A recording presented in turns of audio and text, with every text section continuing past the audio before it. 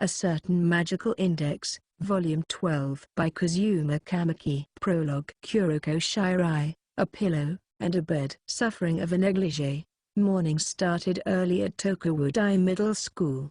However, 5:20 a.m. was definitely a little too early. The birds were only just beginning to chirp at this hour, and silence normally still prevailed in the girls' dormitories. The living quarters weren't all the same. 80% of the population in Academy City was students, so there were many different types and varieties of dorms. Tokawudai, in particular, had annoyingly strict curfew and sleeping hours, though sometimes certain level 5s or judgment officers would sneak out. Everyone was fast asleep in the off-campus dormitories of Tokawudai, except, perhaps, for Kuroko Shirai. She tossed and turned in her bed, awake but, more accurately, unable to sleep. Usually she tied her brown hair into pigtails on either side, but not at that moment, so her hair was splayed across the bed. All she wore was a negligee, so thin and sheer, one would have to observe from up close to even notice she was wearing something, and short panties frilled with lace. You could see all the way from above her flat chest down to her navel, but she didn't appear bothered. Not just because this was a girls' dormitory, but because her roommate was someone special. Abruptly, Kuroko stopped rolling around. She looked toward the bed next to hers. Not even 50 centimeters separated them. She was so close to the girl in that bed who was asleep. Unlike Kuroko, a tiny bit of sweat clung to her shoulder-length brown hair, and her slender white fingers poked out of her baggy, light blue pajama sleeves. She had a change of heart recently and now wore rather ornate hairpins on the side of her head, but at the moment they were sitting in a group on her nightstand. Mikoto Misaka, Kuroko's beloved big sister. She was one of only 7 level 5 espers in Academy City and one of just 2 at Tokawudai. They called her the school ace, a monstrous middle school girl who drew ever more envy by the day. There she was, limp on her side in her bed. Hey, don't have to do anything I say. Punishment game, she mumbled through her cute lips, looking incredibly happy with herself for some reason. Shirai, in her own bed, began to madly scratch at her hair with her hands. Gah, I need to know what has been going on with Big Sister lately. She's been like this ever since the Daihasai festival. Who in her dreams could she possibly be saying that to? Ha, ha. She panted heavily. As their feminine names implied, Kuroko Shirai was a girl, and Mikoto Misaka was also a girl. But between them, there was something else. A girly kind of thing, sort of like, well, you know, it would be too graphic to say it straight, so Mikoto's underclassman Kuroko had opted for the long con. She wouldn't have a problem if Mikoto's sleep talk was directed at her. But she didn't have any recollection, at least in the past few days or so, of challenging her to a punishment game. Which meant, whether it was a boy or a girl she was talking to, this was a huge problem. Those were Shirai's super individual thoughts on the situation. Mikoto Misaka, who didn't feel any of her gloom, clutched her big pillow, the one her head was supposed to be on, in her arms. What should I have you do first, Don? You stinking pillow. WHWHYSB.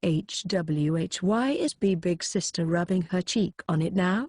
What is that floofy pillow supposed to represent? Kuroko Shirai tossed and turned in her bed, but the happy girl's eyes showed no signs of opening. It was 5:25 a.m., and once again, she hadn't gotten enough sleep.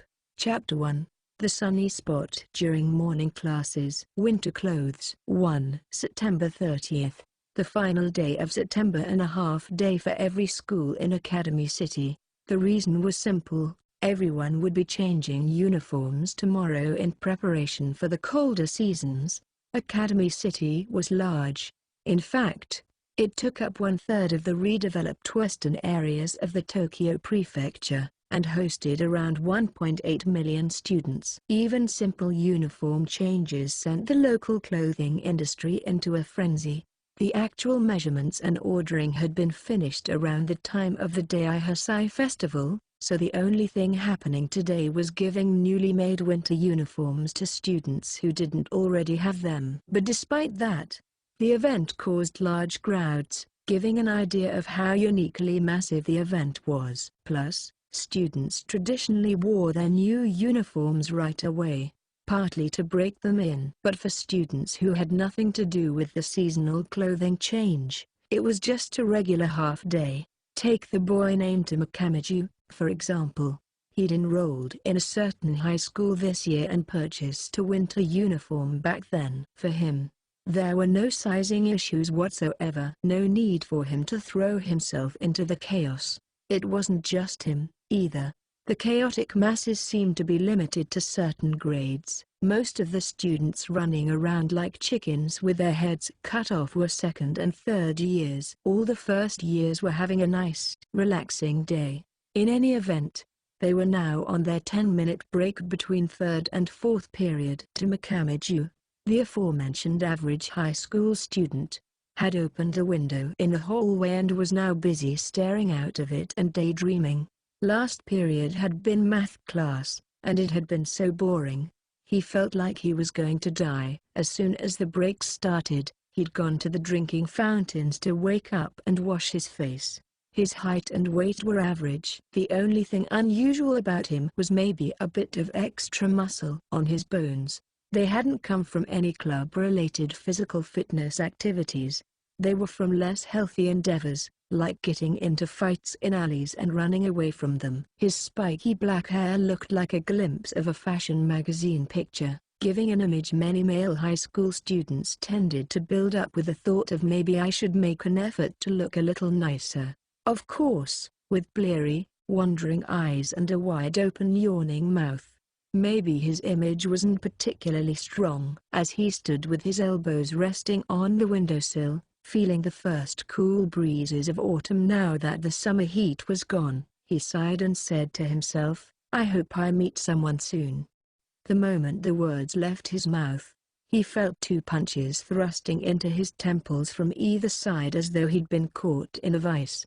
There was a crazy cracking noise. To the right of him stood Motoharu Tsuchimikado, and to the left, Blue Hair. Both were Kamiju's classmates. You, the heck are you doing? He babbled at them, shaking his head to clear it. Tsuchimikado looked at him, eyes glinting behind his sunglasses, not saying anything for a moment. Nah, that sounded pretty sarcastic coming from you, Kami. I bet just your words could cause some insane lady to come tumbling out the classroom door over there, said Blue Hair in his usual, obviously faked Osaka accent. That's how it always is with you. Anything could appear when you're around. From super electromagnetic robot girls to pretty nymph ladies. You've got it all. When he was around, one could generally expect indecipherable gibberish. He never did it to be mean, though. All three of them wore black vests with stand-up collars and black slacks. Kamiju's vest was unbuttoned, showing the red t-shirt he wore underneath. Students normally wore button-down shirts underneath, of course, but Tsuchimikado had hair dyed blonde and Blue Hair wore necklaces. The school didn't care about the dress code too much. Anyway, what do the two of you want? Yo, that's right. Check this out, said Blue Hair, thrusting a manga magazine, the most popular in the country, into Kamiju's face. What a good friend. He hadn't used it to hit him. Blue Hair flipped the magazine over, revealing a color advertisement for mail order goods. Check it, Mr. Shoulder Massage. See? Yeah. And? Sounds cool, huh? My right shoulder's been aching the last few days. And when I tried to rub my own shoulder, my left shoulder started to hurt. Hey, this is the one they were doing those late-night infomercials on. I know, right? It's super friggin' crazy. This shoulder massage machine takes up, like, the whole back page, so it's got to feel so good. Huh, said Tsuchimikado suspiciously. They're probably exaggerating. You can't put real numbers on how good something feels. Nah, aren't they basically saying all the testers felt real good? But hey, who knows, right? You have your stepsister rub 'em every day. You wouldn't understand. Not every day. Maybe like once every 3 days. Nah. This all sounded like the usual small talk. Especially how Blue Hair later claimed that something had changed the topic. Kamiju wondered what they wanted him for. The two responded to his thoughts. Anyway, Kami, what do you think? I think it's got to be good stuff for sure. I, for one, don't think it'll have you crying out in joy. Nah. Kamiju sighed. They just wanted a third opinion to break the tie. Why were they so fixated on this shoulder-rubbing machine? Anyway, you know, I'm not a massage specialist or anything. My opinion doesn't mean much. One of you might have majority, but what would be the point? Sheesh. Why do you have to be so freaking useless? Don't call me useless. He shot back on reflex, finally realizing they were just trying to fire him up. He let them do it, though. That was how verbal conflicts started. I don't really think it does much. Everyone gets knots in their shoulders, but they all hurt differently and in different places. And wouldn't it be less effective for one gender than another? They're pretty much announcing that this is the miracle we've all been waiting for to relax our shoulders, so it's a little fishy, I guess. I told you, Naya. Stepsisters are the best cure for shoulder cramps. You can't say that without actually doing science, protested Blue Hair. Besides, I don't have a girl to rub my shoulders. That's why I'm having this problem in the first place. He and Tsuchi Mikado started showering each other with blows. As Kamiju watched the fruitless conflict develop, he decided to offer a third perspective. Well, he said, peeling them away from each other. Why don't we put it to the test for real? I happen to know just the right person, one who gets shoulder pains and has a huge weakness for mail-order products. 2. One of the students in Kamiju's class was named Sayuri Fukiose. She had a strong sense of responsibility, and she'd been working on the Daihusai Festival Executive Committee until just a few days ago. Her black hair was tucked behind her ears, and her chest was on the large side for a student. She gave off the impression that she was fussy about rules and regulations. A textbook and a notebook were already out on her desk despite the class still being on break. She wore a long-sleeved sailor uniform, and aside from her skirt being a bit short, everything from her scarf to her slippers was measured and standardized. She also found it fun to collect mail-order health products, possibly due to a complex about it. Nobody knew about her hobby. Aside from a certain boy. She was in her seat, not in any rush to compare homework or notes with others, making idle conversation with the classmate who sat next to her, Aiza Hyamgami. When is Fukiose in there? Bang! The classroom door had barely opened before a shout from that direction made her flinch. The ones asking after her were the idiot Delta Force of their class, Kamiju, Blue Hair, and Tsuchi Mikado. They caused all sorts of problems in the past, and Fukiose had sworn to herself she would remain calm no matter what happened when dealing with these three. Kamiju, though, had other ideas. I'll never ask you for anything else ever, Fukiose. Let me have a rub. The big-breasted girl heard a single, strange crack in her mind. Before the word calm could even reach her brain, she'd already intercepted the charging Moto Haru Tsuchi Mikado and Blue Hair with straight punches and rattled Kamiju in that hard forehead of his as he grimaced at seeing the other two get mowed down. She looked down at the villains writhing on the floor and dusted herself off before their 135-centimeter tall female teacher, Komo Tsukiyomi, entered the room. Okay, everyone. I'll be teaching you chemistry for today's last class. And a lawless battle between delinquents? Is this what my peaceful class has transformed into? It was for the sake of peace. What in the world happened? Fuki, you're acting like you're part of a peacekeeping brigade. Komo almost sounded like she was crying. From the floor, Kamiju let out a groan and said, Ms. Komo. Nobody did anything wrong. Really? Then why did this happen? Komo cried. Kamiju raised a shaky finger at somewhere a little below Sayuri Fukiose's face. It's just, Fukiosi's got stuff that feels really good. And she won't let us have even a little rub." That was enough for Como to blush fiercely and fall over backward. Fukios didn't check on her. Instead she clenched her fist and slowly moved in to continue her assault. 4 girls stood in a hospital. Their location was far from the routes connecting the entrance to the hospital rooms, so while it wasn't intended to be off-limits, it was still usually empty. The hospital had designated this section a clinical research area, a pompous name considering all the warm sunlight streaming in from the windows. They were in a hallway. All 4 had brown, shoulder-length hair and clear, pale complexions. Their silhouettes were exactly alike and each bore the same eyes, in shape, color, pupils, and retinas. They all wore grey pleated skirts, white short-sleeved blouses, and sleeveless summer sweaters, the slightly out-of-season summer uniform of Tokawudai Middle School. They went by many names: the Sisters, Radio Noise, Military Mass Production Model Level 5s. These girls had shortened lifespans thanks to genetic manipulation and drug-induced growth stimulation technology. They were here at the hospital now to solve that problem through many treatments. The second phase had begun just today. Until now, they'd been cloistered away in hospital beds, but their rehabilitation now involved small, frequent trips outside. A doctor with a face like a frog, holding a small clipboard similar to the kind a waiter might carry, spoke to the sisters. "So, would you have rather worn Tokawudai winter uniforms outside?" "There is no problem," replies Miss Arca number 10032, asserted one of the 4. They were differentiated not by name, but by their serial numbers. The frog-faced doctor wasn't the one who made the decision. All he knew was that it had been decided when they were manufactured. "Were all 4 of you the same size?"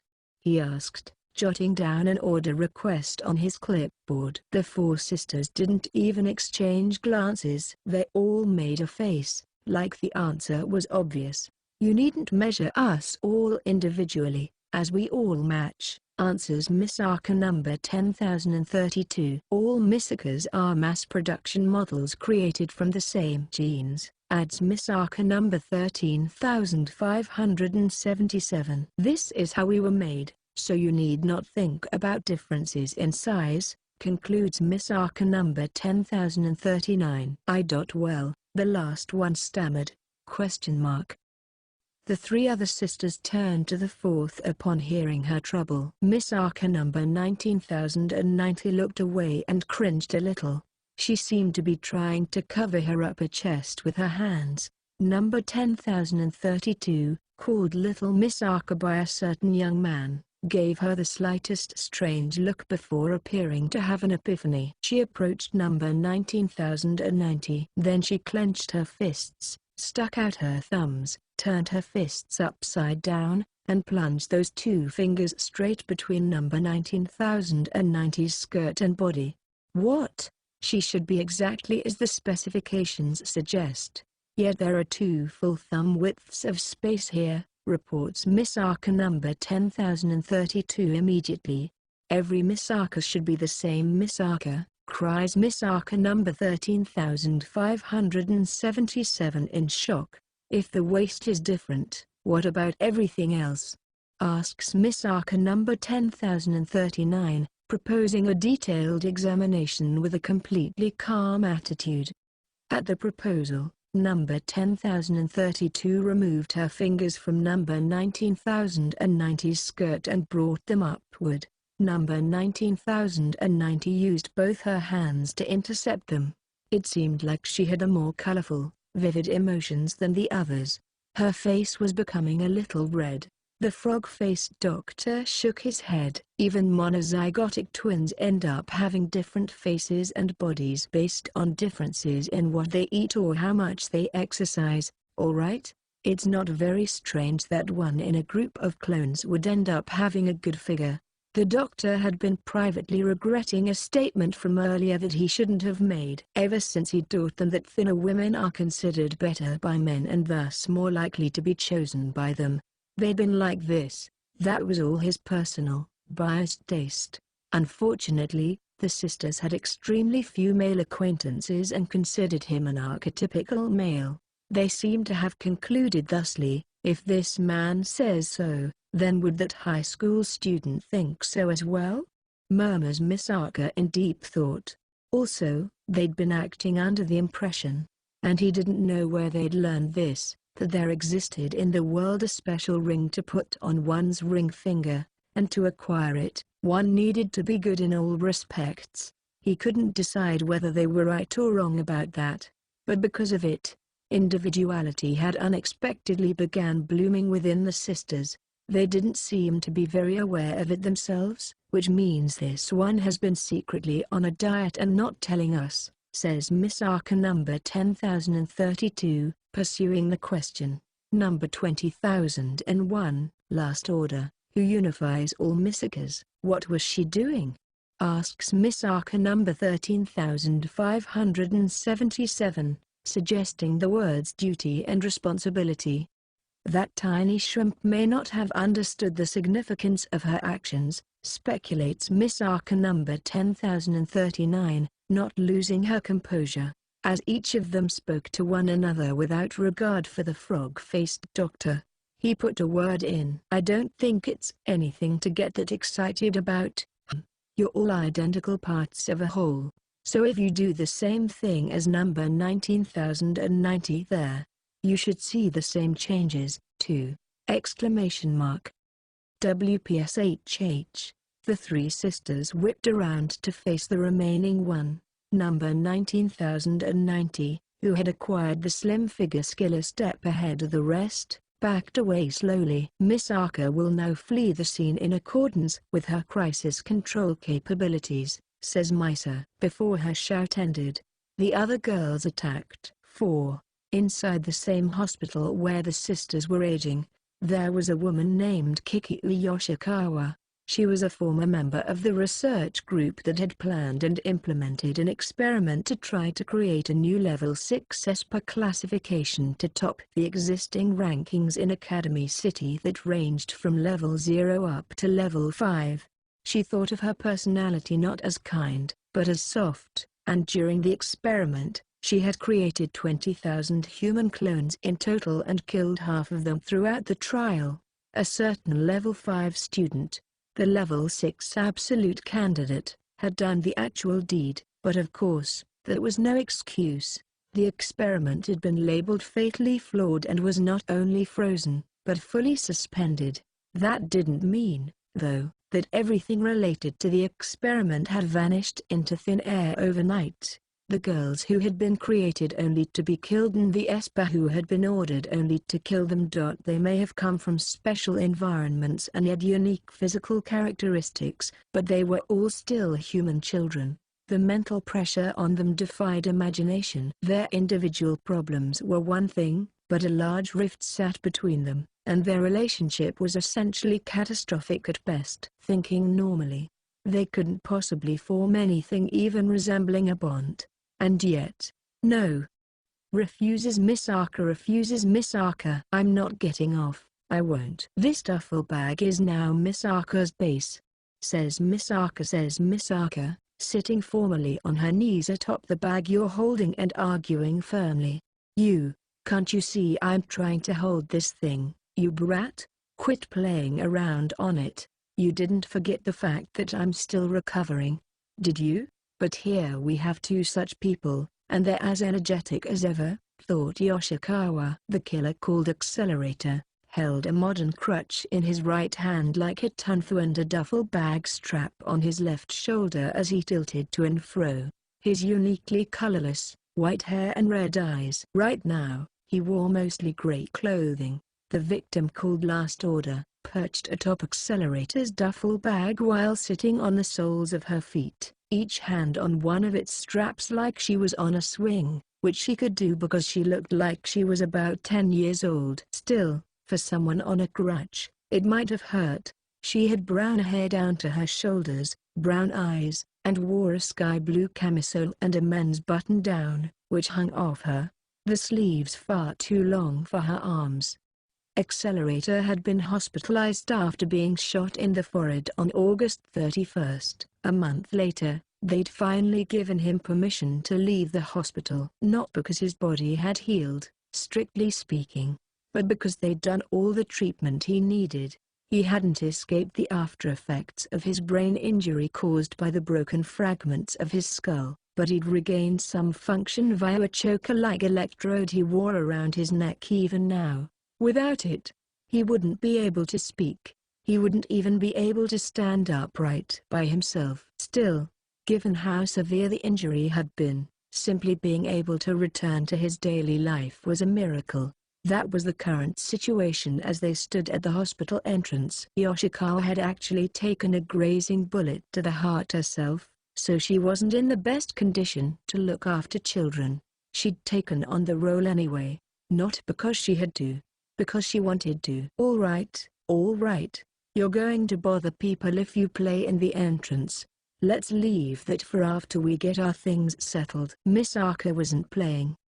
She argues with a serious face, pushing her center of gravity down some more. If this pulling sort of entertainment isn't playing, then what the hell is it? Shouted Accelerator, about to be crushed by the duffel bag. Without listening, Yoshikawa walked a short distance away from the entrance and gave the taxi driver she had waiting for them a casual wave. With slow, practice motions, the passenger car approached. Accelerator lifted the luggage with the last order on it to the driver. I'm throwing everything into the trunk, so open it. Now. You're treating Misaka like luggage? Says Misaka, trembling and fleeing into the backseat. Accelerator tossed the duffel bag into the backseat, which crushed last order with a yelp, then sat down in the empty space. The backseat had room for more people, but Yoshikawa wasn't about to let herself get trapped up in their quarreling and took the passenger side seat instead. Just to be sure, she told the driver, they were discharged recently, so they're worked up right now. Ah ha ha. Isn't it better for children to be energetic? Also, the smaller one isn't used to cars, so she may throw up. The driver visibly twitched. Must be new, noted Yoshikawa offhandedly. She heard rustling, which told her Accelerator had taken his bag and gotten away from last order. She'd actually lied, but complaining about it would just make the ride smoother.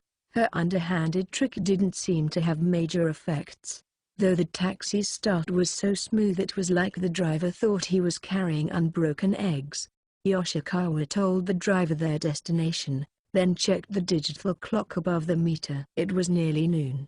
Accelerator, who believed the bit about throwing up, caught last order's face as she got closer to him and pushed her away. He cast a dubious look at the back of Yoshikawa's head. Where are we going? To a school where a friend of mine works. We're meeting her there. You'll have to quit your current school, right? You know what that means.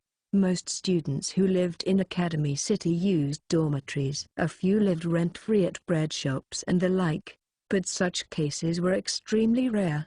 In this city, leaving the school system, more accurately, the ability development agencies, some of which were schools, also meant losing residency at one's dormitory. Accelerator, constantly targeted by Academy City delinquents who'd made a mess out of his dorm room, had no attachment to where he lived. It wasn't worth anything now, either, since they hadn't left a single piece of furniture unbroken. Still, having the roof over his head stolen from him was a pretty major occurrence. Accelerator had chosen to quit his school despite all the risks, because I'll pass on being part of any of this level 6 bullshit, thanks. True, the agencies directly involved in the experiment had gone under, but even if the research facilities that used the sisters had gone away, the spell hadn't been lifted. His school, like others, had a special class, though on a much smaller scale. He was the only student in the classroom. That animal cage where they practically cordoned him off like a lab rat. If he was going to leave that bloody, in every sense of the word, world behind him, he needed to abandon everything he'd known until now. The laboratory, his school, his dormitory, everything. This time he'd just have to choose a new place that didn't want to do all that.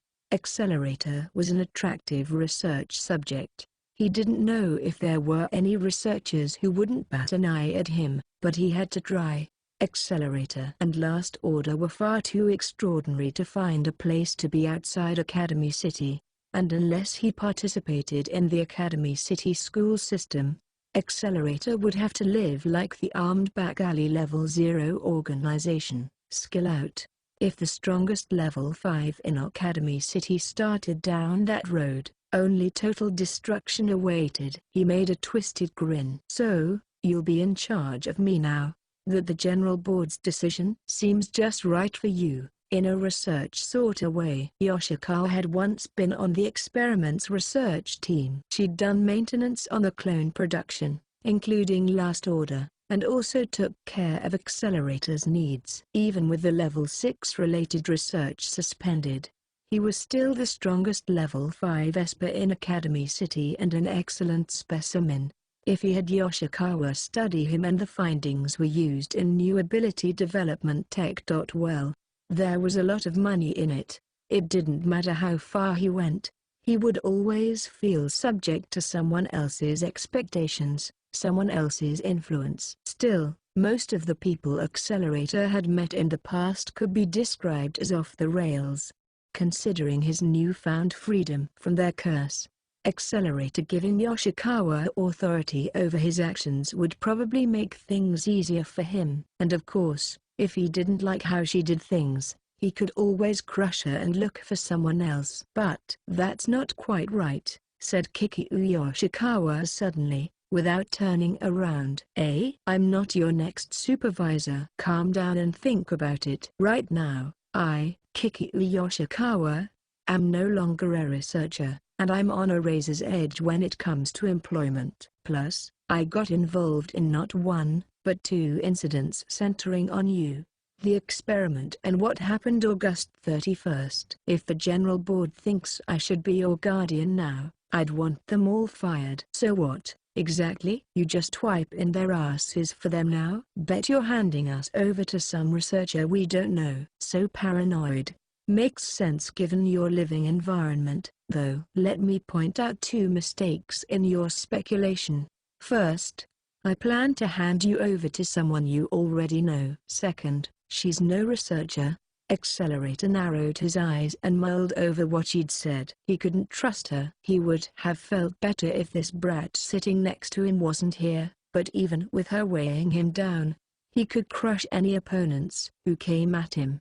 It also seemed quicker to meet with the person and deal politely with them rather than needing to stay vigilant for a long time expecting would-be assailants. Looks like this is gonna get real boring. And then Last Order, in her perfect innocence, said without a care in the world, I don't think I know anyone who's not a researcher except Yomikawa, suggests Misaka, says Misaka, raising her hand. That's correct, answered Yoshikawa happily. Yomikawa was one of Kikyu Yoshikawa's few friends in the above-the-table world, as it were. She worked as an anti-skill officer in Academy City. Ever since Yoshikawa had been hospitalized because of her bullet wound, the tracksuit-wearing woman had been dropping by every now and then to look after Accelerator and Last Order. Accelerator swore to himself.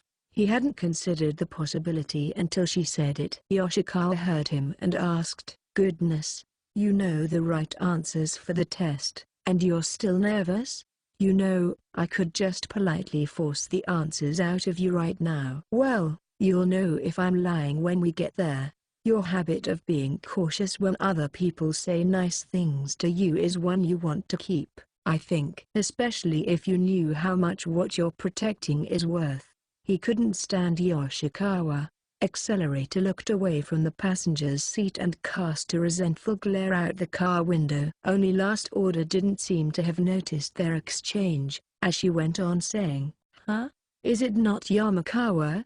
Asks Misaka, tugging on your shoulders. 5. Afternoon happened, so school ended. Kamiju didn't have any particular club activities to do, so the only thing left for him was to return home to his dorm. After going to the lockers and putting his shoes on, he plodded toward the exit of the school grounds, saying to himself, "I wonder what I did wrong." He was thinking, of course, about how the massage machine and Sairi Fukiyosa's headbutt were connected. "Maybe let me have a rub, Fukiyosa," was a bit too informal, but then I said, "Please let me get a rub, oh great and powerful Fukiyosa," and she got angry. And then I started with, "Dear Fukiyosa, I hope this letter finds you enjoying the deepening colors of autumn," and she came at me with a full-on headbutt. What did I do to offend her? The boy was basically used to misfortune befalling him. Even when things got physical, his body could take random attacks like that. He was proud of it, but that meant he really didn't have any adhesive plaster for his wounds. A hungry girl bit him in the head on a daily basis. After all, his endurance was nothing to sneeze at. Without realizing the fundamental problem, he went on thinking at length. Things like maybe I should have chosen a more nonchalant way of opening the letter, as he walked through Academy City's neat and tidy streets. The last of summer's lingering heat was completely gone now that it was September 30th. The gentle breeze turning the wind turbine propellers as well as the big screen TV weather forecasts plastered to department store walls indicating no need for air conditioners anymore both morphed the citywide message of "Be careful of heat stroke to seasons are changing, so watch your health." Meanwhile, "Found it. The terrible piece of crap you are." The girl's words rushed at him as if to clearly demonstrate a linguist critic's opinion that spoken Japanese grew more disorderly by the day. He turned to look just as a fair young lady, at least, she should have been, from a famed girls' school called Tokawudai Middle School finished quickly stomping up to him. Mikoto Misaka. She had brown, shoulder-length hair and was about 7 centimeters shorter than him. Unlike her previous summer uniform, she now wore a beige blazer and a dark blue checkered, pleated skirt. They'd just gotten their sparkly new winter uniforms, and her skirt was even shorter now. And befitting a proper young lady, not only did she carry her school bag, but also an instrument case, possibly holding a violin. Kamiju made a sour face as soon as he saw her. "Huh? Well, this is you know." "What rotten luck. You can't say that to someone as soon as you see them," Mikoto yelled back. Incidentally, Kamiju had already gotten a punch and a headbutt from Sairi Fukiyosa this morning. But this bad luck's impact was sure to be stronger. It was only natural. This so-called railgun girl had been regularly shooting electric spears and things of that nature at him for a long while now. Kamiju hefted his cheap school bag as though it weighed a ton. "Anyway, what do you want? And keep it short. And let's walk at the same time. Actually, can I just go home now?" Your initial reaction was already irritating, but now you're really piling it on. Mikoto tilted her head a little bit as her lips began to twist into a mean smile. "Wait. Do you think you're in a position right now to completely mouth off to me like that?" Kamiju caught onto something evil from her level words. He tried to slowly back away from her. Then, the ace of Tokawudai, a proper young lady of good conduct, or else there'd be a problem, folded her arms and intoned 3 words. "The punishment game." Kamiju's eyebrow twitched. The punishment game concerned a bet he and Mikoto had made during the Daihasai festival. All of Academy City participated in this big athletic meet that had taken place the week of September 19th. Simply put, whoever got the lower ranking had to do what the other said. As Academy City was the city for supernatural ability development, the rules allowed students to use their powers during the festival. Tokawudai Middle School had mowed down the other school's students wholesale with lances made of million-volt electrical currents, squalls rushing forward at 80 meters per second, and the like. Their tactics had been nothing short of natural disasters. Kamiju was in high school and Mikoto in middle school, but the age difference didn't matter whatsoever. On the 3rd day of the festival, those disasters beat him to a pulp after a direct confrontation. On top of that, Kamiju, Tsuchimikado, Hyangami, and Fukios had already been injured during some trouble on opening day. Everything ended up overlapping, and Kamiju suffered a conclusive defeat. His school's overall ranking was horrible, too. Given the situation, there was nothing they could have done against Tokuwadai, but a loss was a loss. Mikoto Misaka's punishment game was legitimate according to proper procedure. Wait, we were still on for that? Don't start trying to bury the hatchet on your own. Anyway, I really am going to make you do whatever I say. Ha, you should be thankful I was kind enough to wait until now without adding interest. Mikoto stuck out her chest, needlessly proud of her victory. The other students on the main road were starting to look at them, wondering what was going on. Based on Mikoto's exaggerated reaction, she had likely wanted to do this earlier, but then Kamiju wound up in the hospital and then jetted off to Italy and stuff, neglecting her. Now her resentment had culminated in a fine explosion. He was about to say, "You wouldn't call this interest?" but decided to act like an adult and stay quiet. "Well, whatever. I guess I'm fine with it. Don't think there's gonna be very much I can do for you, though." "So that's how you're going to try to weasel out of this?" "No, that's not what I get it. You're just an average person, so there's not much you can do." "Oh, well, that's perfectly fine." Unlike you, the wonderful Mikoto, made sure to take that into consideration. "I won't request anything an idiot can't do, but even average people can put in the hard work while they're complaining, right?" Kamiju heard a strange crack come from his temple. This wasn't leading anywhere good. Unfortunately, he wasn't a good enough student to be calm about it. "Fine," he said offhandedly, eyes downcast. For some reason, Mikoto breathed a sigh of relief. However, all of a sudden, his downturned face shot up to fire a level stare at her. Rallying all the strength he could muster, he said, "Very well, then. You may ask whatever you like of your pet slave, Tama Kamiju." The people around them all froze. They looked between Kamiju the speaker and Mikoto the listener, then started whispering among themselves. Within seconds, the throng pulled away from the two of them like a raging wave. "Ah, what? A slave, huh? What the heck are you talking about?" He saw the blood drain from Mikoto's face no less quickly, but his parents didn't raise him to be soft enough to grant forgiveness just for that.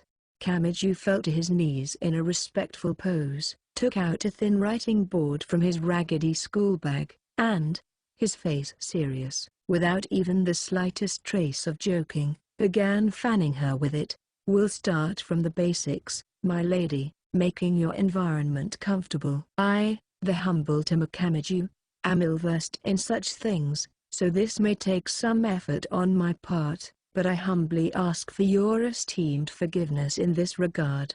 "You idiot!" That turnaround was way too fast. "And don't fan me that hard from under my skirt."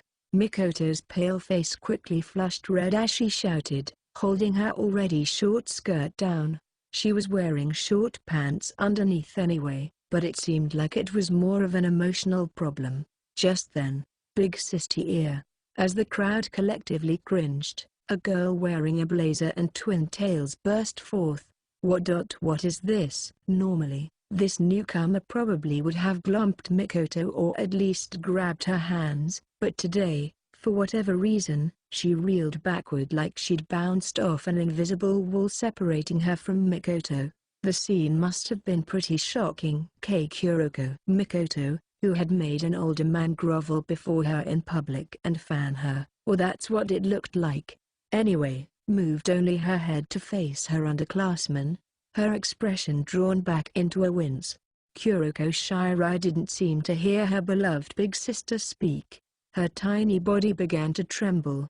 She fixed her stare on Tama Kamiju, who had transformed into a lowly, loyal servant, or that's what it looked like. Anyway, she spoke. What a beautifully clean posture of subordination. But that role should belong to me and me alone. In Shirai's eyes were envy, jealousy, and a tiny bit of reverence. "Stop. You morons, don't you both start bowing to me like that. Is this some kind of ritual? I don't remember becoming the founder of some weird religious cult. Despite Mikoto Misaka's yell, Tamakamaji didn't divert any of his attention away from his mindless fanning, while Kuroko Shirai, having reconfirmed the presence of a powerful rival, simply continued to tremble.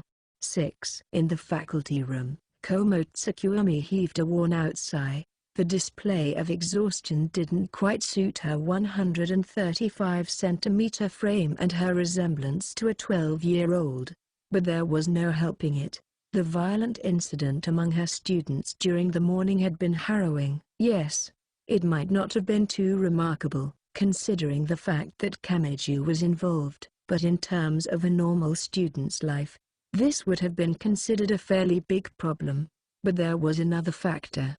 And it was strewn all over her steel desktop. Sheets of cheap paper with the words Future Plans Survey printed on them. Doing this survey with first years meant their plans would be vague for the most part, though, so it was no different from a "what do you want to do when you grow up?"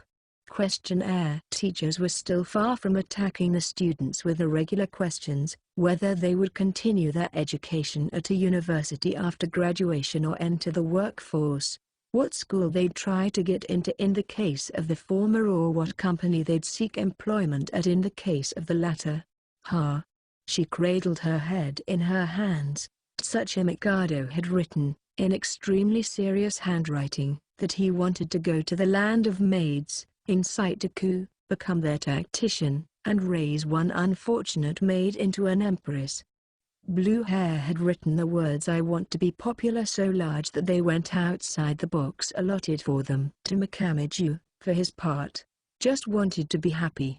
And he didn't care how. An earnest, somewhat tear-jerking wish. I've heard experts discussing how today's youth lack passion for actual jobs, but I don't think this is what they were talking about. If they had simply wanted to avoid doing the assignment and let their mechanical pencils do all the writing, that would be one thing. But it was very plausible that they were totally serious. That's why their answers were troubling on more than one level. That was when a female teacher in a tracksuit walked in. "Yo, teach. Time for a change of pace. You want cigs or alcohol? We're not allowed to drink on the job, you know." Normally Komo would have shouted that and launched into an explanation on something, but today she was pretty tired. She spoke flatly, too. Yomikawa's eyes darted across Komo's desk. "Cigs it is, then." Komo took a cigarette out of the profit box and put it in her mouth. "Huh? This feels sort of expensive." "Well, it's something I got from that new cigarette bar that opened." "High-quality cigs.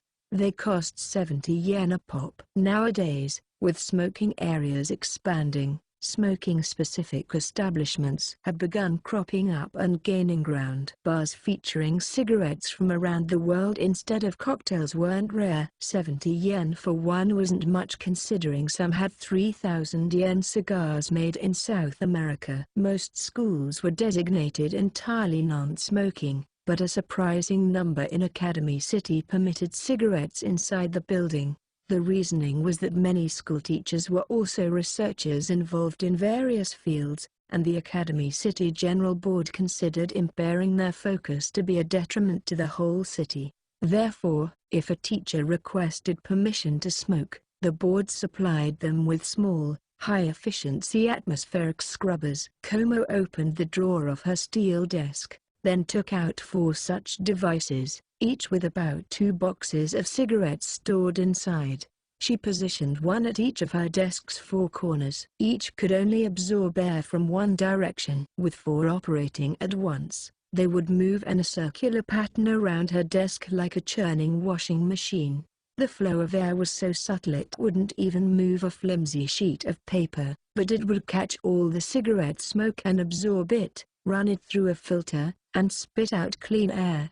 These were the latest models, utilizing the principles of aerodynamics in their design. What's more, the developers had succeeded in driving the cost down to the point where the devices could be distributed for free, a practical consumer good in every sense of the term.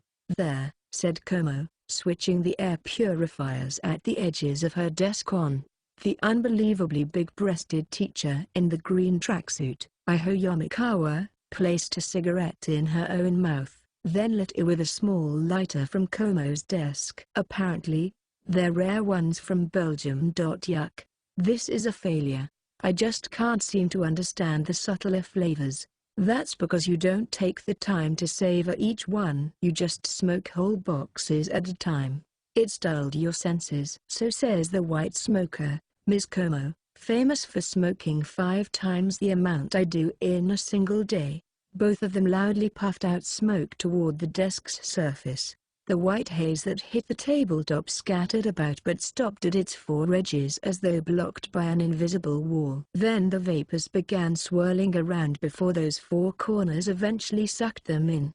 The air purifiers only worked properly on desks like this. This wasn't a problem for Como, since she was sitting in her chair, but Yamakawa had to lean forward to get her face closer to the desk. In that sense, there was still room for improvement. It looks like cigarette prices are going up.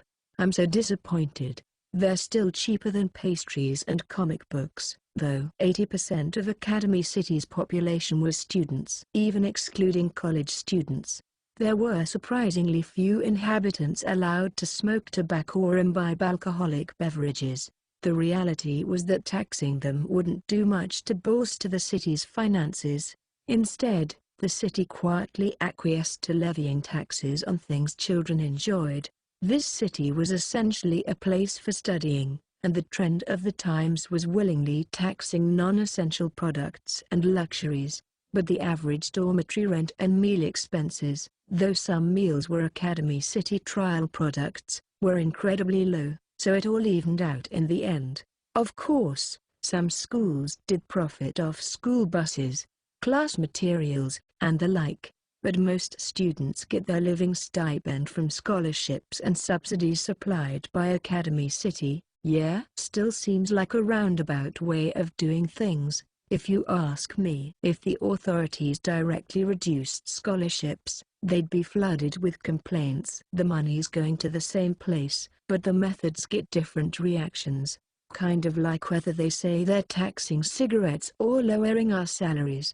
I guess so, said Yamakawa, fishing a portable ashtray out of her tracksuit pocket and tapping the ashes from her cigarette into it.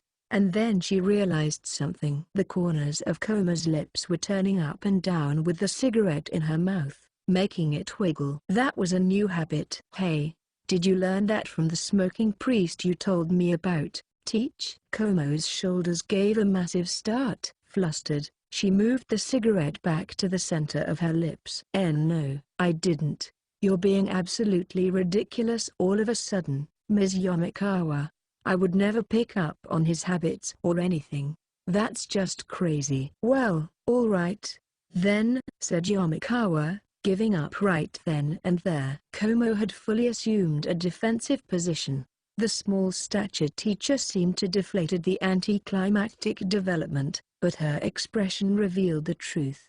She grumbled, still wary. Yamakawa took another pull from her cigarette. Anyway, I should get going. Oh, Ms. Yamakawa, are the children you talked about coming soon? You got it. They come from some troubled backgrounds, but, well, I don't mind if they're a little stupid.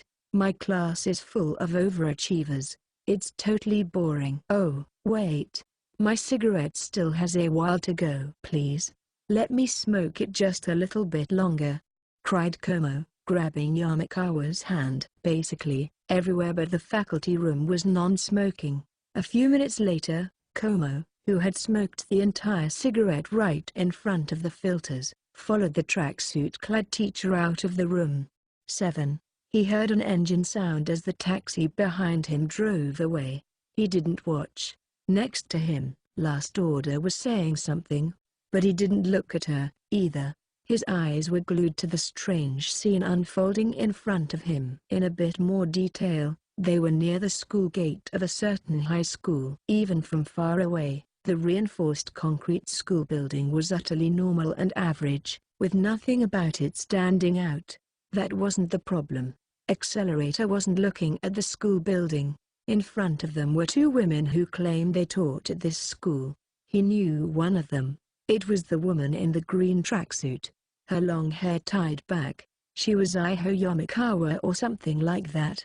She was also an anti-skill officer in the city. She claimed to have no interest in pointing weapons at children, so she always went up against level 3 espers and below with nothing but a shield. A lunatic gym teacher. She wasn't the problem. Accelerator had his eyes fixed on the other person. What is it? The woman introduced herself as Komo Tsukuyomi. But she almost looked even smaller than Last Order, who was once again sitting formally on top of his duffel bag. Accelerator thought for a moment, cast a glance at the extremely short woman, and said, "What's this unidentified creature for? How did she sneak into the city?" "I didn't sneak in.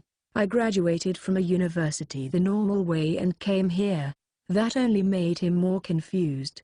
He narrowed his eyes. "Then this must mean the tech that halts cell aging is finished, eh?" "What a load of bullshit. Guess you're one of those 250-year-olds they were whispering about during the experiment." And here I thought I'd seen it all. "How far has this city's research gone, anyway?"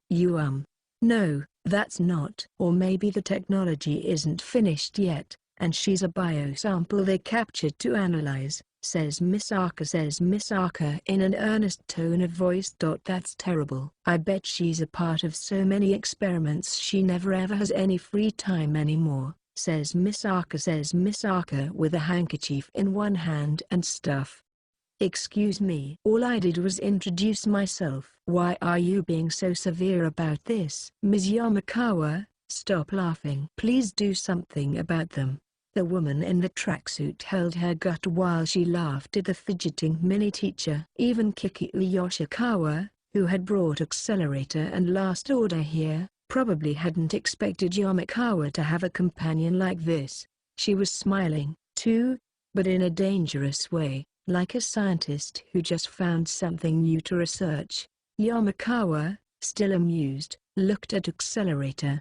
"Anyway, I'll be looking after the two of you from now on, okay? I have an extra room anyway, so don't hesitate to freeload. This is only temporary. Got it?" Accelerator replied, not amused. In response, Komo asked, Did you clear up the misunderstanding?" As Yamakawa started cheerfully knocking her on the head. "Are you even okay with this?" Accelerator inquired, his inflection unaccountably calm.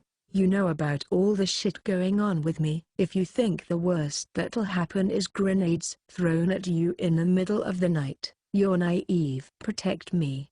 And you make all the ugliest parts of the city your enemy."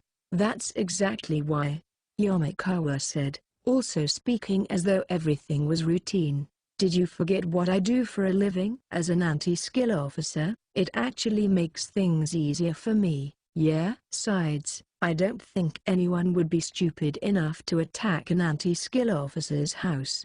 It's the dark side of the city, which means we're not supposed to see it.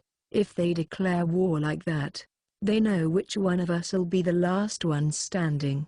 Accelerator paused as he thought about that. Only Komo seemed confused as she looked around saying, "Huh? When did the mood change so much?" "Don't come crying to me if you die," he said. "Oh, it'll be fine," Yamakawa insisted. "You might even get your name on their list." "My job's to rehabilitate delinquent groups like that. I need to save them. Can't compromise with them if I'm scared." Accelerator sucked his teeth in annoyance. First, Last Order, now her. When did idiots like them start wanting to be around him? He felt like he was totally out of place here, all by himself. In spite of Accelerator's sour face, Yamakawa grinned in an unladylike fashion. "Still, this is good. You'll be easier to save than I heard." "You fucking serious?" Yamakawa was probably talking about whether she could rehabilitate him. She had no way of knowing, but Accelerator was already directly involved in the deaths of over 10,000 people. Knowing that fact made it clear to him how little sense Yamakawa's words made. However, Iho Yamakawa, without realizing it, continued to speak to him. "I mean, Come on. You say all that. But after you heard you'd be living with me, you went down a checklist, trying to make sure there were no blind spots, trying to close up even the smallest holes so that we wouldn't get attacked if worse came to worst. That means you're all fired up to protect us, eh? Accelerator frowned deeply. This is why I can't handle people like these idiots. He thought to himself. They can't get a grip on the situation. 8. For the time being, Kamiju split up with Mikoto Misaka. The reasons were simple. He was hungry. He wanted to change out of his sweaty school uniform, and unless he cooked for himself, he wouldn't be able to deal with the huge mountain of thin, wheat flour noodles he now had. He didn't know if the dry suman had an expiration date, but in a mental sort of way, he wanted to avoid having this year's noodles carry over into the next one. Mikoto had shouted, "Who cares about some stupid noodles?" But when Kamiju, with excessive determination, shouted back, "Then how would you like to try having to eat suman for breakfast, lunch, and dinner and coming up with crazy variations like salad style, pasta style, and udon style suman until the stinking sun goes down? I'll send you whole boxes of the damn things if you want." She had flinched and given him the okay. He didn't have much time until they met back up, so Kamiju's quick steps were lifeless as he headed back to the dormitory. Damn it, I should have considered the possibility of a trap at the supermarket when all those noodles were super cheap. This must be why nobody was buying them even for that price. And with perfect timing, after he'd bought way too much. His parents who lived outside Academy City had sent him a metric ton of dried noodles, saying, "We won a raffle at the store. You like suman, too, right, Tama?" This part had been, as always, due to his rotten luck. In any event, after getting back to his dorm, he saw Makatsuchi Mikado on her way out. This was generally a male dorm. But looking at the maid apprentice who came by just to clean her stepbrother's room and a certain hungry girl sprawled out in Kamiju's room, it seemed that public morals were becoming corrupted. This girl, Maker, usually sat formally in Seiza style, with her legs tucked under her, atop an oil drum-shaped automatic cleaning robot, but today she was walking normally. Her bangs were drawn back by the frilly headband unique to maids so most of her forehead could be seen. The outfit she wore was crazy, a dark blue, long-sleeved maid uniform, but it must have been her school's designated uniform for the winter. She went to a home economics school. Kamiju watched as she pattered up the passage. "Huh? What happened to your usual cleaning robot? Hey. I'm in such a good mood I can't wait for something so slow." This girl's expressions were as hard to read as Aiza Hangami's, but happiness shined clear on her face like a light bulb today. As Kamiju wondered what in the world could have happened, Maker put the back of her right hand to her cheek and laughed in a very unmaid-like, overbearing manner. "Oh ho ho, it's this. My cuffs turned out great." "Cuffs? Yeah, on my sleeves," said Maker with a smile. "Maids aren't usually supposed to stand out. We can't have flashy hair or accessories or anything. So we show our individuality more surreptitiously in small things, like our cuffs and collars and stuff." "Oh."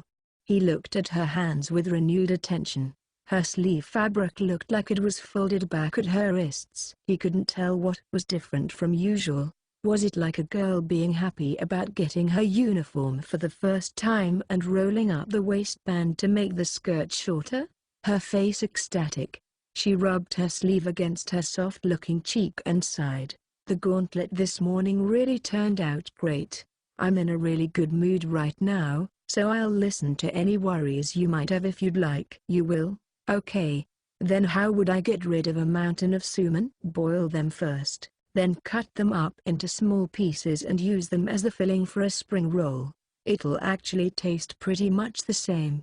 It's an easy way to eat more of them at once." After answering, she pattered off somewhere at a trot. He could practically see the rays of happiness emitting from Maker just by watching her head off. Kamiju stared after her for a few moments. "Well, Yeah, if you throw it into something with so much flavor, you're gonna lose the taste of whatever you threw in anyway. Despite his brief, mumbled review of Maker's fairly off-handed reply, there was no point standing here, so he decided to enter his dorm. After taking the rickety elevator to the 7th floor, he just had to go down the straight passage to arrive at his particular door in the line. Unlocking the door, he found the hungry girl, Index, inside, plopped down face first in the middle of the floor. She was probably immobile from hunger again. Kamiju tossed his cheap bag to the side and said, "Noodles again today?" "No," cried the pure white habit-wearing, silver-haired girl as she immediately bounded to her feet. Her green eyes glittered with deep dissatisfaction. "Why have you only been eating Japanese noodles this whole time? Is this a ritual? A kind of body-regulating sorcery that utilizes food culture?" Despite Index's whining and complaining, as soon as Suman actually made it to the table she'd have no hesitation scarfing it all down, so there was no big problem here. It was just beginning to get boring to eat all the time. Only temporarily. Of course, she fundamentally loved the stuff, which is why she was stirred to such action. Kamiju nodded, then paused. "Love is tough." Tuma Index gave him a suspicious stare, but Kamiju didn't care. There was a second freeloader in the room as well. The calico was basking in the sunlight by the door to the balcony. Until recently, he had always curled up in a place with a good draft, but now the seasons had changed. He had nothing to do with the suman, so he could take it easy. Cat hair drifted about, too. Was his fur starting to adjust for winter? Kamiju was also pretty sure the cat was getting fatter, little by little. As he reached for his street clothes so he could get changed in the bathroom, he said, "Anyway, Makerbus told me with a secret technique earlier, and I'll be trying it immediately." "Spring roll style suman. Let's go for it." "Maybe we should just have regular spring rolls?" Index wailed. But before she could say any more, the intercom went off. Who could that be? Kamiju opened the door, and there stood Motoharu Tsuchimikado. "Oh, you're in, Naya." "Kami, sorry to ask, but I need your help with something." "Naya?" That put Kamiju on his guard. Help with what? You don't want me to go sink another world-class sized magic fleet or anything, right? Kami. To think you can say things like that so smoothly now. Can I pity you? After giving Kamiju a sympathetic look, Tsuchimikado continued, "No, not that." Maker made a little too much food, Naya. She came here with a pot of something she said she slow-cooked for 10 hours, but I can't eat the whole thing. It would be a waste to throw it away. So if you want, you can have. I'll eat it," shouted not Kamiju, but Index. She came rushing up behind him, ready to fling her landlord aside. There must have been a slight scent of food clinging to Tsuchimikado's clothes, because even the calico, who had been lounging, came trotting up to him. Kamiju wanted to complain, but seeing Index's exceptional willingness to take up the offered meal, he decided to keep his mouth shut. The words "wise choice" came to mind. Anyway, the party immediately moved next door, where Tsuchimikado lived. The general layout of the room was exactly the same as Kamiju's, of course, but seeing training equipment everywhere, like the kind that could be found in a gym, changed the space's impression quite a bit. There were also 2 bookshelves leaning against the wall, packed with made manga and things of that nature, a field for collectors. But Kamiju knew it was his duty as a friend to not mention that. "Here it is," said Tsuchimikado, pointing out the table. Maker must have literally just dropped it off. A heavy-looking, silver stockpot, the kind a chef might use, had been placed on the table as is. Of course, a normal high school student wouldn't have a trivet they could use for something so giant, so the table was covered in old newspaper. Tsuchimikado approached the pot and popped the lid open. Inside was an orange-colored stew. "I think she used carrots for the base, but they completely broke up, Naya." Then on top, she threw in ingredients like vegetables. "It's one crazy stew," If you ask me. Aren't carrots kinda sweet? That's what it seemed like. Anyway, based on what he could smell, maybe she hadn't used sugar and relied on the sweetness of the vegetables for flavor. Whatever the case, they began ladling out the contents into large, shallow bowls. The potatoes and pork had been cut large. Quite a few different vegetables had been used. It was replete with health-conscious ingredients and considered nutrition that would normally be hard for a person to obtain during regular meals. Onions had been used as well, so they couldn't give any to the calico. Kamiju couldn't bring himself to meet the cat's eyes as it laid on the floor, seeming to say, "Come on, I want some, I want some, I want some." Thus did lunchtime begin. The meal was more extravagant than he'd expected, but he had to wonder about what he'd do with his suman. After thanking him for the food, Kamiju looked at Tsuchi Mikado, a spoon in one hand. "You're pretty generous." "I mean, she says she's a maid in training, but isn't Maker's cooking level as good as some restaurants?" Tilda. "That's why I offered. I can't just leave such valuable stuff uneaten. You know, it's a bit hard for one guy to eat so much." "I see. I feel like you could have saved the stew, though." Tsuchi Mikado suddenly froze. This man generally did things like going out to eat, letting his stepsister make food for him, and basically acting like a student who can't cook for himself, which was unbecoming of someone living on his own. That's probably why he hadn't realized the possibility. To Kamiju, one of those who could cook for himself, pushed on. "Also, if Maker made you this much food, doesn't that mean she won't be coming around for a while after this?" "Didn't she cook all this food so you'd have something healthy to save for later so you don't starve to death?" The calico was using its front legs to swat a box-like thing around. Looking at it, Kamiju could see the case was an airtight container for keeping food in. It was really big. Kamiju, Index, and Tsuchi Mikado all looked around at one another. They compared Tsuchi Mikado's immense kindness with Motoharu Tsuchi Mikado's uselessness, then tried to imagine the sort of shadows that would be cast on the sunglasses-wearing boy's future if his long-haul stew was stolen from him. They spent a few seconds in silence. The calico meowed. That was the starting signal. Kamiju and Index, at about the same time, began devouring the stew. Gobble, gobble. Chomp, chomp, chomp, munch, munch, slurp, slurp, gobble. Tsuchi Mikado paled and began rambling. "What?" "Kami, stop, stop. I messed up. I can't give any of this to you, and hey, listen to what I'm saying. My sister's cooking belongs to me." "Aha." "Sorry, but you can't convince us by saying you'll hold on to it for us.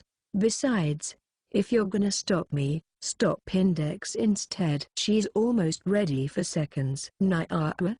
screamed Tsuchi Mikado. Unfortunately, Index could no longer be stopped. Her spoon moved so quickly it looked like she'd gobbled down the entire stew, pot and all. How to put this? It was another peaceful day. Interlude 1. Lambeth Palace in London was originally a building designed to be the official residence of the English Puritan Archbishop. Though its grounds were currently open as a sightseeing spot, unauthorized access to the inside of the building proper was forbidden, while all information was carefully sealed. Put simply, nobody knew what the inside was like. Its existence is rife with mystery and intrigue was the best anyone could guess from only viewing the historic-feeling exterior. If there was an English Puritan disciple conscious to some extent about status, influence, and the like, then they would know this palace was worthy of being called the end goal, somewhere the term throne could be used without it being an overstatement. The building, with which normal people had no business and thus didn't consider its absolute privacy as suspicious, had a magical defense field stretched around it stronger than Buckingham Palace, where the Queen resided. Those who needed VIP security were one thing, but even the gardeners and cleaners were all familiar with the highest level of close combat anti-intruder magic, and everything, from the positions of pillars to the patterns on the wallpaper to the amount of light the Western-style illumination gave off, had magical significance. It all functioned as a singular trap. Considering the palace itself was one large structure, the planners had designed it in an attempt to prevent any and all conventional intrusion attempts, as far-fetched a claim as that seemed. The clergymen and Iron Maidens sarcastically referred to it as the nailed bedroom. At that moment, Lambeth Palace was veiled in midnight silence. About 9 hours separated Japan from England. Despite less personnel present than during the day, the actual security level had shot up, and yet, this invisible state of alert went unnoticed. And inside, the Archbishop Laura Stewart was in the bathroom. If the people who aspired to Lambeth Palace and imagined it as a high-class place were to look at that space, filled with light and echoing only with the sound of Laura's humming, they would have been petrified. It was a bathroom. Yes, but it was an enormous one, 20 meters square. However, it wasn't set up like a big communal bath. Instead, there were dozens of bathtubs packed tightly in the room. Additionally, each tub had functions that absolutely reeked of the science side, whether they were electronic features, negative air ionization, jet stream massage, and so on. It made sense. All the baths were symbols of the English Puritan rapport with Academy City and had been given to Laura as mid-year and year-end gifts. Right now, Laura was pulling her habit skirt up, sitting on the edge of the jet stream bathtub, dipping only her legs into the water. She had a tub that was like a wash basin for her feet specifically, but she seemed to particularly like putting her feet in this jet stream. Her golden locks, twice as long as she was tall, dripped with water. It had gotten to the point where it looked like a wet spider web, but she was planning to do her hair later, so it wasn't a problem. In any event, washing her feet came first. It just fills me with happiness. Now then, after my foot massage, I will use the sparky electric bath over there and warm my body. As Laura Stewart continued to relieve the day's exhaustion. Suddenly, without knocking, almost kicking down the door, still Magnus flew in. Archbishop, sporting red-dyed hair, a cigarette in his mouth, 10 silver rings on his fingers, a barcode tattoo under his right eye and giving off a mixed smell of both perfume and nicotine was a mental, shouting priest. Laura's entire body lurched in surprise. Though she was only washing her feet, she was in the middle of pulling up her skirt, exposing her bare legs. She frantically tried to push the hem back down, but the sudden motion caused her hips to slip off the tub's edge and tumble into it. A crashing wave splash echoed through the room. Still, holding a report in one hand, didn't stop to mind what had just happened. Are the things written in this report true? I know you didn't let your bonehead skills leak onto the paper again. The Archbishop can change the world at a single word, so you need to stop making bubbles and complaining and answer me, please. You're the one who wrote this, are you not? The bubbling wasn't actually coming from her trying to speak. The jet stream was suffocating her. But from Still's point of view, she was just a woman acting merrily after falling in the tub with her legs up in an M shape and her panties on full display. Laura pulled her face out of the stream with a CRSSHHWH. What are you doing suddenly entering a ladies' bathroom with your shoes on? Still? Why, you know you may be a clergyman and all. No, wait. It's precisely because thou art a clergyman that. Shut up and answer me. No, don't. Still. If you put your flame sword in the water, you'll boil my bath. Laura half stumbled, half rolled her way out of the bathtub. A moment later, not only did it boil, but it also actually went up in a minor water vapor explosion. The Archbishop had fallen to her knees on the sodden floor, mouth wide open and breathing heavily, her super long hair clinging to her like a cocoon and giving her the appearance of a monster. Blood vessels stood out on Still's temple. It doesn't matter. Reread the contents of this report right now and explain the details to me. I'd like to get this job done and go to bed soon. Why must I look after this lonely woman? But Laura wasn't listening to him. Oh, The water from before is making my habit cling to me and expose my impure, obscene body. This will not do. Look away. Still, I have no intent whatsoever to display my undergarments to anyone. Another soft crack still had crushed the cigarette filter in his mouth. Wait. Hold still. If you stab me with a flame sword, I'll burn. I really will. Laura ran away, and still chased her, flame sword in one hand. It didn't look like he'd be getting any sleep tonight, either. Chapter 2. What kind of punishment game? Pair contract. 1. Mikoto Misaka was in front of a concert hall. They'd agreed to meet at that location. Where are they? Around her, friends and couples met up with one another and then exited the hall. Being the only one stuck waiting was wearing on her. Mikoto still wore her Tokudai middle school uniform. She had her cheap school bag and her violin case with her. They'd get in the way while doing things, but bringing them back to her dorm would be a pain in its own right. Normally she could go in and out as she pleased, but if she was unlucky and got caught by an RA, she could end up in an interrogation regarding the objective of her outing. Instead, she'd come to the meeting place purposely without going back to the dorm first so she wouldn't be late. Of course, she had called up Kuroko Shirai, who was apparently nearby, to see if she could bring her things back for her. "Why aren't either of them coming?" muttered Mikoto absently. She'd initially wanted to foist her things off on Shirai and spend the rest of her free time in a cafe, but the backbone of her plan hadn't arrived, so she'd been stuck standing around like this for a while. She had put in so much effort to not be late, and yet Kamiju had no problems wasting her time. Why had she bothered trying to be so considerate? Mikoto sighed. Still, she couldn't go back and drop her things off at her dorm now, since it was already past their agreed time. She might end up missing him on her way out. She sighed again and slumped. "When I think about it, I don't know that idiot's phone number.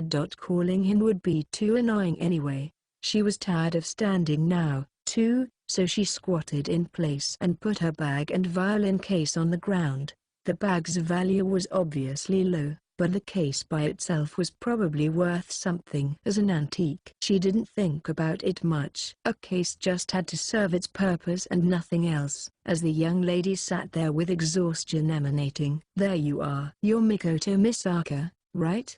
A girl's bright voice called to her. Mikoto, hearing her name called, looked up in surprise. She saw a middle school student standing there, smaller than her even. She had short black hair with a bunch of imitation flowers stuck in it, and she wore a sailor uniform. Mikoto thought she remembered the girl being part of the same judgment branch as Kuroko Shirai. She usually hung around Shirai, though never directly talking to Mikoto. Kazari Ueharu, right? Wow, you remembered. Ueharu's eyes sparkled. Her expression was the very definition of envy. But she didn't actually admire Mikoto the person, but rather Mikoto the upperclassman from the Tokudai middle school she adored. A world of fancy and proper young ladies, so the way Ueharu's eyes sparkled was somewhat different from the way Shirai's did. This was purely a healthy level of respect. Timidly, Ueharu said, I heard that Shirai was going to come here to carry your things, but...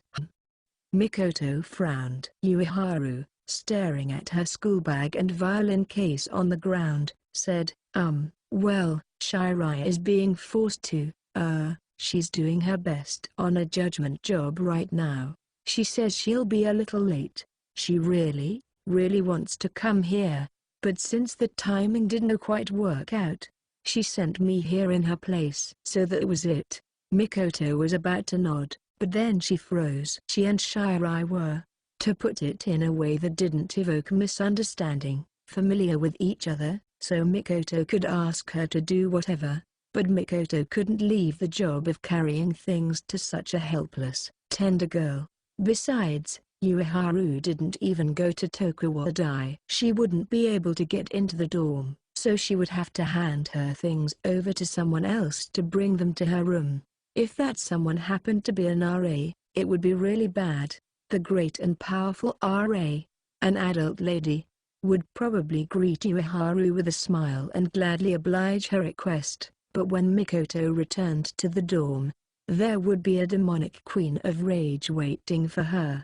So Mikoto waved her hand casually in denial. "It's fine if Kuroko can't make it. I can just drop them off in a check room in some hotel nearby, and I could get a room and just use it for that, too." "I see. I suppose you really can't just leave it in a coin locker." Ueharu was looking nervously at her violin case. Her body language was saying she had reservations handling something so valuable since she was only a regular person. Mikoto waved her hand again. "No, no, no. I'm not doubting that you'll take good care of it, so you don't have to get all depressed." "But," Ueharu stammered. But she didn't continue and instead changed the topic. "Still, Tokudai Middle School really is amazing. It's not normal to use violins in school classes." "You think so? It's not really that difficult once you try it out." Mikoto noticed a subtle hint of envy in Ueharu's eyes as she stared at the violin. Are you one of the types who worship our school?" No. No, not at all. I'm not like that." The way she lost her cool made it easy to understand. A normal, average citizen like me would never be able to set foot in a place with so many proper young ladies. "Well, I mean, if you have the talent, you can get as much financial assistance as you want. Our school appreciates what's inside more than what's outside, and I heard they flat out failed some royal girl once." "If they cut off royalty, then that makes it even more of a super hard zone to get into. Besides, I've never even held a violin before. It would be cool to be able to play it well, though. I think it's like you're hating it without even trying." Mikoto picked up the violin case from the ground. "Okay, why not have a go, huh? You're going to play for me?" "No, you are." Ueharu looked at Mikoto in surprise, but the young lady from Tokudai quickly undid the case's clasps and took out the violin, which had an old, antique sheen to it, while also drawing out the bow needed to play the stringed instrument. "Here, take it." "PFFT? Please don't throw it." She gingerly grasped the item she couldn't begin to imagine the value of. "It didn't have to break. Wouldn't its value go down just by getting sweat on it?" Ueharu was frozen. Mikoto stepped up next to her and started naming different parts of the violin. "Okay, try to do it like I said. You hold the violin with your left hand and hold that stick thing in your right. Place the butt of the violin between your jaw and your collarbone so it doesn't move. It's a cheap violin, so don't worry too much about being gentle with it." So she said, but cheap meant cheap in a high-class lady sort of way. Ueharu wanted to shove the bomb in her hands back to Mikoto and run away. But if the violin cracked or something when she did, Ueharu was pretty sure it'd stick with her the rest of her life. She couldn't do something so bold. Mikoto watched Ueharu, who had frozen up and wasn't even moving a finger, giving the girl a questioning stare. Sorry. I guess it's hard to understand just from me telling you." "Why yes, it is." "Then I'll teach you with my hands. You do it like this." "Wait!" cried Ueharu. Mikoto had gently put her arms around Ueharu's back and taken the violin. It was like a mother gently teaching her young child how to play. Ueharu seized up even more intensely at her sudden proximity, but Mikoto, pressed up against her back, didn't mind at all. Whether by coincidence or not, Ueharu could feel Mikoto's breath on her ear as she began her lecture. "It's important to hold down the strings with your left fingers. But first comes learning to use the bow. It might look hard, but you just have to remember what angles produce which sounds and it's easy." Mikoto's graceful hands, which had joined Ueharu's from above, began to move. The result was a single drawn-out, weak-sounding note, the kind you might hear when tuning an instrument. Ueharu, who happened to be red-faced and dizzy-eyed, hadn't heard much of Mikoto's instructions, but Mikoto, in her own way, was completely unaware of that, as long as it wasn't someone like Shirai. Mikoto was generally very kind to girls. You play the violin differently depending on how you use your left hand. Pizzicato, glissando, flageoletto. There's a bunch, but none of them are very hard, so we'll try each of them. Don't even sweat it. You'll get used to it in no time. You'll be fine. The warmth particular to a human's skin traveled to Ueharu's back. She felt a sweet breath at her ears and the fingers of two hands wrapped gently around her own. This must be the young lady hierarchy thing Shirai is so absorbed with. Finally, Mikoto realized Ueharu had grown completely stiff. In an attempt to soothe the young girl's nerves, she said, "It's all right.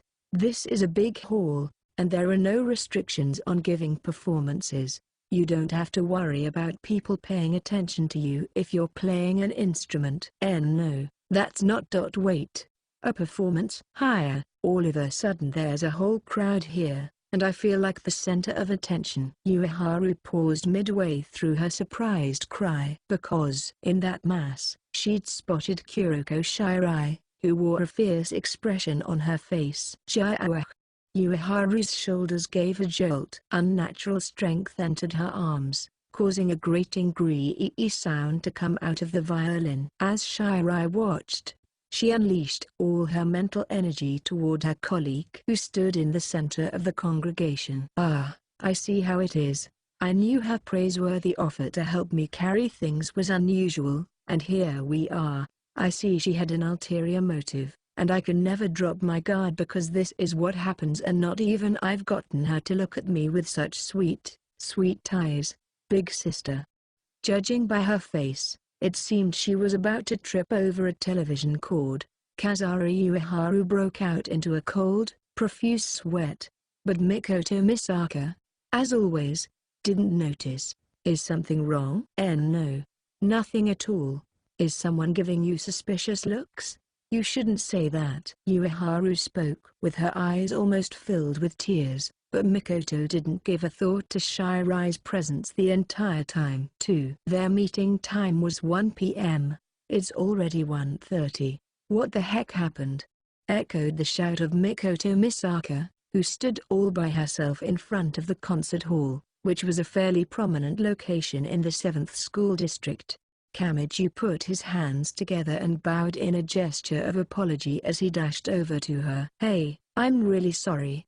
He'd actually been late because their food problems with Motoharu Tsuchimikado had evolved into a minor fist fight. But Kamiju knew it would be better for him not to make any lame excuses and just apologize. Mikoto, for her part, folded her arms while tapping her foot on the ground and letting bluish-white sparks crackle and spark from her bangs. "I'm the one who won the bet for the punishment game. So why am I being made subject to your circumstances? Do you have any idea what it feels like to be embarrassed and standing by myself doing nothing for a whole hour?" Weird, stupid boys came up trying to talk to me while I was waiting, and it was a huge pain in the butt to drive them all away with lightning lances, you know. Okay, I'm really sorry," Kamiju said, attempting to continue their exchange by saying nothing of substance whatsoever, before suddenly noticing something odd in what Mikoto said. "Wait, what? The meeting time was at 1, right? Don't tell me you even ignored that part." "No. Not that." "If you've been waiting here for an hour, then you got here a half hour early, right?" That apostrophe s. Well, sorry about that."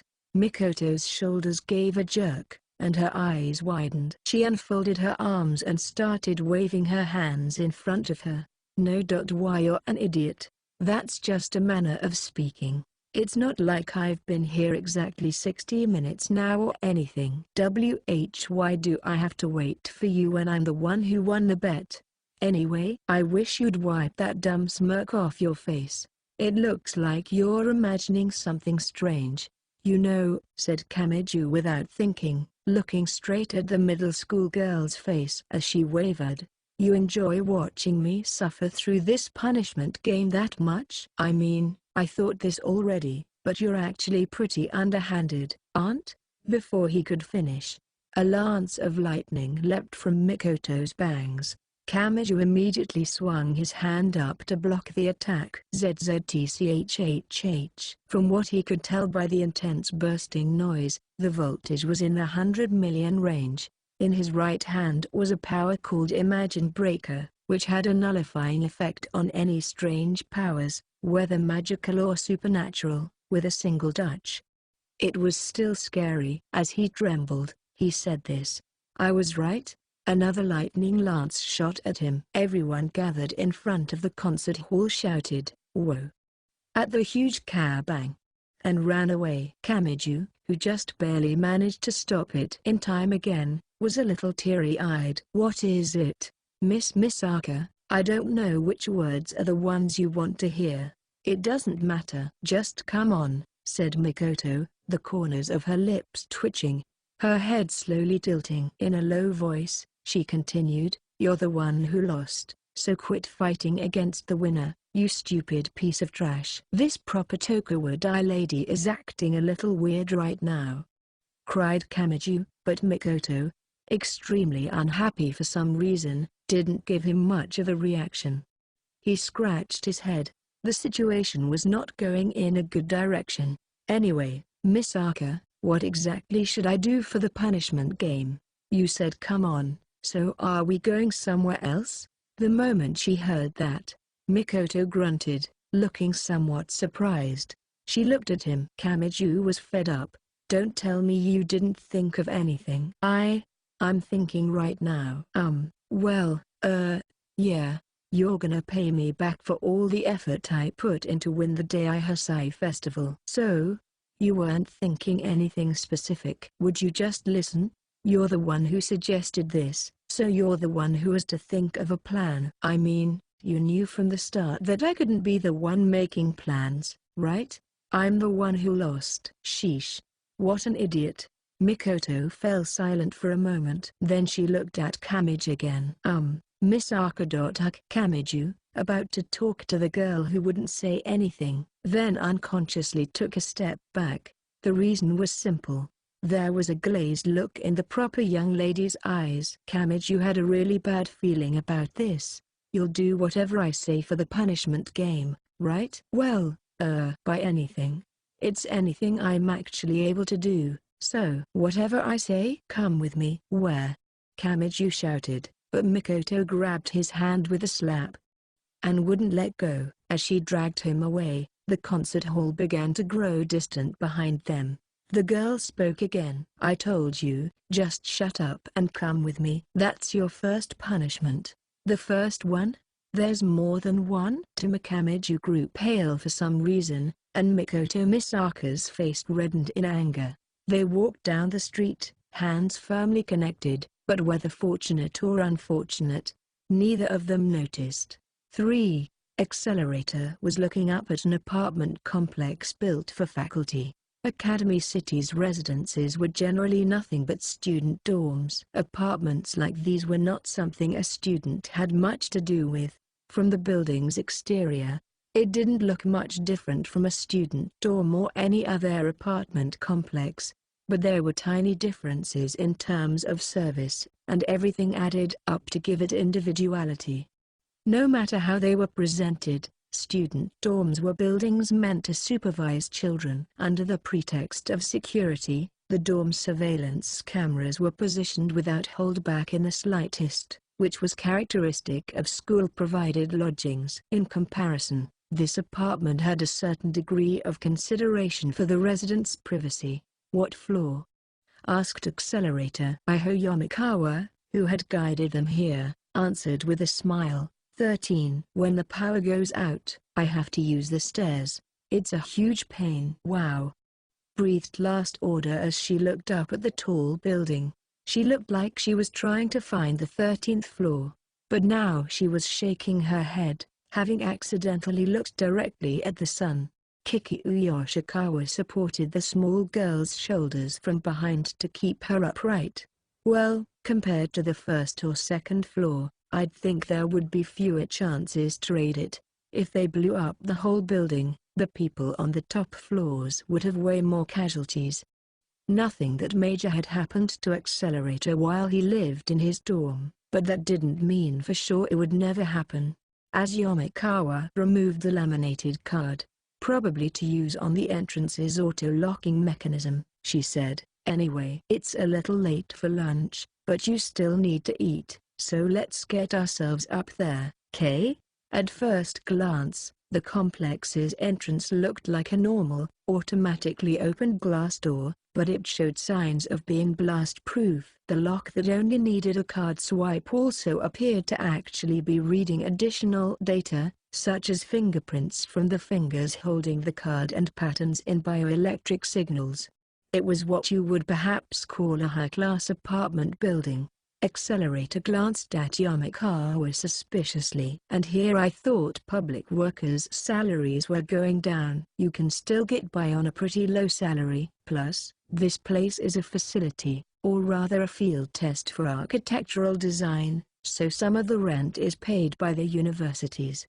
In exchange, they switch up security methods on us every once in a while. Plus," she added, "anti-skill officers are generally volunteers, so we don't get paid for those services, but people here and there do us surprising favors, like meat at the supermarket being cheaper for us, treating apartment rent the same as sales at the store." All told, the group of four, Accelerator, Last Order, Yomikawa, and Yoshikawa, entered the complex. As an aside, Komo had other errands to attend to, so she wasn't here right now.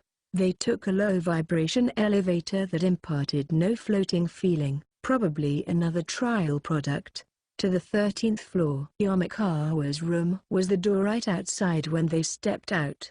"Come on in," said Yomikawa, opening the front door, revealing a large apartment with a living room, dining room, kitchen, and 4 other rooms. It was, by all accounts, made for a family and big enough for one to spend their entire life paying it off. Although the universities exempted her from a certain portion of the cost since she was helping with experiments, could a public worker's low salary really get by? The living room had a floor that was polished to a shine and, unlike the stereotypical mess expected when hearing one person lived here alone, was neatly organized. Bottles of alcohol and glasses decorated the shelving, while magazines and newspapers had their own racks. Remote controls for the TV, the air conditioner, the stereo, and the video recorder were all lined up on a table corner. Each of the sofa cushions were precisely placed in their proper positions. Last Order's eyes went wide. "Amazing. I don't think there's a single speck of dust in here," says Misaka with praise as she leaps onto the couch. In contrast to Last Order's cheerful voice as she sank into the couch, Yoshikawa sighed. "They made you file another written apology at your job, didn't they?" Yomikawa gulped, her tracksuit-clad body wavering. Ha ha. "What are you talking about? What do you mean?" asks Misaka, lying around confused. "I'm just saying she's always had a habit of cleaning her place whenever problems crop up. She doesn't think about the future when she's doing it, either, so later on she has trouble finding things like her room key. I want you to be careful, alright?" "Is that any way to talk to the person doing you a favor by helping you look for your next job?" Accelerator noted to himself that Yomikawa and Yoshikawa got a lot more childish in their word choice and behavior when they talked to each other. Or maybe it showed how long they'd been friends. If Yoshikawa was the caring class president type, Yomikawa was the consistently late problem child. Yoshikawa glanced toward the kitchen, which connected to the living room. "If you haven't grown out of that habit yet, then you must still have the same kitchen manners." Hey, I'll admit I have bad habits when keeping things clean, but it's annoying when you mention that. "Kikyu, you've gobbled down my cooking without a second thought, haven't you?" "Only when I don't know how you made it." Accelerator and Last Order exchanged confused glances. Yomikawa led Yoshikawa into the kitchen, claiming she was getting better every day. "And I'll show you." They followed. Yomikawa's kitchen was filled with all sorts of cooking equipment, under the pretext of assisting in experiments. It was a conglomeration of super high-tech stuff. From a steam microwave that used water vapor to things like an AI-controlled high-frequency fully automatic dishwasher.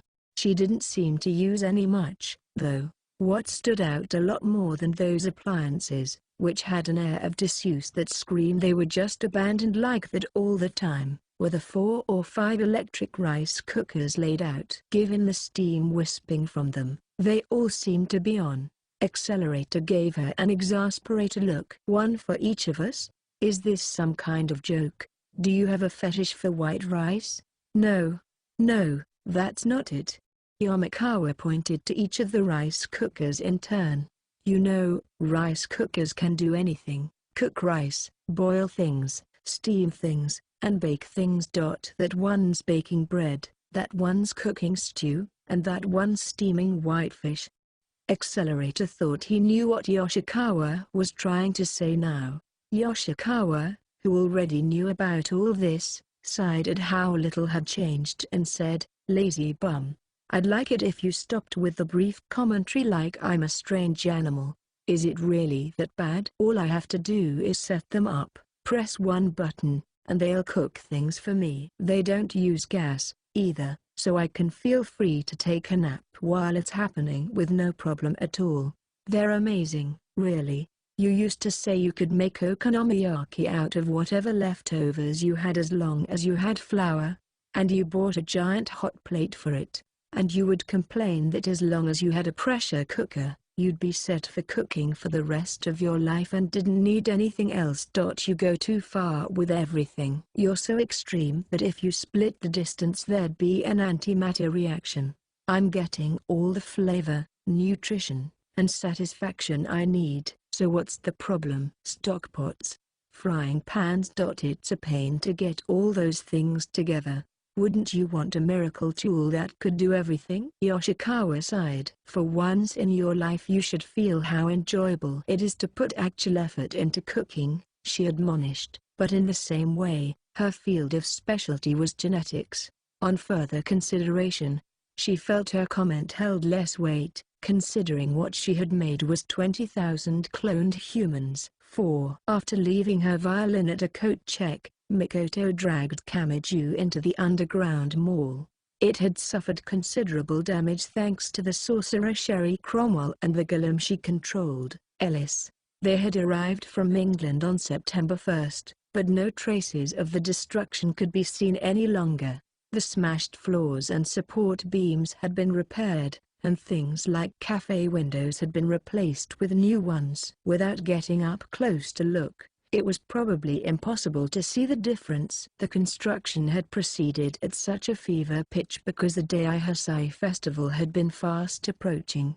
Half the reason for the festival was propaganda meant to improve Academy City's image, so leaving the city in tatters was out of the question. Though it had been wrecked quite a bit the day of as well. Though it was underground, it didn't feel dark. The floors and walls had been polished to a sparkle, illuminated by fluorescent lighting and LED bulbs, bundles of light-emitting diodes, as if by a summer sun. Hallway-facing shops, like cafes and Western clothing stores, made abundant use of glass, granting them a sense of openness that exceeded their actual size. Kamiju looked around and said, looks like they turned down the air conditioning. They'll probably switch to heating in another 2 weeks, said Mikoto as she plodded ahead. Oh, there it is. Over here. She pointed to a store with a slender finger. The mall fully utilized the fact that it was underground and was equipped with loud entertainment facilities such as arcades, karaoke boxes, and music venues. That's why Kamiju was thinking she'd make him try to beat a super hard arcade game on a single credit or else have to grovel before her. But his prediction was way off. It was a cell phone service store. It was only about half the size of a convenience store. Through its big glass windows a line of counters and chairs could be seen, plus a catalog of cheap devices filling a magazine rack. That was all. In front of the entrance was a long, vertical banner for advertising, dividing big manufacturers' products from ones only made in Academy City. Academy City was said to be 2 or 3 decades ahead of the rest of the world in science and technology.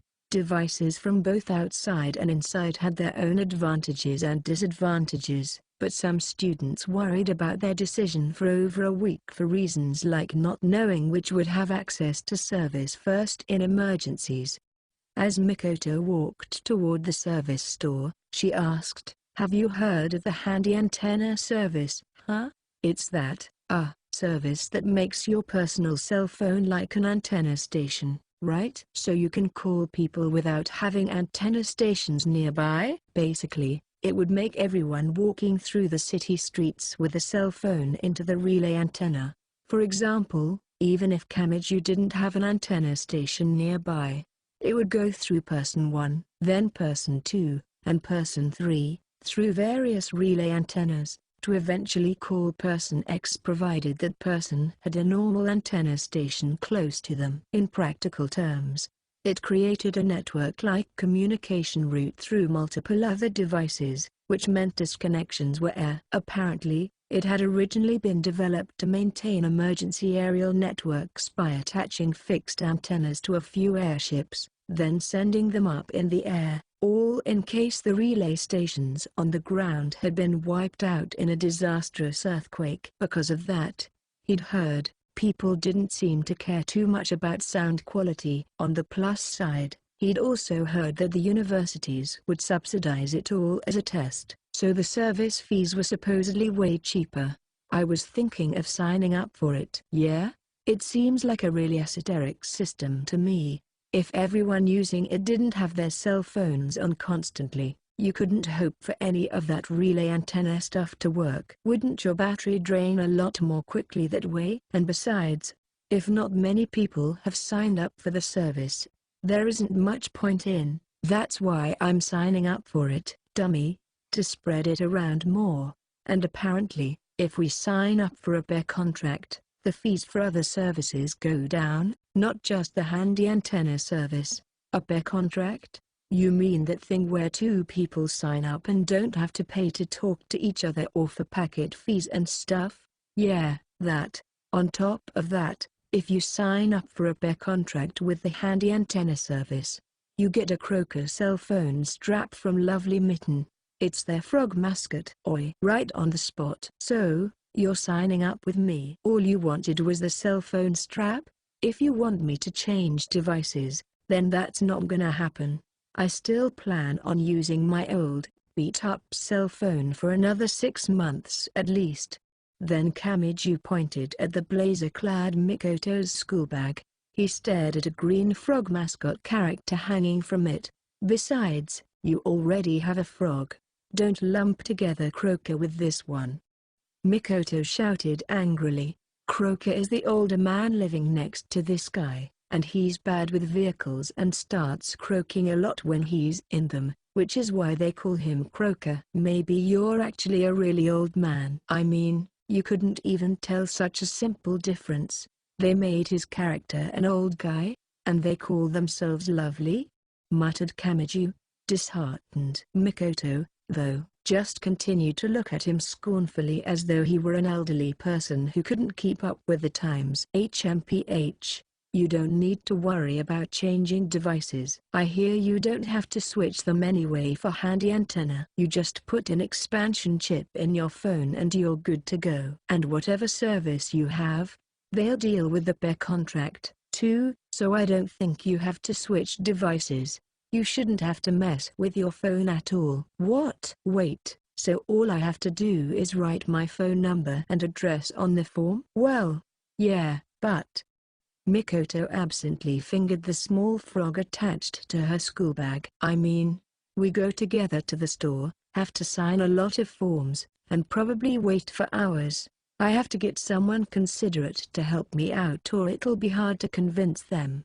Anyway, it's not like it'll actually take half a day, so bear with it for a little bit. Kamiju thought about it, glancing at the store's banner. Did she bring him here because she had to be paired with a boy? That meant what's wrong? No, well, I don't mind signing up with you, but this pair contract thing. Isn't it normally meant for couples? It says here it is to be one man and one woman. Mikoto's shoulders gave a jerk. Her hand squeezed the frog mascot on her bag. No. No. Don't be stupid. What the heck are you talking about? You idiot. It only says it is to be a girl and a boy, not that they have to be a couple or anything. So I mean, married people could do it too, you know. Hello? Miss Misaka, that's a little heavier than your average couple. All he wanted to do was make a calm rejoinder, but a moment later, a lightning lance flew at him. He hastily repelled the strike from Mikoto's bangs with his right hand. What the heck is up with you lately? Why, you're the one not making any sense here. Could we just get this over with already? What? We're actually doing this? Look, it's your punishment game, so stop complaining and come with me. Mikoto grabbed Kamiju's arm and dragged him inside the service store. Compared to the underground mall's passages, the air conditioning inside the store was a little more polite. Kamiju knew that was a strange way of describing it, but they had it at just the right level, like they calculated all the ventilation routes or something, so even though he didn't feel the chill on his skin, his sweat vanished. The female employee sitting in front of one of the counters broke into a smile at seeing them come in.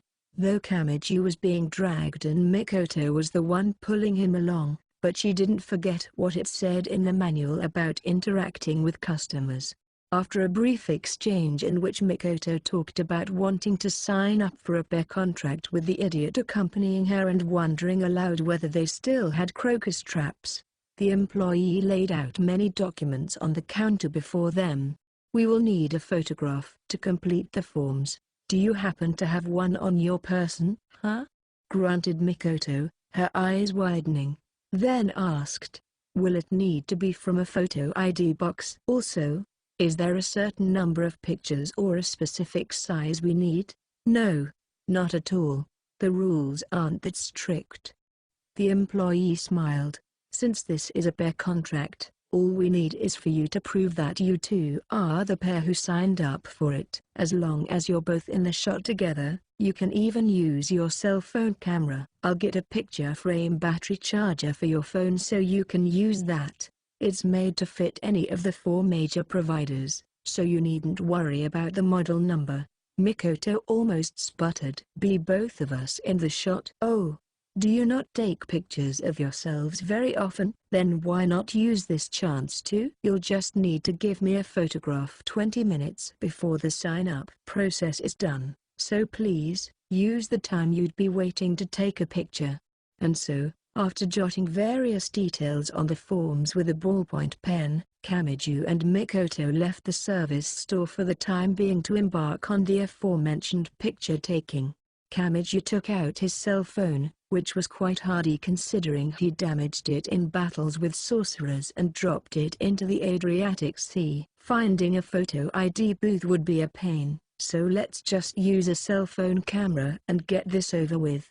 You don't have any other digital cameras or anything, right, Misaka? Huh? Oh yeah, well, I left my phone with the lady at the counter, so. Mikoto sounded somehow absent-minded, but Kamiju didn't notice. He looked at his phone screen and pressed a couple buttons with his thumb, switching it into camera mode, then reached out to get the phone as far away from them as he could. Still looking at the screen, he said, "Okay, I'm taking it. Wait. What?" asked Mikoto, confused. Kamiju made a face. He hadn't noticed, but Mikoto was pretty far away from him. She looked like she was waiting for him to switch into panorama mode and take the picture already because she was getting impatient. She looked ready to run away. Kamiju's shoulders drooped. "You're the one who suggested this." "I'm just saying, I know that," cried Mikoto, her face getting a little red as she waved her hands in the air before her along with her school bag. It didn't look too friendly to Kamiju. After Mikoto vacillated on whether to get closer to him or further away, she finally groaned in resignation.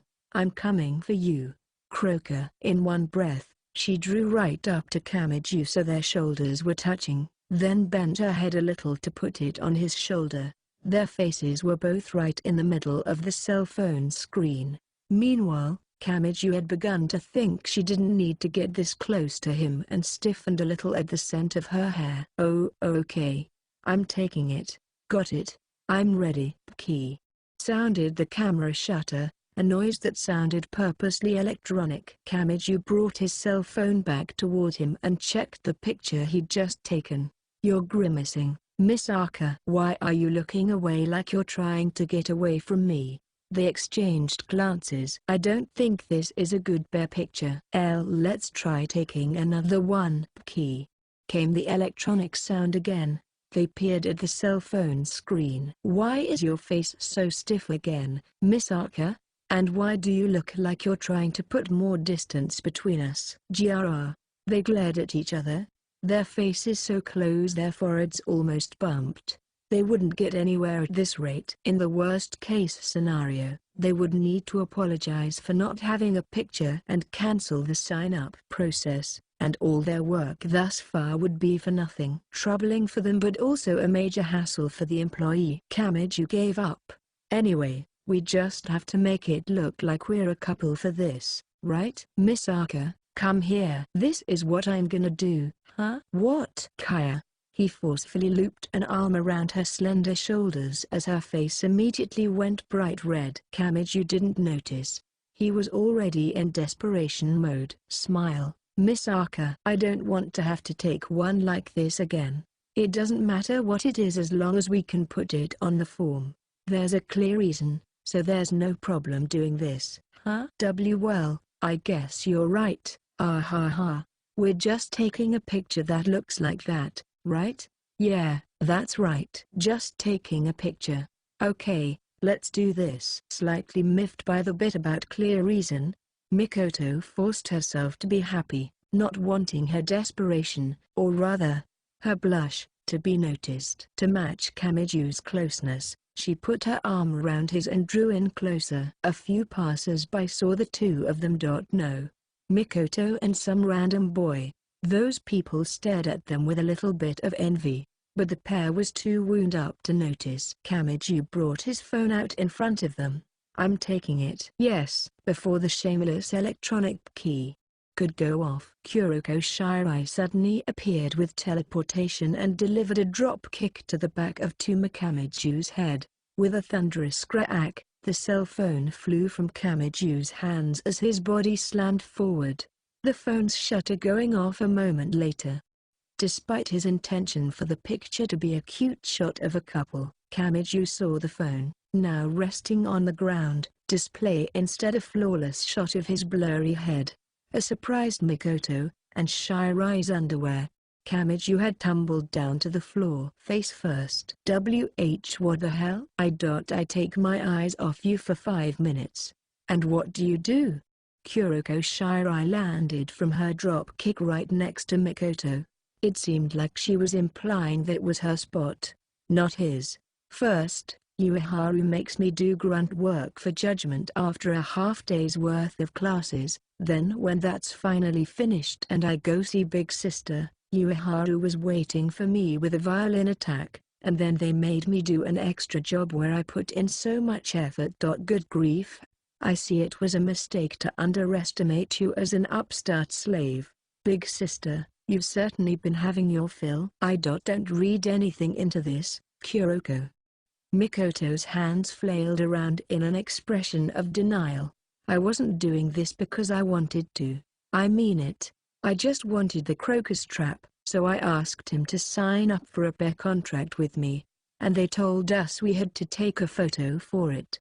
A listener could take that as her convincing herself of the fact rather than defending herself to Shirai. Whatever the case, there was no point kicking Kamiju or asking him for anything. Well, this was how punishment games usually went. Shirai couldn't completely conceal her shock at what Mikoto said. But you needn't beg a gentleman like him for help. If you'd asked me to pair with you, Big Sister, there wouldn't have been any issue. Now, I'll take a picture. Let's get this over with quickly. We're about to make a memory that will last a lifetime." Mikoto gave a slight grimace to Shirai, who had instantaneously boiled over. But Kamiju abruptly looked back up. Huh? If that's fine, then can I go home now? I told you, the couple needs to be a boy and a girl. The crude question resulted in Mikoto firing a powerful spear of lightning at him. 5. On the sofa he'd been sleeping on, Accelerator opened his eyes slightly. He sucked his teeth. Must have fallen asleep. Checking the clock, he saw it had only been about 15 minutes. They'd left the TV on. The noise it was making had probably woken him up. Lately he'd been waking up without much reason, whether he was just sleeping more lightly or because of sudden stimulus. In the wide, empty living room, Accelerator shook his head a little. I let my guard down. Idiot, idiot. His own resentful voice seeped into his mind. Accelerator had always slept whenever he wanted. Alarm clocks ringing next to his ears, stupid kids raising hell, or bombs exploding on top of him. No matter what, he would continue to sleep peacefully through it all. That was thanks to his ability, which could change any vectors at will. Normally he'd always be reflecting everything except the bare minimum oxygen and gravity he needed. In that state, Accelerator could take a direct hit from a nuclear bomb and emerge unscathed. That was why Accelerator, who had innumerable enemies, never hesitated to fall asleep, which could be called his most defenseless state. Before now. Unfortunately, that was back when his ability was perfect. Accelerator put a hand to his neck. Around it was a blackish choker dot, or what looked like one, except it had electrodes attached to the inside. It was a device that linked to the brains of a little less than 10,000 sisters scattered throughout the world, letting him borrow their immense parallel calculation functions. Accelerator had suffered brain damage on August 31st. This device and the calculation assistance it offered him were the only things letting him live a normal life now. In normal mode, he could retain his ability to walk, speak, and count for 48 hours, but normal in this case was Esper mode. When he activated all his vector control abilities, he would have to do a ton of calculations in the span of an instant, so the battery would go dead in 15 minutes. The item came with quite a few limitations. This all meant that, practically speaking, he could only be safe for 15 minutes at a time. Beyond those 15 minutes, he was a weakling who couldn't even walk properly unless he charged the battery once every 48 hours. Now that he was in such a situation, he could no longer languish in indolence and laziness, sheltered behind his abilities. Accelerator, his eyes suspicious, glanced at the huge flat-screen TV. A 1 o'clock talk show was displayed on a cable channel boasting stupidly high contract pricing. Given the video recorder currently active underneath the TV, he guessed that Yamakawa, the owner, was a fan of the celebrity appearing on the show today or something. Mr. Hajime Hitotsui, tell us a little about the movie you starred in recently. Japanese people having a lead role in overseas productions is fairly rare, isn't it? Can you tell us about what that felt like? The MC and the guest were facing each other across a small table. As Accelerator stared at the screen, his hand moved to the switch on the side of the electrode choker, and cut the power. Well, the most unique directive on the side of the plot was to use it to act appropriately as a Japanese. Maybe he didn't have even, and the other people extremely appropriately understood it as a Japanese person today. The words came out garbled. The guest had actually said this. Well, the most unique instruction the director gave me was simply to act like a Japanese person would. I mean, even we don't really know what that means these days, do we? However, Accelerator's brain couldn't parse the conversation's contents anymore. He started to lose his balance, almost before he realized he was falling. His body was back down on the sofa, the digital numbers on the video recorder. He couldn't understand what they meant. The gears in his mind had disconnected. It was like he was looking at a problem on a standardized test after someone forced him to stay awake with no rest for 100 hours. Accelerator put his hand to his neck. His body felt like it was wobbling all over the place, and it took several seconds for him just to flip the small switch. After hitting the choker a few times and failing, the middle of his thumb eventually found it. There was a soft click. It changed into normal mode, returning accelerator at last to the usual world. I had to use Native American English for actually speaking, so he told me to display what being Japanese means through only my actions, behavior, and attitude. It made me think a lot about it. In his sideways perspective of the world, what was undeniably the celebrities' bragging session continued. Once they'd called Accelerator the strongest Esper in Academy City, now he was reduced to this. If he didn't borrow the proxy calculations of Last Order and the rest of the sisters, he wouldn't be able to have a normal conversation, walk, or even count to 10, much less use his ability. The electrode choker on his neck was essential for the task, and the battery could hold out for 48 hours max. And if the power ran out or he went underground or somewhere that otherwise obstructed the electric signals, he wouldn't be able to use it. Just the choker's normal mode had brought him to this. It had to process much more information in ability usage mode, and he'd only be able to use it in that state for a little under 15 minutes. Its primary use was first and foremost as a medical device, not something that could stand up to the military-level usage required in the environment of Esper combat. The battery was also something the frog-faced doctor had made especially for this. He couldn't change it, swap it with a store-bought battery or anything. He also couldn't get a whole bunch of batteries together and chain them in and out to increase the usage time. 15 minutes was, in all truth, his time limit. At least he wouldn't need to use his crutch anymore in ability mode. It's such a pain to have to remember every goddamn one of those rules. What am I, freaking Cinderella?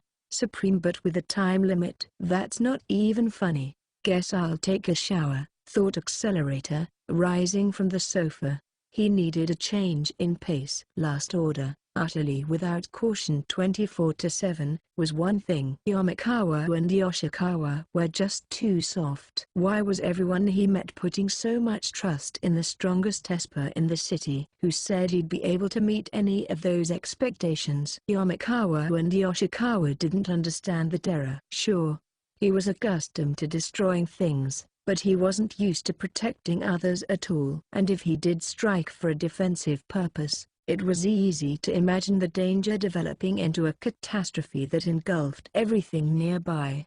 Huh. Nobody's in the room. Did those idiots go shopping or something? Thought Accelerator idly as he opened the door to the changing room. And there was Last Order, completely naked, her soggy brown hair being dried off with a towel by Yamakawa and Yoshikawa on either side of her. Last Order was the first to react with a sudden jerk. Why do you keep showing up out of the blue like that?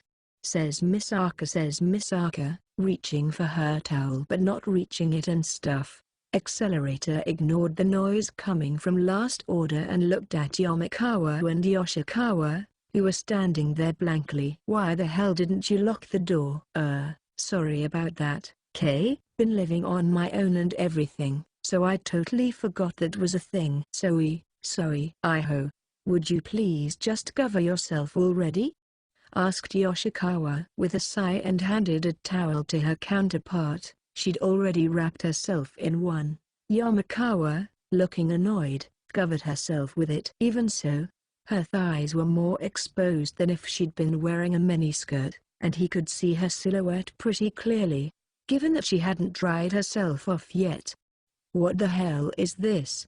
This wasn't what Accelerator's life was like. If there were a person who ran into women changing or whatever whenever he opened a door, he'd be laughing his ass off right now. Last Order realized there weren't enough towels for her, panicked, and hid herself behind Yoshikawa, eyes watering. Why are you two simply handing towels to each other like you're tired and without making a fuss? Asks Misaka bluntly. Huh? Yamakawa looked at Last Order dubiously. Well, I mean, he's a kid, and we're adults, Kay. Not caring about it whatsoever is more the hallmark of a middle-aged lady than just an adult, I think. says Misaka. Ow, ow, ow, ow. Stop pressing on Misaka's head like that. Insists Misaka with resolution and stuff. As Yoshikawa continued her attack on the crown of Last Order's head, she prescribed, not middle-aged, just adults, alright? But how is getting angry at a little kid right away the adult thing to do? Asks Ms. Ow. Hey, you over there. I need help and also a towel. Pleads Misaka, trying to evoke a paternal response with her upturned eyes and stuff. The stupid little brat was wailing about something, but Accelerator ignored her and closed the changing room door. He sighed. I told them to be more freaking cautious. 6. And that's what happened, says Misaka, delivering her report of the incident. Last Order was in the passage right outside Yamakawa's apartment. She wore a men's button-down, the sleeves extending past her fingertips, over a sky-blue camisole. The tiny girl was talking to someone who looked like a blown-up version of her. Serial number 10032, Little Misaka. Little Misaka was wearing the winter uniform of Tokuwa Dai, consisting of a beige blazer and a dark blue checkered, pleated skirt. The sisters wearing the same things as their original. Mikoto Misaka was a convenience issue with the experiment, but even after the study ended, the mannerisms remained. One difference between her and the original was the pair of large electronic goggles around Little Misaka's forehead. They were shaped like night vision goggles but were actually for visualizing information the naked eye couldn't see, like lines of magnetic force and electron rays. Little Misaka watched Last Order closely, her eyes betraying no emotion. Your report has already been sent through the network to all Misakas, so is there a need to repeat it verbally? Asks Misaka, conducting a verification of her natural question. Sometimes we need to use our regular 5 senses to communicate so we can correct stuff like time miscalculations, says Misaka, finding an excuse that seems reasonable. If you say so, says Misaka, turning aside her superior's complaints with a tired look. It may also assist in Misaka's rehabilitation, says Misaka, forcing herself to search for elements to convince herself with. She claimed her face looked tired, but her expression hadn't actually changed 1 millimeter. Last Order was flailing her hands and feet around, but Little Misaka wasn't overwhelmed by her excitement. Instead, she looked up at the apartments in front of her, moving along at her own pace. What a foolish situation, however, to have been standing aimlessly out here after being locked outside by an automated mechanism, says Misaka, offering an evaluation of the situation. I wonder how long you would have been alone had Misaka not coincidentally been taking a walk, says Misaka, smiling to herself as she doubts the host individual's specifications. It wasn't Misaka's fault, it was the auto-lock thing being very rude, says Misaka in indignation. The electronic clock was being annoying, and not letting Misaka's power work on it and making a really high-pitched beeping noise, says Misaka, flailing her hands around to vent her stress and stuff. Is it not a praiseworthy state of affairs that it didn't budge even after using the power of an Electromaster on it? Says Misaka, offering an objective viewpoint. Last Order groaned like a persistent dog. Unfortunately, the petite network host individual didn't know much about the wider world, and her interest at any given moment easily flitted from one thing to the other. Also, I've been wondering, says Misaka, pointing at your forehead. Misaka's forehead is of average size, and Misaka is not a character known for her forehead, says Misaka, putting a hand to her forehead just to make sure. No, not that, those goggles, says Misaka, pointing again. Last Order had her eyes on Little Misaka's electronic goggles. The small girl looked at her questioningly. How come all the other Misakas have a pair, but Misaka doesn't get any? Says Misaka, looking at you with envy. Little Misaka seemed to just remember the goggles on her forehead and touched them with a fingertip. She looked at Last Order, who was staring up at her, saw she had no goggles on her forehead, and said, "Those Misakas are those Misakas, and this Misaka is this Misaka," says Misaka, tacitly suggesting that you give up. "That's like when they say, other families aren't like our family, and that won't convince me," says Misaka, immediately arguing. "Besides, by that reasoning, Misaka is the only one who is part of a different family," says Misaka, pointing out an even bigger problem and stuff. She moaned and groaned between all her repetitions of the word Misaka. Then she grabbed little Misaka's skirt and started angrily flapping it up and down. "Misaka wants one, Misaka wants one," says Misaka, employing a spoiled child's version of negotiation by using her tiny appearance to maximum effect. You may be attempting to act in a cute manner, but when used on a member of the same sex, it only makes them angry, having the opposite effect, explains Misaka concisely.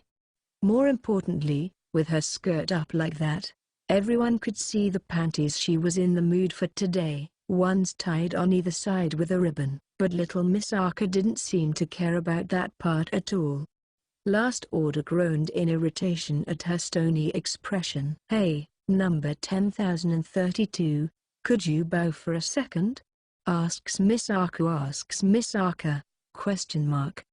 Though she was suspicious, little Misaka decided to follow the host individual's instruction. "Ha ha ha, you're wide open," says Misaka, succeeding in her burglary. She'd torn the goggles away from little Misaka's bowed head. Before her victim could say anything, Last Order turned around with a delighted grin and cried, "If you're falling for beginners' tricks like that, then maybe they need to check the routines used by all the network individuals," says Misaka in parting. "Come on, if you don't like it, try to get them back," says Misaka, basking in her victory as she dashes away at breakneck speed.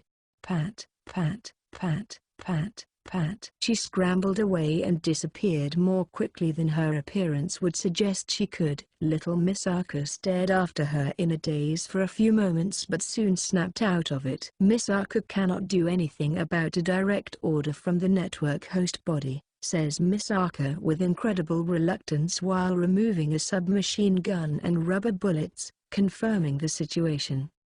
Click. Rang the menacing metallic noise, echoing throughout the unmenacing city streets. An exercise though it may be, the opponent is the host individual, so it would not be childish for Misaka, a network node, to challenge her with everything Misaka has, says Misaka, offering a natural perspective. This is by no means Misaka getting mad, but merely exercising appropriate judgment based on logic, says Misaka, breaking into a sprint with her live firearm in one hand and praising herself for pretending that her own thought processes are level and calm.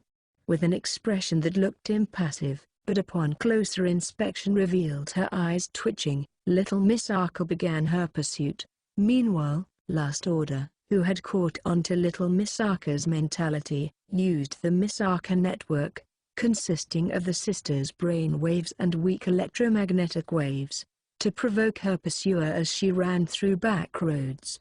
"Ha ha, no way a regular Misaka will beat this Misaka," says Misaka, roaring with laughter at her victory over the lowly commoner. "The time for revolution has come," declares Misaka number 10,032.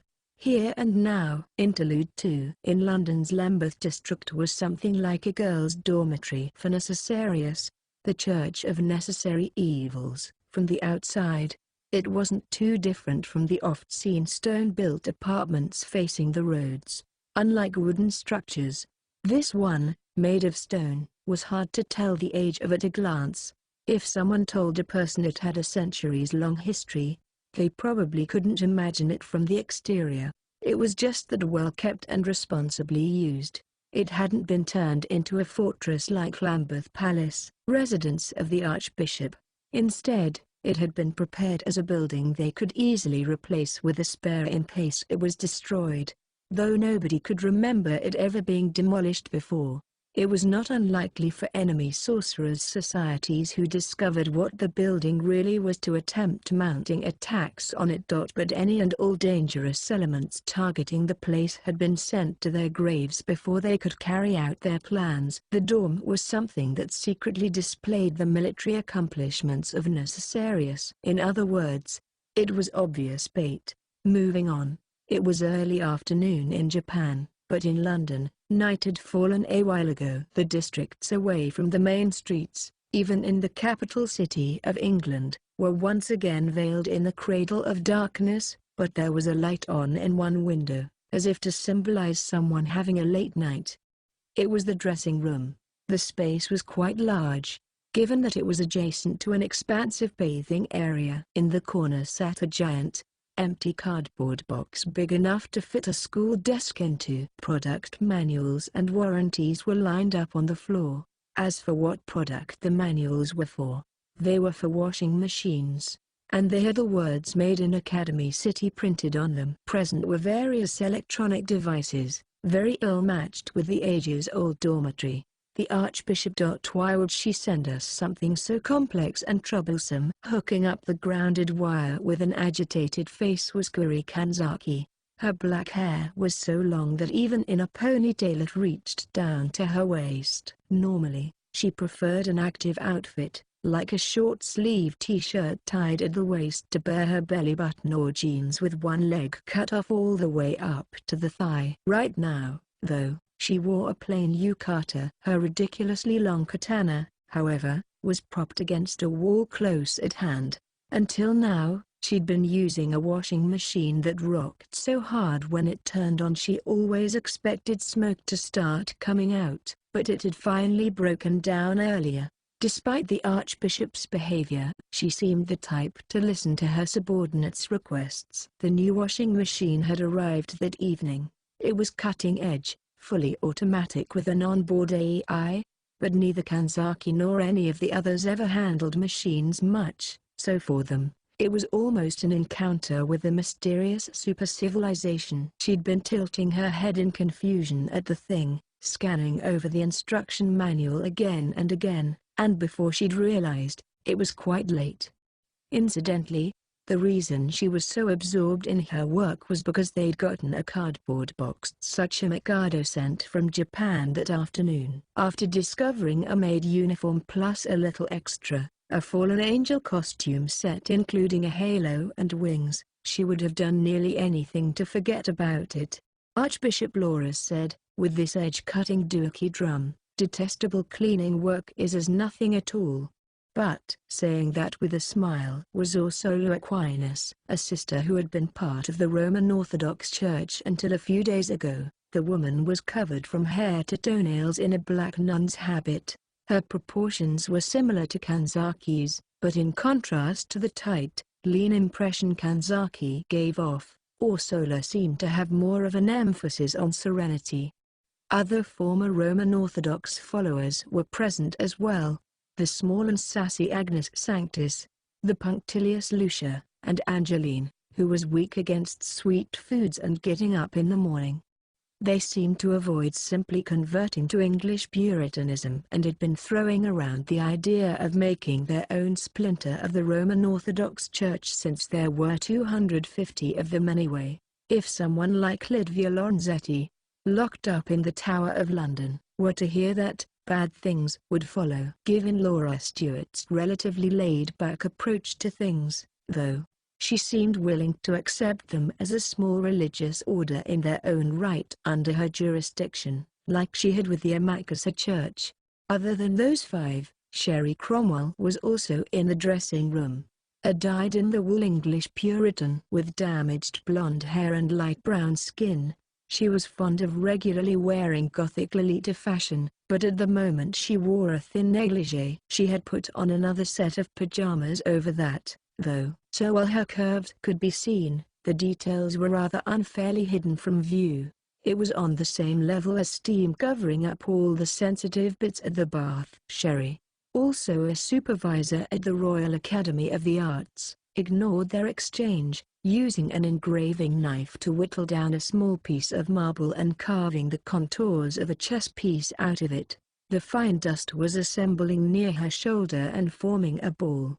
Apparently, she was using her golem, Ellis, to do so. With her eyes still down on her in-progress chess piece, she said, "Can't you just do your laundry in a river or something?" "I would only need a washboard, but doing it in a river would cause environmental problems," replied Kanzaki, who had finished hooking up the grounding wires as she pushed the washing machine against the wall, the large device rattling as it went. The scene didn't affect Sherry, who used Ellis for these things, and Kanzaki was incredibly strong, one of only 20 saints in the entire world. The others, though, winced a little. This thing it was quite a pain to set up the earthquake-proof reinforcements and the anti-lightning strike equipment, but it seems just turning this one on shouldn't be an issue. Blip. Kanzaki pressed a large button, but waiting for her were lines of countless numbers and symbols displayed on a small waterproof LCD screen. She stared at it impassively for a moment. "Can we not do this the honest way and wash things by hand?" No, keep trying, just a little bit more." Arguing in a half-crying state was Angeline, who was especially incompetent even among the rest of the group. "Just a little more." A fully automatic washing machine is at our fingertips. My arms are going to fall off just from the temporary measure of carrying all our clothes to a washing machine in another building before this arrived. I wouldn't even be able to wash them by hand now if I tried. Judging by that arrangement and by the appearance of Angeline's small hands, she looked like she'd keel over the moment clothes washing duty came back around to her. Ursula looked down at the instruction manual. "Oh, Miss Kanzaki, from what I can see in the manual, you just press the button labeled wash, and the machine will do everything else for you? If you put the detergent in this small box right here, the machine will analyze its composition, then automatically adjust the amount of water and detergent based on the weight of the clothing inside. It would seem it does everything, from pouring the water in, rinsing, draining, spinning, and drying." What an annoying contraption. "We already measure the detergent, so it could have been even easier to operate. But you just have to press one button," thought Agnes, Lucia, and Angeline at about the same time.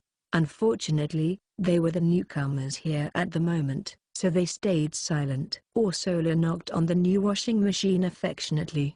"If it truly is as convenient as it says, I would very much like to see it in action." "Ursula, it's already the middle of the night," said Kanzaki, exasperated. "Should we be using a washing machine at this hour?" Once again, the sister pointed to the manual. "It says here that it's designed to be soundproof and that it's okay to run at night. There's stuff here about phones and decibels. Do you actually understand this?" "In any case, today's laundry is already stored away, isn't it? This dorm was for the female members of Necessarius. Their clothing, even down to its patterns and individual stitches, was all magically enhanced. Their clothing could be considered both weapons and armor for them. And if they just dropped them all in a laundry basket, all the defensive mechanisms could have unintended, violent interactions. There were certain affinities in terms of the spell's religion or school, too, but it was now a fundamental rule to take that into consideration during washing, too." Sherry, still whittling away at her chess piece, said in vague annoyance, "The vault is protected by a triple-layered magical lock, isn't it? It'd take forever to get through 'em all, and it'd be even worse to set it all back up again." Kanzaki's face lit up as though she'd gotten her way. She stood up straight. "See? We don't have anything to wash, so we can't use the washing machine. We're getting up early again tomorrow, so let's just turn out the lights and get to sleep now." "Oh, but we have laundry to be done right here," No sooner had Ursula made her declaration than she began to unreservedly strip off the habit she was wearing. Kanzaki looked at her, aghast. "Why, you don't need to make more laundry on purpose. Such acts will have a negative influence on the newcomers as well. Agnes, and the rest of you. Your faces look like you're wondering if this is a custom. But it's not, so please don't go along with Ursula's actions. Now, Japan's yukatas are made to be very easy to take off. The obis are dyed in a very pretty way, too. I'd prefer it if you listened to me and didn't suddenly grab my belt like that." By the time Kanzaki tried to stop her, the indigo-dyed belt around her waist had already come undone and fallen to the floor. The front of her yukata opened up like all the buttons on a coat popping off. Ursula's eyes widened. "Kanzaki, are you the sort who doesn't wear any underwear? You're not supposed to with yukatas." She hid her body with both hands imbued with the explosive physical strength of a saint, so even Ursula couldn't steal the actual yukata away from her. With nothing more to do, Ursula threw her own habit and that of the other sisters, who were saying things like, "Wait, what are we supposed to wear to bed? And Sister Agnes, you will inevitably end up in your underwear as soon as you grow tired anyway," along with Kanzaki's yukata obi, into the washing machine. She closed the see-through lid and pressed the big button labeled Washington. It was silent as promised. As the water poured into the tub inside, the contents began to spin around, without so much as shaking the machine. The tub seemed to be spherical, rather than the oil drum-shaped sort of yesteryear. It rotated in 360-degree space. Just watching it made the machine seem amazing. "Oh my, it really is quiet," said Ursula like a kid intently watching a roller coaster. The others, like Agnes and Angeline, were also examining the washing machine's operation from over her shoulders.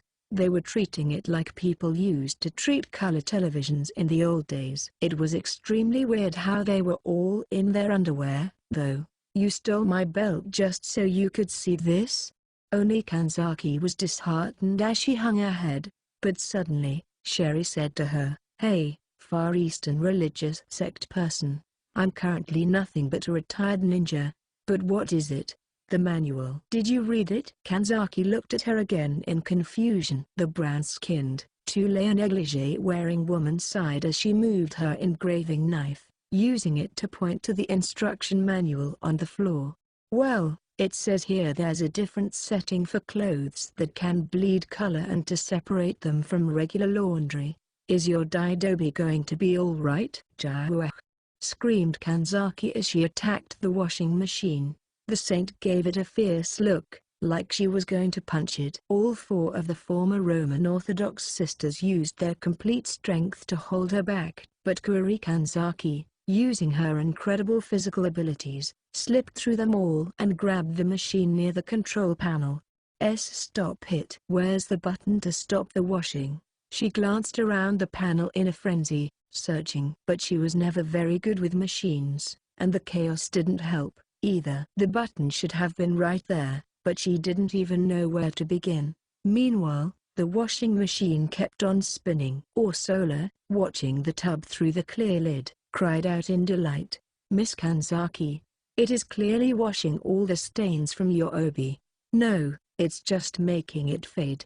You stupid vanguard of scientific civilization." Kanzaki finally couldn't stand it any longer. Even though the machine was still going, she ripped the clear lid off, mostly by force. But inside was a cutting-edge spherical 360-degree rotating washing machine tub. Before she had time to blink, water suddenly able to escape the centrifugal force splashed Kuri Kanzaki, causing her clothes to become see-through. Wow, you really aren't wearing any." A moment after Angeline's careless remark, the former priestess actually yelled at her, then broke down crying. Chapter 3. Misako and Misaka's Little Sisters. Sister and Sisters. 1. Tomokamiju sat down on a bench in a small plaza, non-smoking, in the underground mall meant for meeting up with people, drinking his small 200 milliliter bottle of oolong tea. He was all alone for the moment. Kuroko Shirai, who had been around here until a short time ago after Mikoto Misaka shoved her away, had disappeared somewhere with her teleport ability, shouting, "I only did what I did out of consideration for you, big sister. To think my kindness would turn into a double-edged sword." Despite the interruption, Mikoto had returned to the service store to finish her cell phone sign-up paperwork or something. Kamiju had actually been with her the first time, but they'd left in the middle. Incidentally, the peculiar race of Tokawudai Middle School was inside the shop right now, eyes glittering after she learned she could get a croaker and a hoppet at the same time. It was a pain to talk to people in that state, though, so being away from her was the better option. "I hope she calms down soon." Kamiju sighed, glancing at his cell phone screen. It was hard to tell since they were underground, but it was already past 4 in the afternoon. There was a lot of paperwork and forms to fill out, after all, but he still couldn't help thinking about how much time this errand had taken. Then, as he relaxed on the bench, Mikoto Misaka returned. "Hey, you're done already?" asked Kamiju. In response, Mikoto stayed silent for some reason and turned her face slightly aside. She looked like she could have been hesitating, but he didn't remember doing anything to make her worry over a simple answer. He crooked his head. "What happened?" "Oh, you're not carrying a bag with your new cell phone in it or anything. Did something come up?" No, Misaka is." Mikoto waved her hands around in a smooth motion that produced no noise, then eventually put a hand to her forehead. "This Misaka is the Misaka who is usually wearing goggles," says Misaka, "informing you of her serial code of number 10,032 so you can reassess the situation." "Wait, are you Little Misaka?" Little Misaka nodded briskly. She had the same body as Mikoto Misaka down to her hair follicles, so maybe nobody could blame him for getting them confused. Rugged-looking night vision goggles always sat on her forehead, but for some reason she didn't have them today. Something unique seemed to be going on with her today as well. "Have you seen a Misaka who is about this size?" asks Misaka, placing her palm horizontally a little below her chest. She was describing a height about the same as Komo or a little shorter. As Kamiju watched her gestures, his expression became dubious. "You guys can change your sizes and stuff based on your reaction. You don't seem to know," says Misaka, disillusioned with your uselessness while continuing to calculate that asshole's escape route. Little Misaka sighed slightly. As she readjusted her school bag, Kamiju heard a dull, metallic click from inside. "She's not too happy again," thought Kamiju. She continued, "To put it plainly, Misaka's goggles have been stolen," reports Misaka with a grim face. "Without those goggles, it is difficult to distinguish between Misaka and the original, so I must recover them as soon as possible. But my current situation could be called very disadvantageous," says Misaka, secretly asking for help with upturned eyes. That high-handedness seemed to be shared between the older and younger sisters. He made a face. "Yeah, you could be mistaken for Mikoto like that." "Huh?" "Yes," affirms Misaka in response. "Earlier, while running down a street with a submachine gun in one hand, I was suddenly shouted at by a female student in Twin Tails and had a rough time," says Misaka, seriously describing a tale of hardship. Twin Tails. Kamiju had an inkling who that person might have been, but he could only pray she didn't harm Mikoto's daily life in any way, and he thought he heard a dangerous term mixed in there, submachine gun? But hoping it was only something he misheard was all he could manage. "Anyway, you probably want something to tell you apart from Mikoto, at least until you get your goggles back. Are you telling Misaka to become a foreign character?" Wonders Misaka. "Wipe that term from your memory right now. Who taught her that?" thought Kamiju in all seriousness. "It doesn't have to be your forehead. You're wearing the exact same uniform. What if you just took off your blazer? I was not aware you had the hobby of demanding people remove their clothing in public," says Misaka, not quite understanding the benefit but following your instruction for now.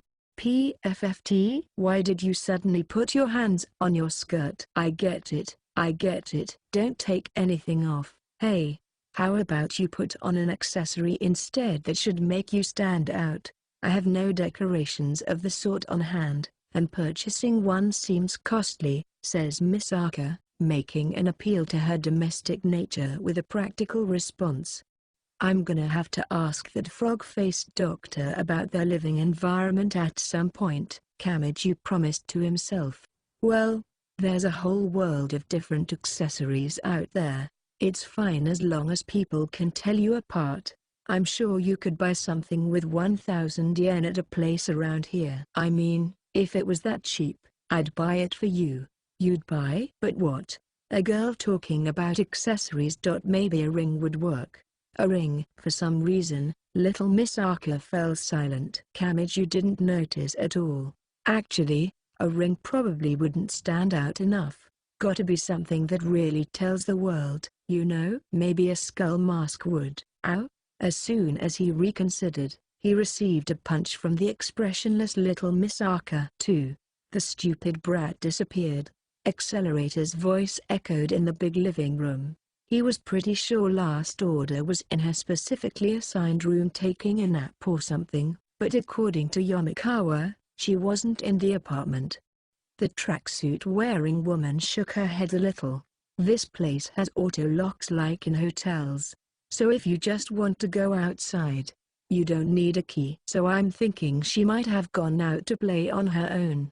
This is a big complex, so she could also be playing in an elevator or stairs or a hallway, Yoshikawa supposed.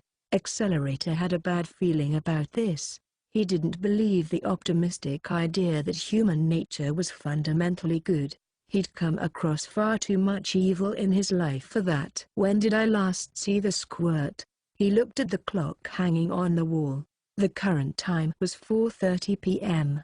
It could have been 1 or 2 in the afternoon when he woke up from his post-lunch nap and tried to shower. 2 hours at the most, I guess. With that much time, a pro could have killed her, buried the body, and gotten away. Accelerator and Last Order were alike in that they were both incredibly valuable research specimens. The experiment they'd been entangled in was suspended at the moment, but it wouldn't be strange at all for someone else to come up and try to use the research for their own gain. Actually, he didn't need to put it in terms of net gain or calculations. Someone could have just said, "I'm an acquaintance of the Accelerator," and marked him for some kind of attack. Now that he'd lost the title of Academy City's strongest, he was nothing more than a target.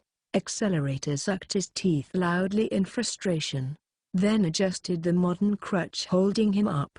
"I'm going out." "Well, I think she's just playing around nearby." "Yeah?" Yamakawa remarked in an awfully relaxed tone, causing him to shoot her an angry glare. "I mean, she left a message on the answering machine."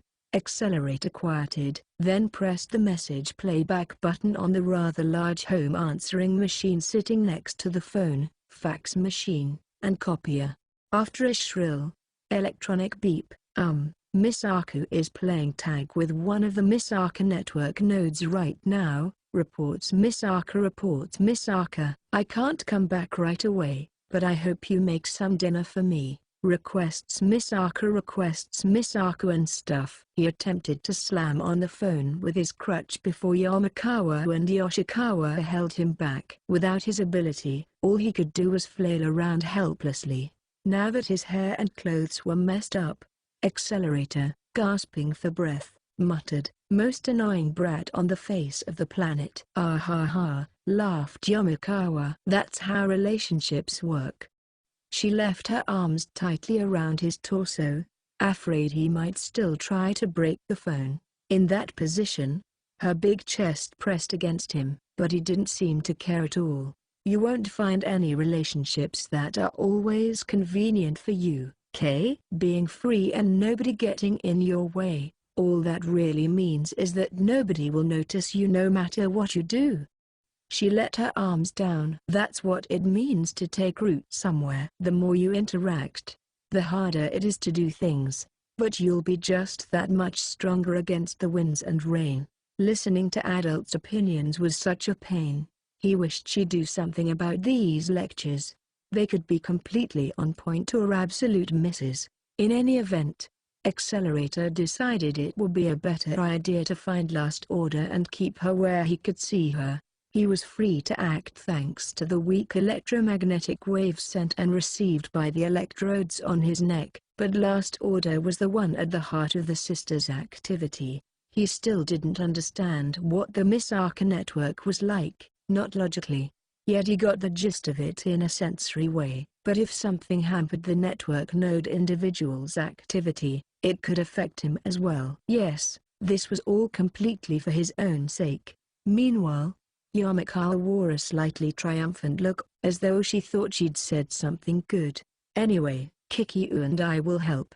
Me too? If you don't want to, then you've got to give up the name Kikyu. Yoshikawa looked out the window, not appearing to be ready for much physical activity. I'll collapse if I walk for more than an hour outside in one day, she muttered. Accelerator frowned. The hell are you talking about? We're gonna go look for her, right?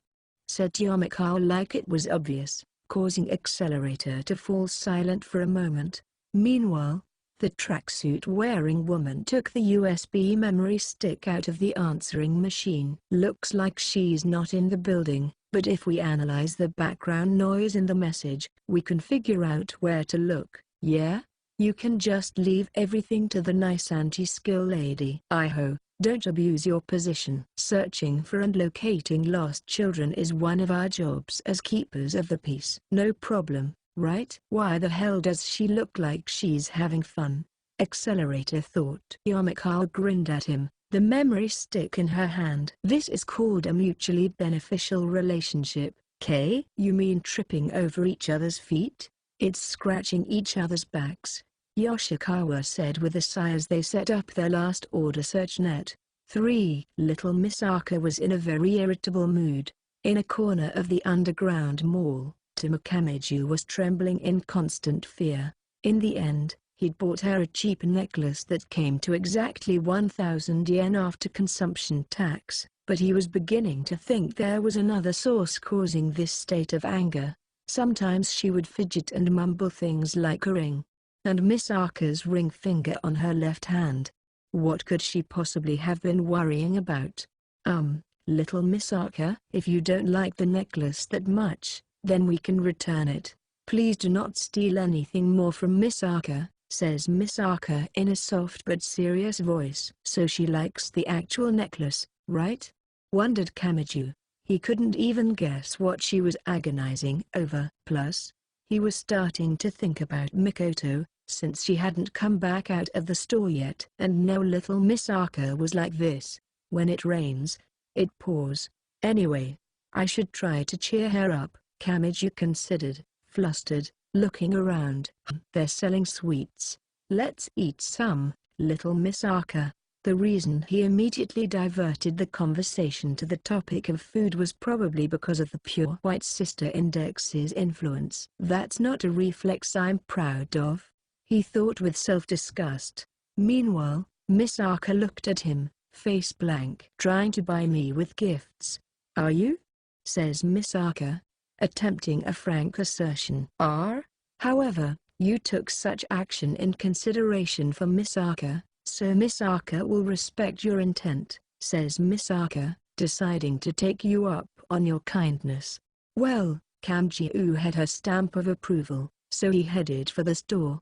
It was a small store the size of an ice cream shop. Its counter right up to the mall path.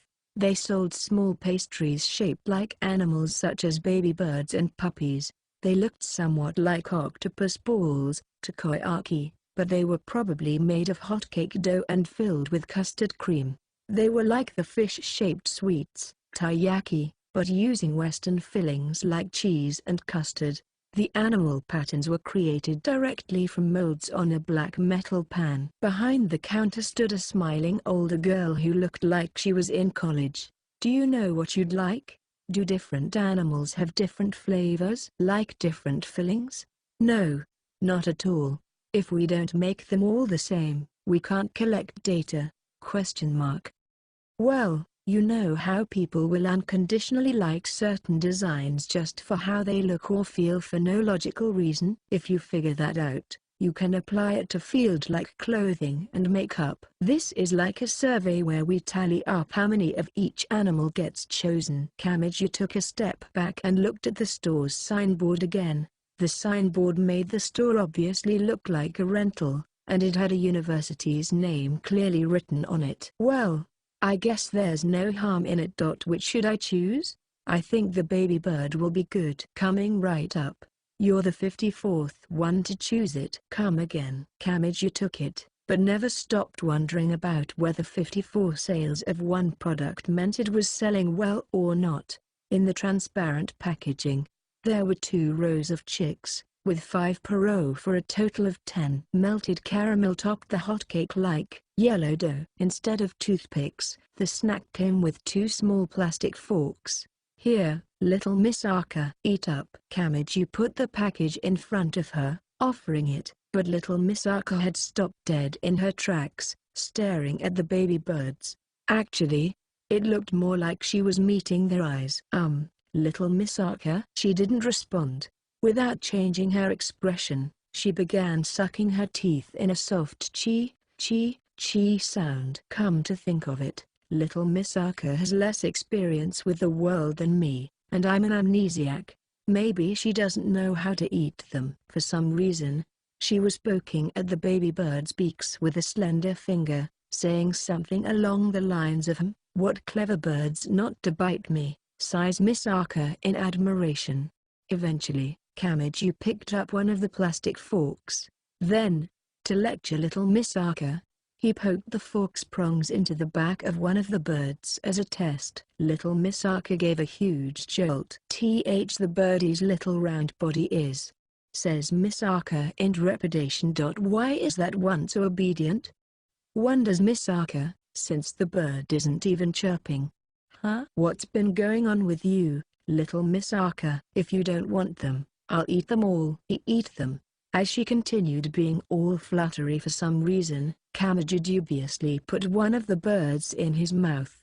When he munched on the soft dough, the expected Western pastry-style sweetness spread through his mouth. Hey, this thing is pretty good for a trial product. Meanwhile, little Miss Arca had her eyes glued to the bird's dotted eyes, made of chocolate, inside the boy's mouth, and she received quite a shock. While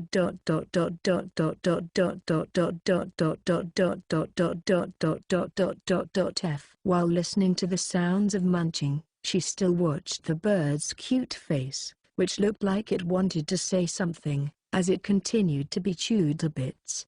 Little Miss Arca's whole body was trembling. Even if it is a trial product, says Miss Arca, saving the bird's life. MGHFHRWH, what are you going crazy and sparking around for all of a? Before Kamiju could finish shouting, pale blue sparks sprayed from little Miss Arca's body. She was radio noise, an electrical fault. Even 20,000 of them together wouldn't have strength enough to rival the railgun, but he still couldn't underestimate her. 1/20,000th of a billion volts was still 50,000 volts.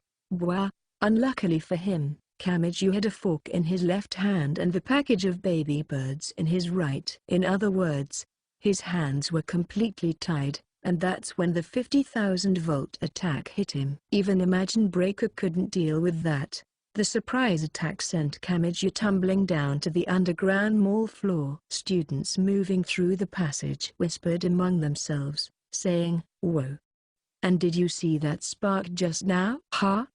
cries Miss Arca, seeing the birds scattered about and coming to her senses. Brought back to normal not by Kamiju, but by the birds, she must have really been obsessed with the things. She picked up the clear, upside-down package and immediately began returning the baby birds to it. Her face was the definition of seriousness. Meanwhile, Kamiju stumbled off the floor a few steps away and up to his feet. Sorry, little Miss Arca. He apologized, so little Miss Aka listened to him as she cradled the package of birds in both hands. To Mikamichi spoke. Sorry for wasting food like that, but I'll still eat them even if they fell on the floor because of the 3-second rule. As he finished talking, little Miss Aka kicked him across the floor. She was breathing heavily and was quite angry now. He couldn't quite figure out what she was thinking. He guessed she must have really been hungry. Then, as he stood there full of question marks, another familiar face approached. What the heck are you two doing? It was Mikoto Misaka, who was looking more at little Misaka and trotting up to her than Kamichu. In addition to her school bag, she was carrying a small paper packet with the phone company logo on it. She shouldn't have swapped her phone itself, but the paperwork, expansion chip, and mascot straps and stuff were probably in there. Convenience stores and supermarkets had been refraining voluntarily from wasting bags on every little purchase, but it didn't look like the service store had started any such activities. Still, though, Kamichu mused aloud, Mikoto Misaka and little Misaka. He really couldn't tell the difference when they stood next to each other. Nevertheless, twins were nothing unusual, so maybe the people going by in the mall were paying more attention to the Tokawudai brand. They looked exactly alike, but little Misaka had a necklace so he wouldn't mix them up. Thank goodness for that. Little Misaka answered Mikoto's question. Misaka has traveled far to come to this underground mall to recover the goggles stolen from her, replies Misaka, her eyes drawn to the original's frog mascot. Processing Misaka serial number 20001's predicted escape route as well as a list of firearms for intercepting her. But Misaka is so engrossed in the frog now that she doesn't care anymore, says Misaka, giving up. Could you please actually explain? Angry, Mikoto put her croaker and hopped it into her school bag. Little Misaka's face didn't change much, but a tinge of sadness crept into her eyes. She looked down at the bag of baby birds in her hands and thought for a moment. Misaka will not cheat on you, says Misaka, reaffirming the birds in her hands. Cheat on. What are you talking about? Said Mikoto, giving up. Still, she seemed to have her own interest in the bird's design. But little Misaka gripped them tighter to her chest with both hands. The original should just stay addicted to her frogs, says Misaka, creating an ironclad defense as though she would take the birds with her to the grave. MGH, come on. You could at least just let me look at them. Misaka cannot, and that is final, says Misaka, carrying through with her intent. If you want them so much, then just have him there buy them for you like Misaka did, says Misaka, gesturing with her chin. Mikoto spun around to look at Kamichu. She stayed silent for a few moments, then finally took a deep breath and said, we were talking about how you lost our bet and had to do anything I said for the punishment game, weren't we? Huh? What? You're specifically assigned to Miss Mikoto and have to stay with her the entire day because of that, right? You're going to do everything you can, with all your energy, like your life depends on it, right? Why? Why does the air around you seem like it's charged right now? Because even at times like this, you never, ever change. You go up and talk to all these random people during my punishment game. I didn't know you liked the sound of a little sister so much, you bonehead. A billion volts of electricity flew from her bangs, but Kamichu swung his right fist up to repel them. After repeating the process 2 or 3 times, she yelled, "Arg! This is ticking me off. How can you endure all that? I wish you'd just let it blast you away once in a while. What the hell are you angry about? Besides, if I accepted your request, it'd kill me." She eventually realized how unproductive this was after another 10 or 20 tries. Mikoto was fatigued and stopped attacking him with lightning. Kamichu was, for his part, on the verge of collapse. The mall was filled with voices saying, "Hey, should we call anti-skills?" And "No, I don't want to get involved." And little Misaka was poking at the pastry bird's beaks with her index finger. Suddenly she looked up from the chicks. "By the way, What is the original doing here? Asks Misaka, beginning information collection. Huh? Mikoto's shoulders gave a violent jolt. It wasn't like she and Kamiju were doing anything special, but Mikoto looked away from little Misaka for some reason. Well, we had a little bet for a punishment game during the Daihusai festival and I won, and as the winner, I'm just dragging this idiot around, that's all. Maybe I should have explained the festival first. Basically, it's like, in other words, the original isn't able to be honest with herself, says Misaka, beginning information analysis. PFFT? What information did you get?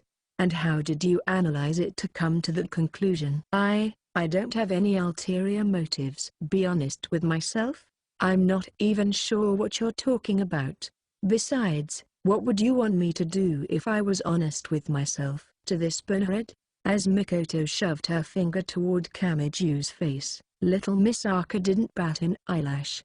Misaka doesn't understand why you are treating him so brusquely, argues Misaka. Misaka owes her life to this person, so he doesn't deserve such treatment, says Misaka, unflinchingly seeking correction. B But that doesn't have anything to do with the current situation, does it? What's wrong with calling this bonehead a bonehead? I see, you continue to be dishonest, says Misaka, reaching a final confirmation. Little Misaka gave one close look into Mikoto's eyes. Then Misaka will be honest, says Misaka, choosing to walk a different path from the original. As soon as she said that, she walked next to Kamiju and promptly hugged his right arm. Her meager chest pushed against his elbow. Kamiju felt his heart almost explode. The pure-hearted boy nearly suffered respiratory distress from the immediate shock. But because of his panic, he couldn't see Mikoto's jaw silently moving up and down. Nearby male students spared occasional glances at them, but he was utterly unaware of them, too. As Mikoto watched in astonishment, little Misaka, still clinging to Kamiju's right arm, nestled herself in closer. Oops, says Misaka, casually moving the accessory he bought for her into the original's sight. Crick came a strange sound from Mikoto's head. Little Misaka was about to press her attack, when tap, grab. Misaka wants to hug him from the other side, says Misaka, joining in because it seems fun. Yay! This time, a girl who looked about 10 was hanging off his left arm. Shocked, Kamiju looked over to find that though her body was young, her face looked exactly like Mikoto's. She had the same goggles on as the ones little Misaka owned, but the rubber band was so loose, they ended up hanging from around her neck instead of on her forehead. Who is this? Little sister of a little sister? Asked Kamiju, bothered by the feeling of hardness that went beyond just being meager. But before he could get a response, serial number 20001. You have guts to show your face so casually in front of Misaka, says Misaka, shifting into serious mode. Hey, Misaka is already tired of that game, says Misaka, going off to dig up her next form of entertainment. You think you can escape? Shouts Misaka, taking her submachine gun out of her bag. Jag! Came the metallic noise, causing Mikoto to sputter. The overly small girl, in the meantime, disappeared into the crowd of people, after pushing the baby birds softly to Kamiju and whispering to him. If you treat them poorly, I will beat you to death, warns Misaka. She charged into the crowds with her submachine gun, which really didn't look like a toy. He could hear their voices from the other side of the wall. That's you getting serious, how laughable, says Misaka, making fun of you and stuff. This is where the real fun begins, says Misaka, deploying into her final full boost form. Clack crack crack. Came successive strange metallic sounds from past the crowds like someone was building something. Kamiju sort of wanted to take a look, but he was also scared, so he vowed not to get near them. 5 p.m. After leaving the air-conditioned apartment, Accelerator set his crutch on the asphalt. His other hand was already holding a cell phone. In the end, they'd decided to look for Last Order, since she still hadn't returned yet. Today was apparently a half-day for classes all around Academy City, but at this hour, things were no different than a normal weekday. To break in their newly made winter uniforms, the people walking around nearby were mostly wearing sailor uniforms and button-downs with stand-up collars and the like. If Accelerator had to pick out one difference, it would be the faint smell peculiar to new clothing wafting around. "This goddamn weather," muttered Accelerator at random, looking at the sky. He hadn't noticed since he'd been inside, but the blue sky was now gray. Actually, it was almost black. It was so cloudy, it might start raining any second. Because the tree diagram, Academy City's supercomputer used for organizing atmospheric data, had been destroyed, meteorologists hadn't been able to predict afternoon showers and other sudden weather changes lately. Acknowledgement. "Let's find her and get home before it rains, yeah?" He heard Yomikawa's voice through the phone. She must have been looking at the sky, too. Yoshikawa was minding the house. Last Order could always go back to the apartment during the search, so if they were all out, she'd be stuck standing at the front door since she didn't have a key or passcode. He sucked his teeth. It would be great if standing there stuck was all that happened, but the probability of her waiting in front of the apartment was low, given how she would run across the city if she had the time. If she got bored, she'd leave, and that could make the search more difficult than it needed to be. Accelerator adjusted the cell phone in his hand. "But you're in a freaking car. I don't want to get wet while I open the door and put my umbrella up, Kay?" How feeble, he thought, but he refrained from insulting her out loud. After all, he was the one whose skin color was white because the sun's ultraviolet rays had never touched him. "Anyway, you get an idea of where that brat is?" The noise in the background sounded like the indoor music in the underground mall nearby. "Eh? You used that analysis gear just to look for a lost kid? Don't you use that for crimes?" "I told you. Looking for lost children is part of our job, Kay." Anyway, I've got a read on her location from analyzing the music in the background of her phone call." "Huh?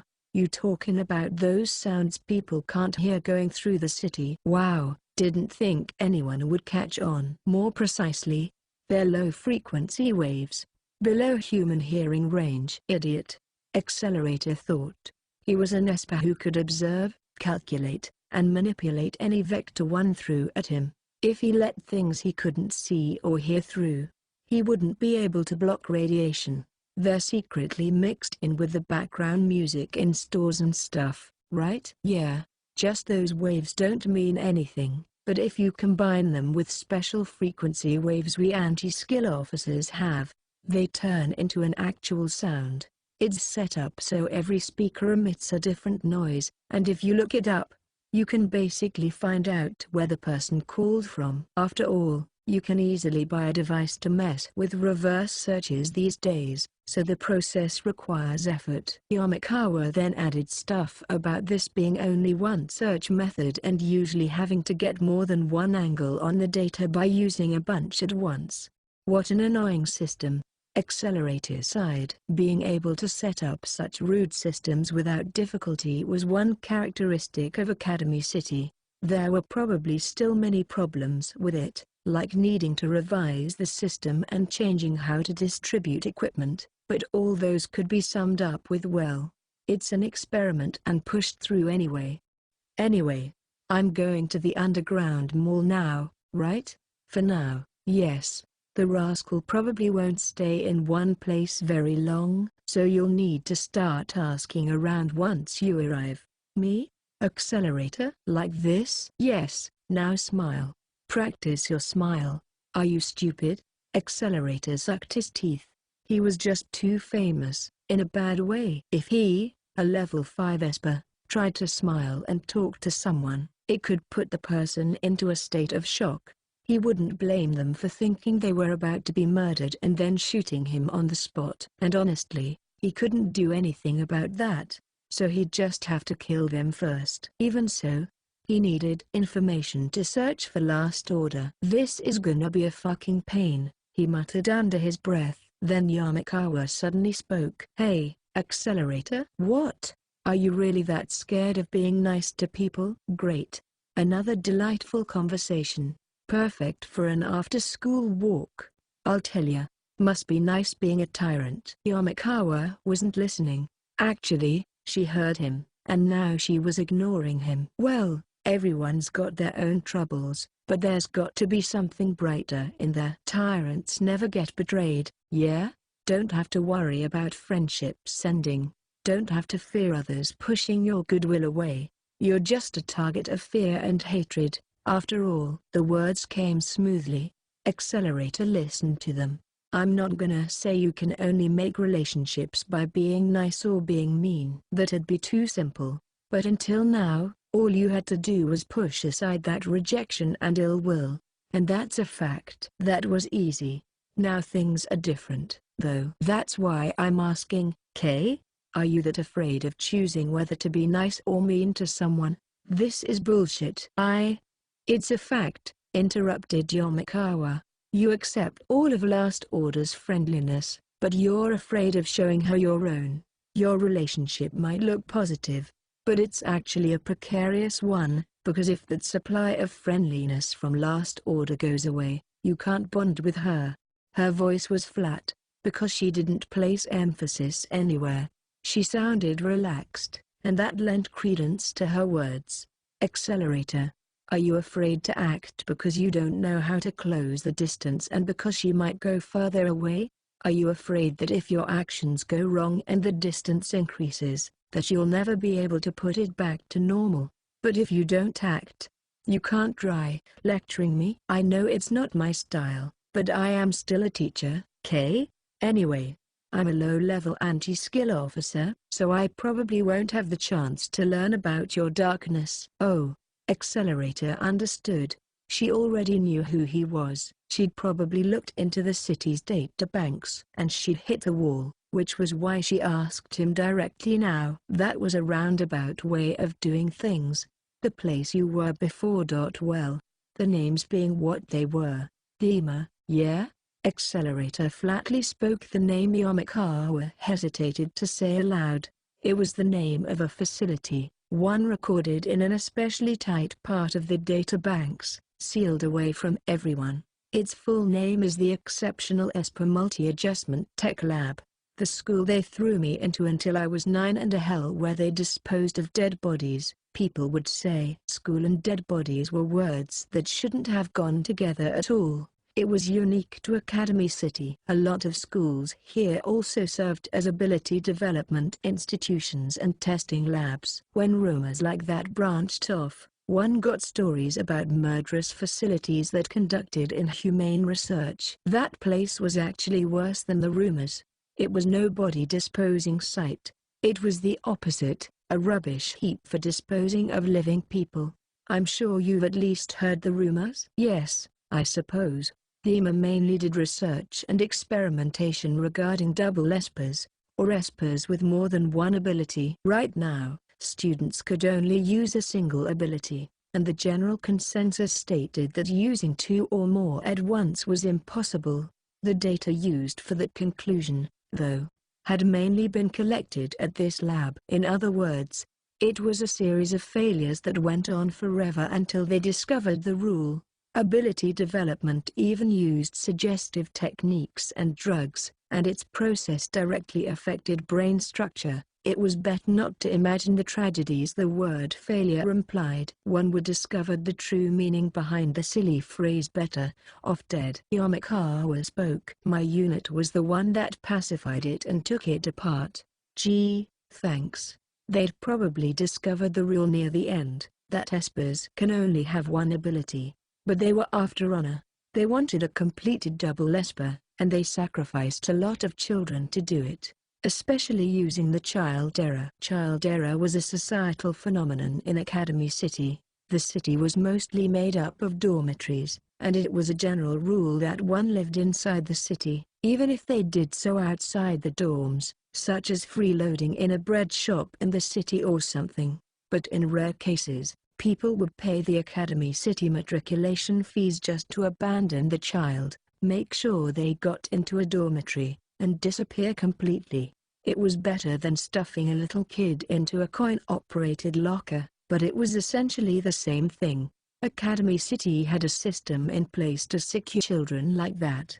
Unfortunately, it also had parasitic research teams that took advantage of them. Produce Project Dark May, the explosion experiment for analyzing runaway ability laws. That was how research that even the progressive city wouldn't allow still happened anyway. I saw it, too. What was lying behind those heavy doors? Yamakawa's voice was grave. Accelerator smiled. It was normal to think that was where the bottom of hell was. Her poor powers of imagination were proof that Iho Yamakawa lived in a healthy world. Unlike Accelerator, who smiled, knowing everything. Unfortunately, I didn't get to see your grand actions. Like I said, I was only there until I was 9. Then they moved me. You wanna know why? Accelerator's lips curled down. Because they couldn't handle me. Even that nightmarish place, Hema, couldn't handle my power. Even those devils in white lab coats feared me. That's the kind of monster I am. The white student said into the cell phone. It was the same afterward, too. Bullshit. The imaginary number facility, the wisdom labs, the Kirigoku attachment. It goes so deep, you've only seen the tip of the iceberg. But the response was the same wherever I went. The tragedies there were actually pretty lame. That's why I went through them so fast. Nobody could keep me there, so I just sank deeper and deeper. Accelerator stomped his crutch. Its tip hit the asphalt as though he'd spat on the ground. I was never in the same place for more than 2 months.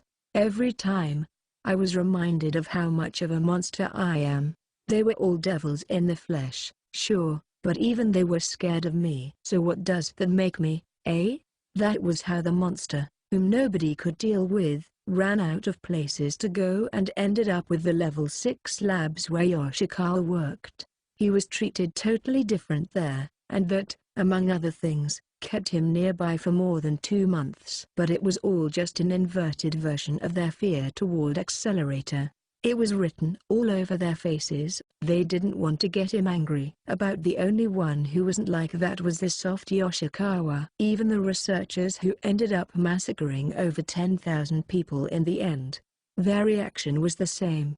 A sense of distance, of never being able to fit in. Fear, the color white, rejected even by darkness. It became a word to indicate Accelerator. The one-way road. Be friendly to her? Impossible. It doesn't mean shit. What's the point of giving 1 yen back to someone you owe 100 million? That wouldn't even pay the interest on it, so I don't feel like paying it at all. Just thinking about it is fucking stupid. Gives me the creeps, thinking about smiling in the sunlight. All my debts paid. His voice was awkward. What am I bragging about my debt for? Wondered Accelerator, swearing at himself. Yamakawa remained silent for a few moments. Then she spoke. It might not mean anything from me, but you hate yourself for forgetting to pay that debt, don't you? If there was a way to pay back that 100 million, you'd be all over it in a heartbeat. Am I wrong? HMPH. Accelerator didn't give her a real answer to that. Yamakawa's tone didn't change, though. She'd been serious from the start. Like, for example, I never raise a weapon at children. Doesn't matter if they're an Esper or whatever, I don't point a weapon at them. That's a rule I set for myself. But, why do you think I'm doing that? Do you know why I don't want to point weapons at children? This bitch. Accelerator thought to himself. The scent of dark emotions leaking through her voice made him unconsciously think about that scene in the alley. There you have it. Maybe the quantity I have can't even be compared, but the quality isn't all that different. So even if we're operating on different scales, it's all in the same category, yeah? Yamakawa's voice dug into Accelerator. It may not look pretty, but all you can do is pay it back, 1 yen, 1 coin at a time. Eventually it will pile up and open the way for you. I mean, unlike me, you have the strength. There are plenty of ways for you to repay it all at once. That's a funny opinion. You're gonna warp my face, being all wishy-washy like that. I guess the easiest way would be to join Judgment. The peace in the city would go up 30% just with your name. Yeah? I can get the paperwork ready if you want. You're insane, Accelerator said in flat refusal. This power he had wasn't like that. All it let him do was wave his arms and bathe in the blood spatter.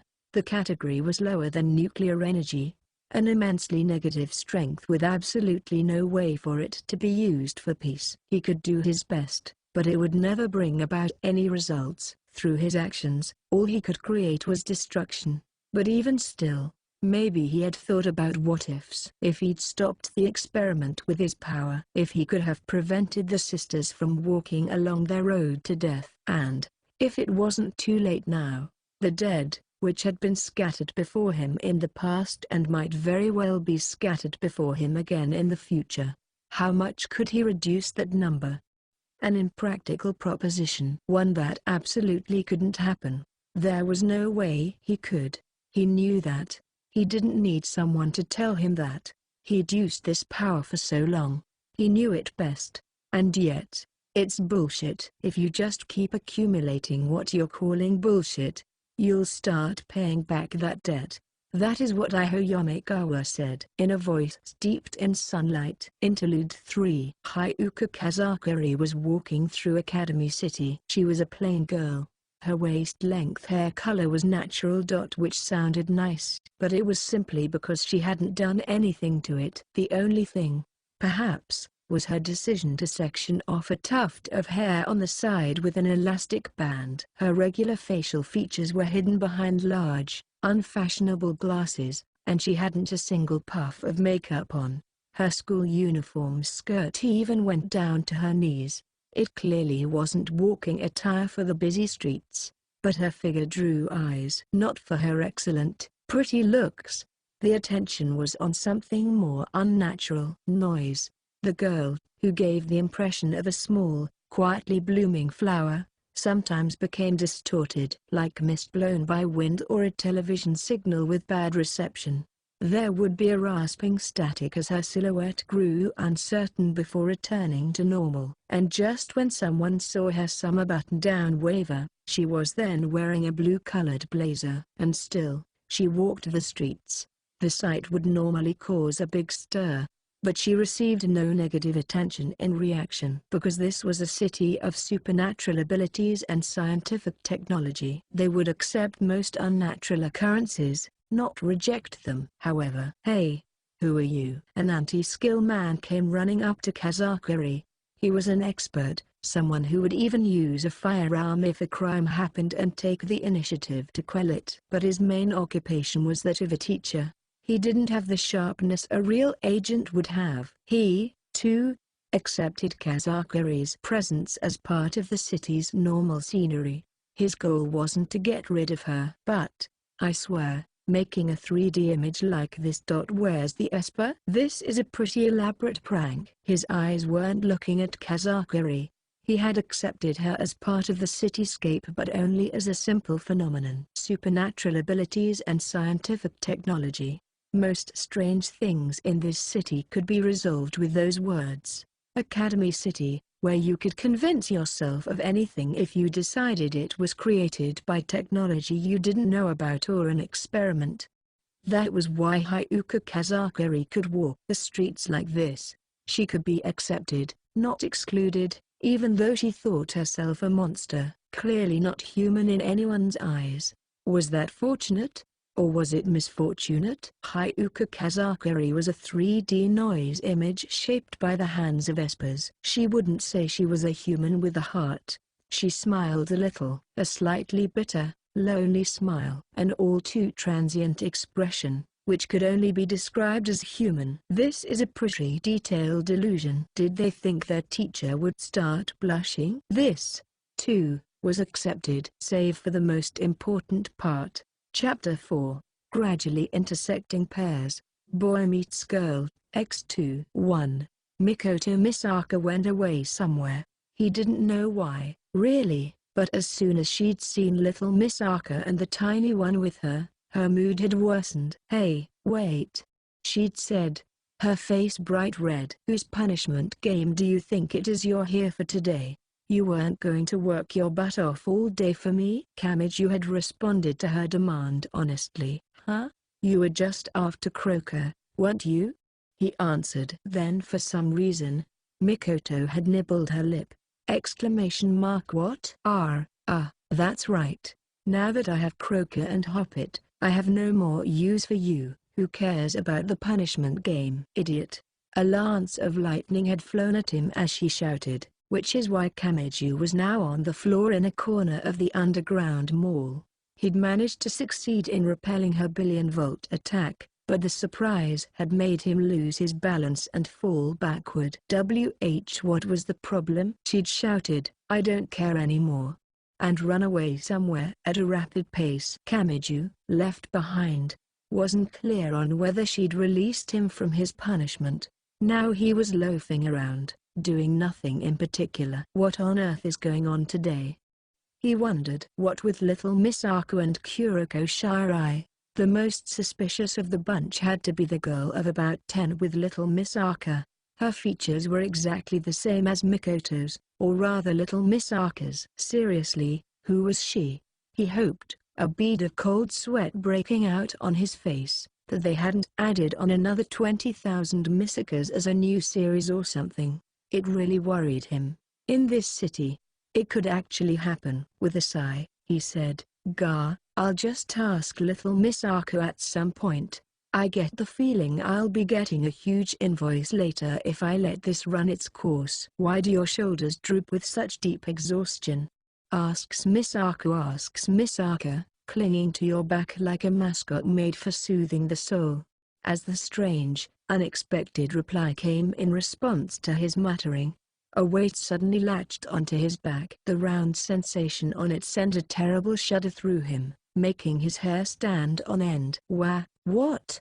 Are you trying to be that tiny old man spirit that crushes you when you give it a piggyback ride? Misaka's gender is female, and besides, I think talking about occult stuff in Academy City is nonsensical, says Misaka, gripping your body tighter to gain a sense of stability. Misaka wants this to be her spot, demands Misaka as an extra. FSHH.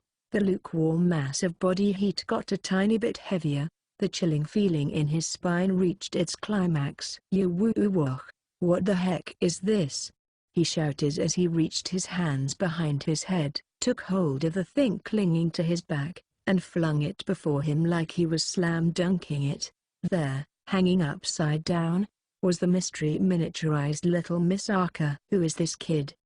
He wondered, tilting his head to the side. The upside-down, mirrored girl followed suit and cocked her own head to the other side too.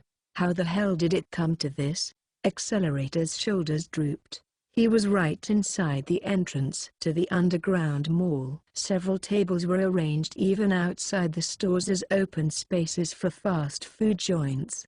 Though this was the underground mall, the distinction between the shops inside and outside was extremely dubious. At one of those tables was a silver-haired, green-eyed girl wearing a snow-white habit.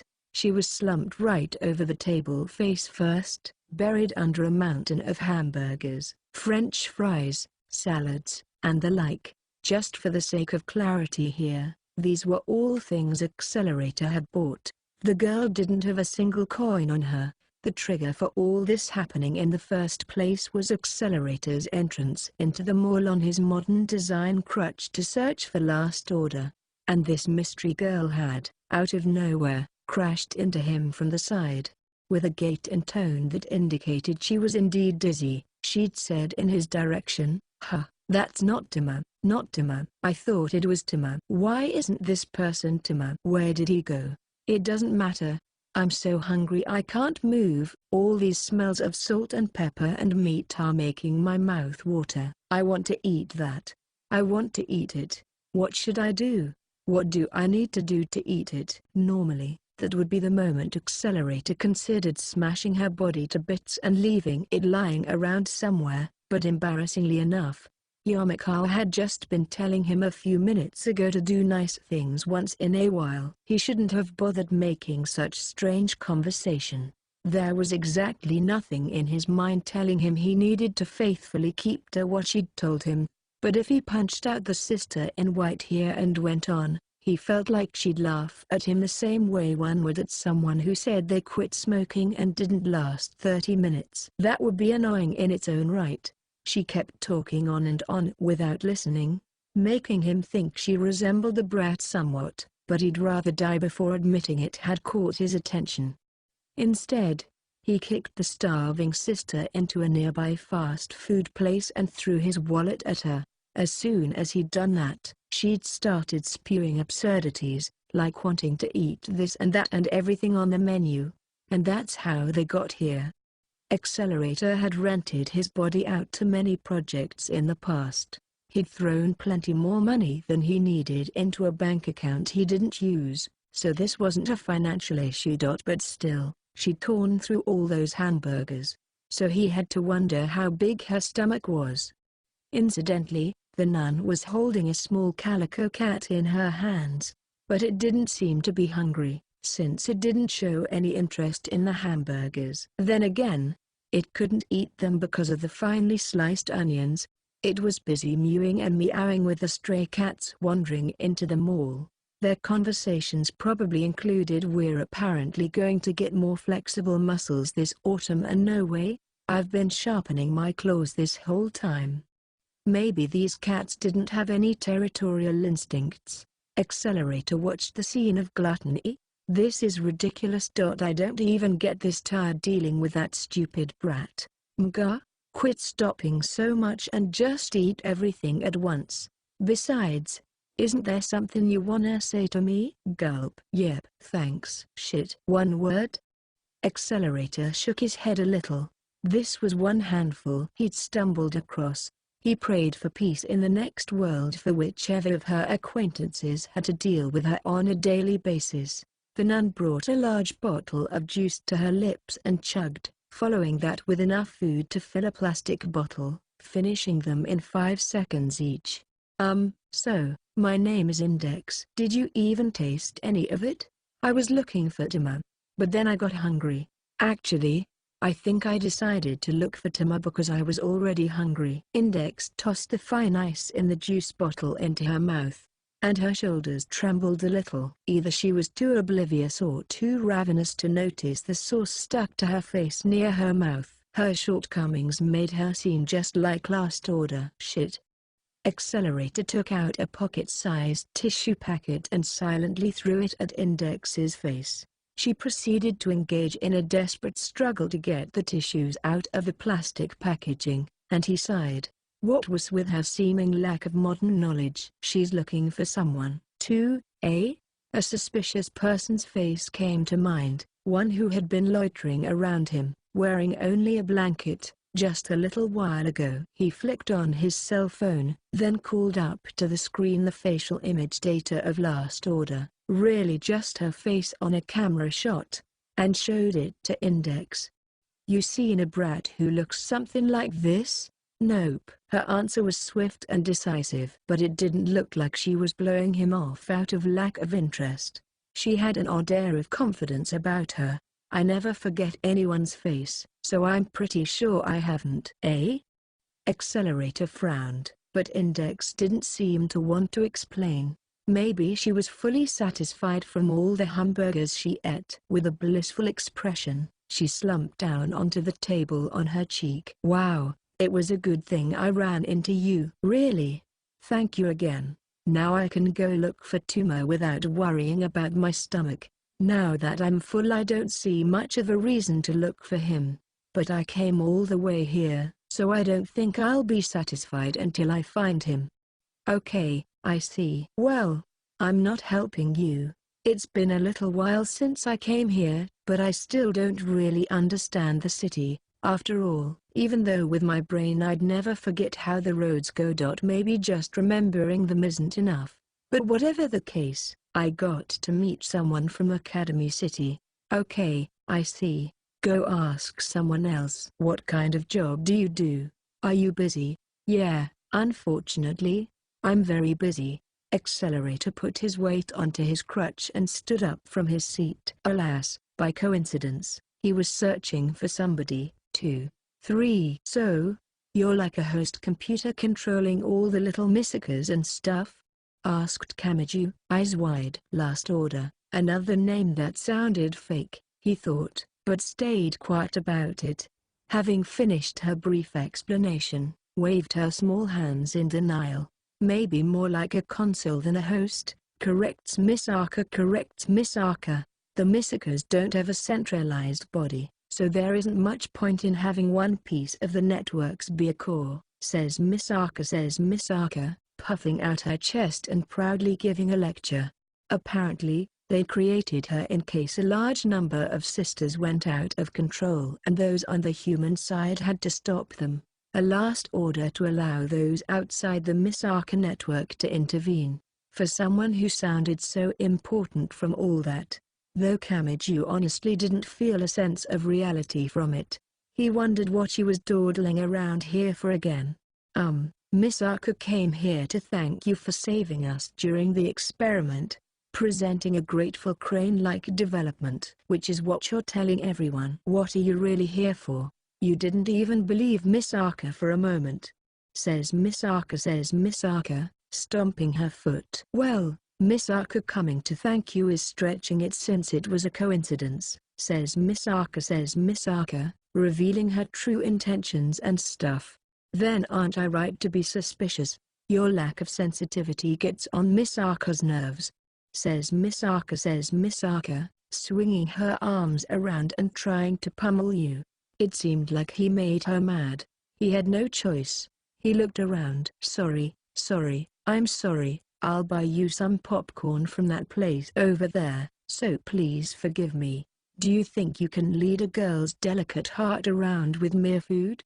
Demands Misaka, getting all shocked and stuff. Wait, huh? It seemed like his method of dealing with Index had sunken quite deeply into his mind. I shouldn't do that, he reflected honestly. Sorry. Then we'll fast. Misaka will eat it. Popcorn would be greatly appreciated. Says Misaka, showing off a new technique of getting the popcorn but still staying mad. Come on, which is it? Kamiju was getting tired of this, but when Last Order started pulling on his pants, he knew in the end, things would be settled by his food method after all.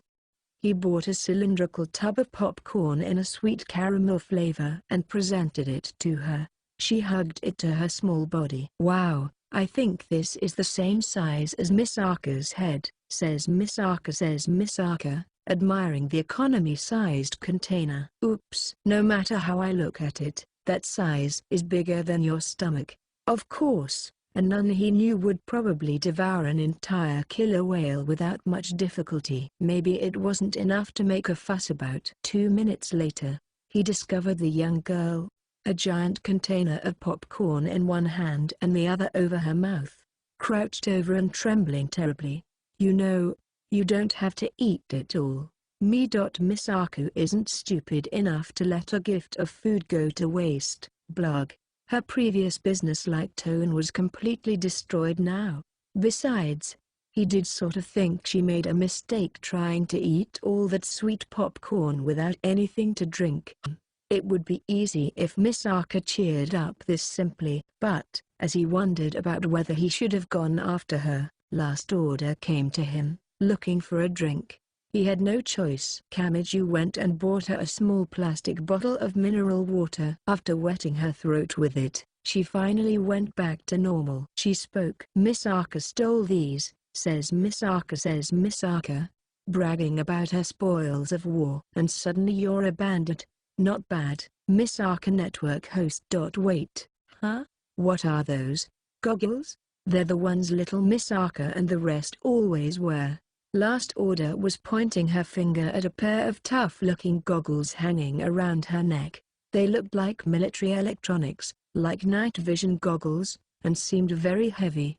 Maybe these were what little Miss Arca was talking about when she mentioned something being stolen from her. They don't seem to be made for Miss Arca to use, so Miss Arca can't equip them, says Miss Arca, getting a little down in the dumps. What? You just need to adjust how long the band is so the goggles fit, right? Question mark. Give them to me for a second. Last Order moved in front of him and stood on her tiptoes, jutting out her chin a bit. This was simply to make it easier for him to take the goggles from around her neck. Finding any deeper significance for her action was something he must not do. He touched the headgear with a finger and realized it was a band made of rubber. It might be easier to understand by envisioning underwater goggles. A metal fitting was attached at the base of the goggles to adjust the length. Sorry, just hold still for a moment, said Kamiju, gripping the goggles themselves. It was easier to pull the band through the fitting this way. He tugged on the thick rubber band and stretched it out. Then Last Order began to flail. Ow, ow, ow, ow, ow, ow, says Miss Arca. Says Misa. R? In his surprise, Kamiju let go of the goggles. The stretched-out rubber band started to go back to its original size. And there was a clear smack sound on Last Order's face. He found it somewhat difficult to go up and talk to Last Order as she rolled around on the floor nearby. As he stood in a fluster, unsure of what to do, the young, teary-eyed girl stood on her tiptoes again, as if to emphasize the goggles around her neck again. Well, this time I really can't mess it up. Whenever people think like that, it always happens again. Smack went the noise, which doesn't warrant another explanation. This time she kicked him over and stomped on him a bunch of times, but after that, she brightened up and offered her goggles to him again. How admirable. Kamiju vowed he would take the utmost caution to repay her spirit. Finally succeeded in adjusting the rubber band's length, and put the goggles around Last Order's forehead for her. They still looked too big for her, but he managed to get them around her forehead without them sliding. Wow! Cried Miss Arca, happily putting her hands on the goggles and twirling around. Come to think of it, Kamiju thought dubiously, is she hanging around here by herself? She was with little Miss Arca before, but now she's gone. Maybe they got separated. He found that hard to believe given that they were in an underground mall. But it was already almost 6, and the sun was going down soon. He knew it was best to bring such a dangerous child back to her guardian right away. But was her caretaker around here? If they are nearby, how would I look to them? That's not good. I feel like they'd start yelling stuff like, "What are you doing to my kid?" And then, at that moment, Kamiju felt eyes on him. He had a bad feeling about this. What's wrong? Asks Miss Arca plainly. Without answering her innocent voice, he turned around slowly and fearfully. When he saw who was there, he moaned. It can't be, for so Tuma always leaves me behind and goes off to who knows where. I think it's already a kind of wanderlust. He always goes on journeys before I know it. Accelerator, on his modern design crutch, walked through the underground mall. It was a bit difficult to tell whether it was day or night here. The final train and bus runs were aligned with the last schools to close, so the students walking here and there seemed to have something of an urgency to their steps. I wonder what it is. I mean, he doesn't hate the place he's in now, and he doesn't particularly like the places he goes to. Wander.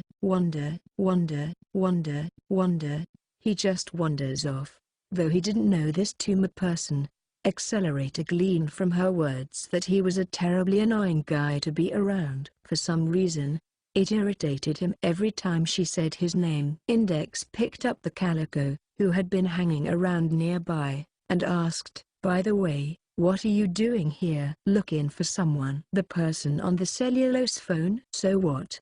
replied Accelerator, not caring. It wasn't as though he needed to keep it secret. And with this kind of brat, trying to hide it would just make her ask over and over and over again. That would be annoying. He knew someone a little like her, so he was already familiar with that behavior. Index picked up the cat, tilting her head. "Hey, by the way, I didn't thank you yet." "Shut up and go home, stupid brat." "Pretty sure bothering with someone like you's just gonna make this take way longer than it needs to." "I didn't thank you yet." She pretended he hadn't said anything. Accelerator shot her an irked look, but she didn't care. "That girl from before, right? I can help you look for her until I find Timu if you want," she said with a smile, without knowing anything about the person she was talking to. "Bullshit," he muttered unintentionally in reply to her perfectly innocent words. Today was when he learned how tiring it could be to go along with other people's kindness. 5. There he found Blue Hair and Motoharu Tsuchimikado. Both looked once at Kamiju's face, then at Last Orders, then back up at Kamiju's. Then they both spoke at the same time. "You little bugger. I don't even understand what that reaction means," Kamiju shouted. Right next to him, Last Order had already grown cautious as she edged behind him.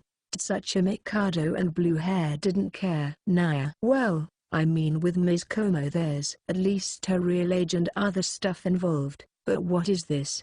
Nah, how are you going to explain yourself? Nah, why you bastard?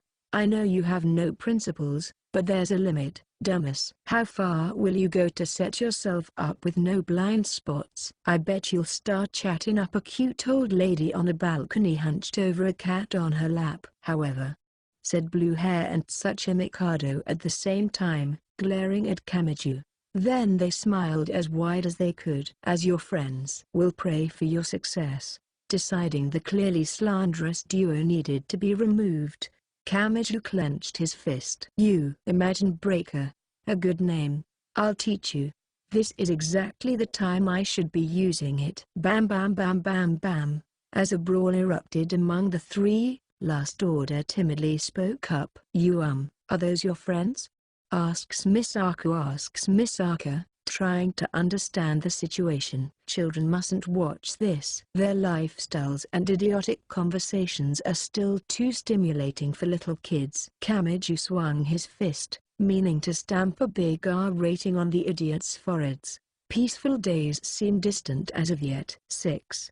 Mikoto folded her arms, offended, as she hurried through the mall. Even now, the Tokawudai Middle School uniform seemed to stick out like a sore thumb. Students walking by would glance over at her. She never minded it at all, but today, her patience was running strangely thin. "You're the one who promised you'd do this punishment game, you idiot," she muttered internally. Just the fact that she was angry about something like this made her even less happy.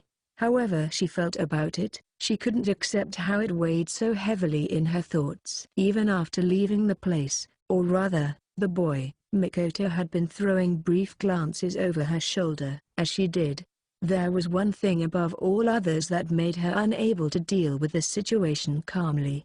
He had the gall to be relieved. Slam! She'd softly stomped on the mall floor before realizing it. A sigh came out. Well, he would. It was just a regular punishment game. He's the one who suggested it in the first place. How could he forget? Still, I was dragging him all over against his will. I guess it's only natural he'd want to end it as soon as he could. But if this was how it was going to be, she was a complete fool for having a good time by herself. Her eyes fell to the small paper bag from the cell phone company, peering into it at the visible tiny frog mascot, thinking, it's only natural. But, for some reason, she really felt like she'd been left behind. She saw her face reflected in a sparkly clean support beam. Her mouth twisted into a pouty look. Seeing that made her want to slap herself across the face.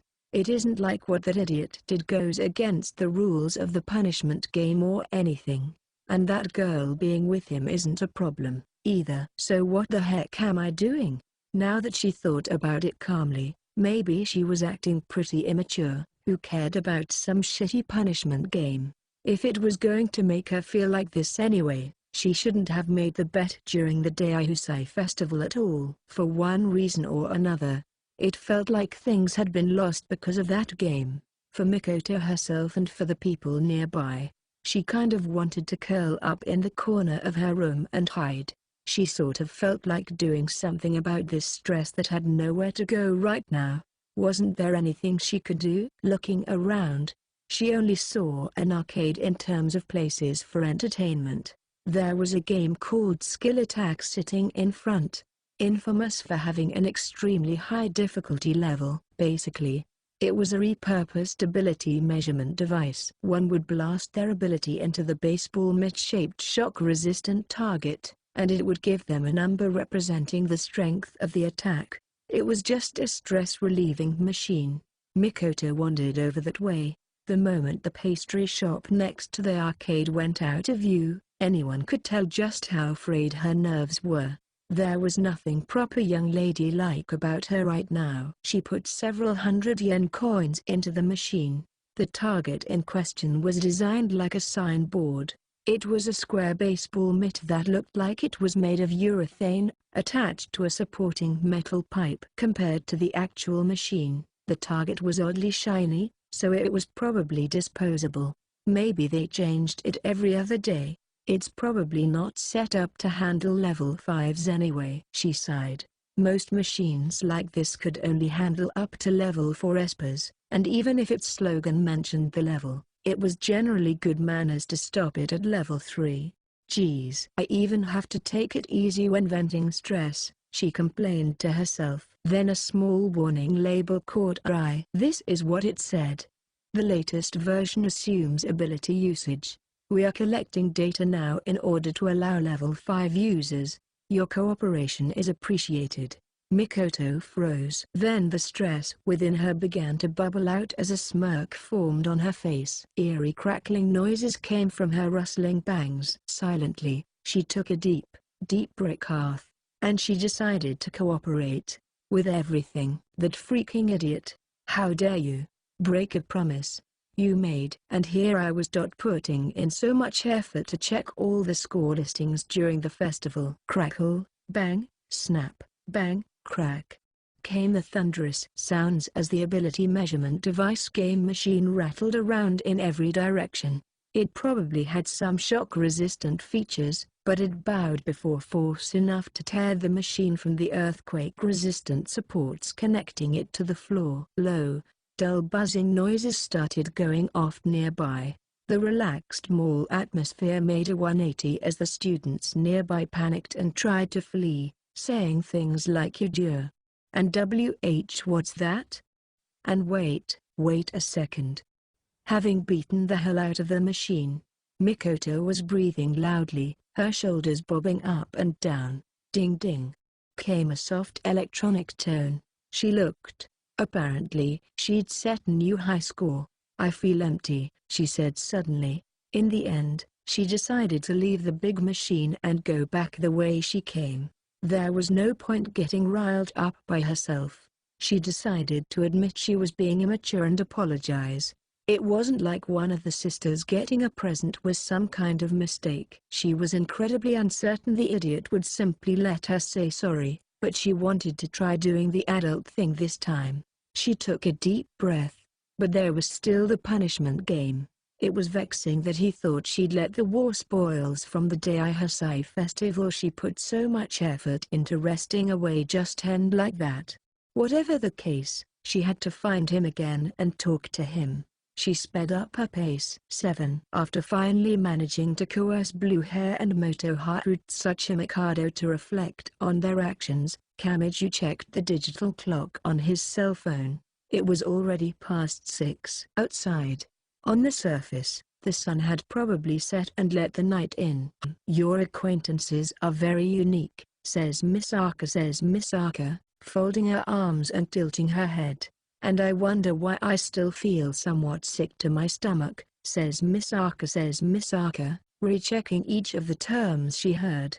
That's what Last Order said, but Kamiju estimated it wouldn't be too much of a problem. If she didn't understand, then great. It's already this late, says Misaka, panicking a little bit. She said all of a sudden. As far as he could see, no clocks were hanging on the walls, and one couldn't see the sky from the underground mall. Maybe she got some kind of information over the rumored Misaka network.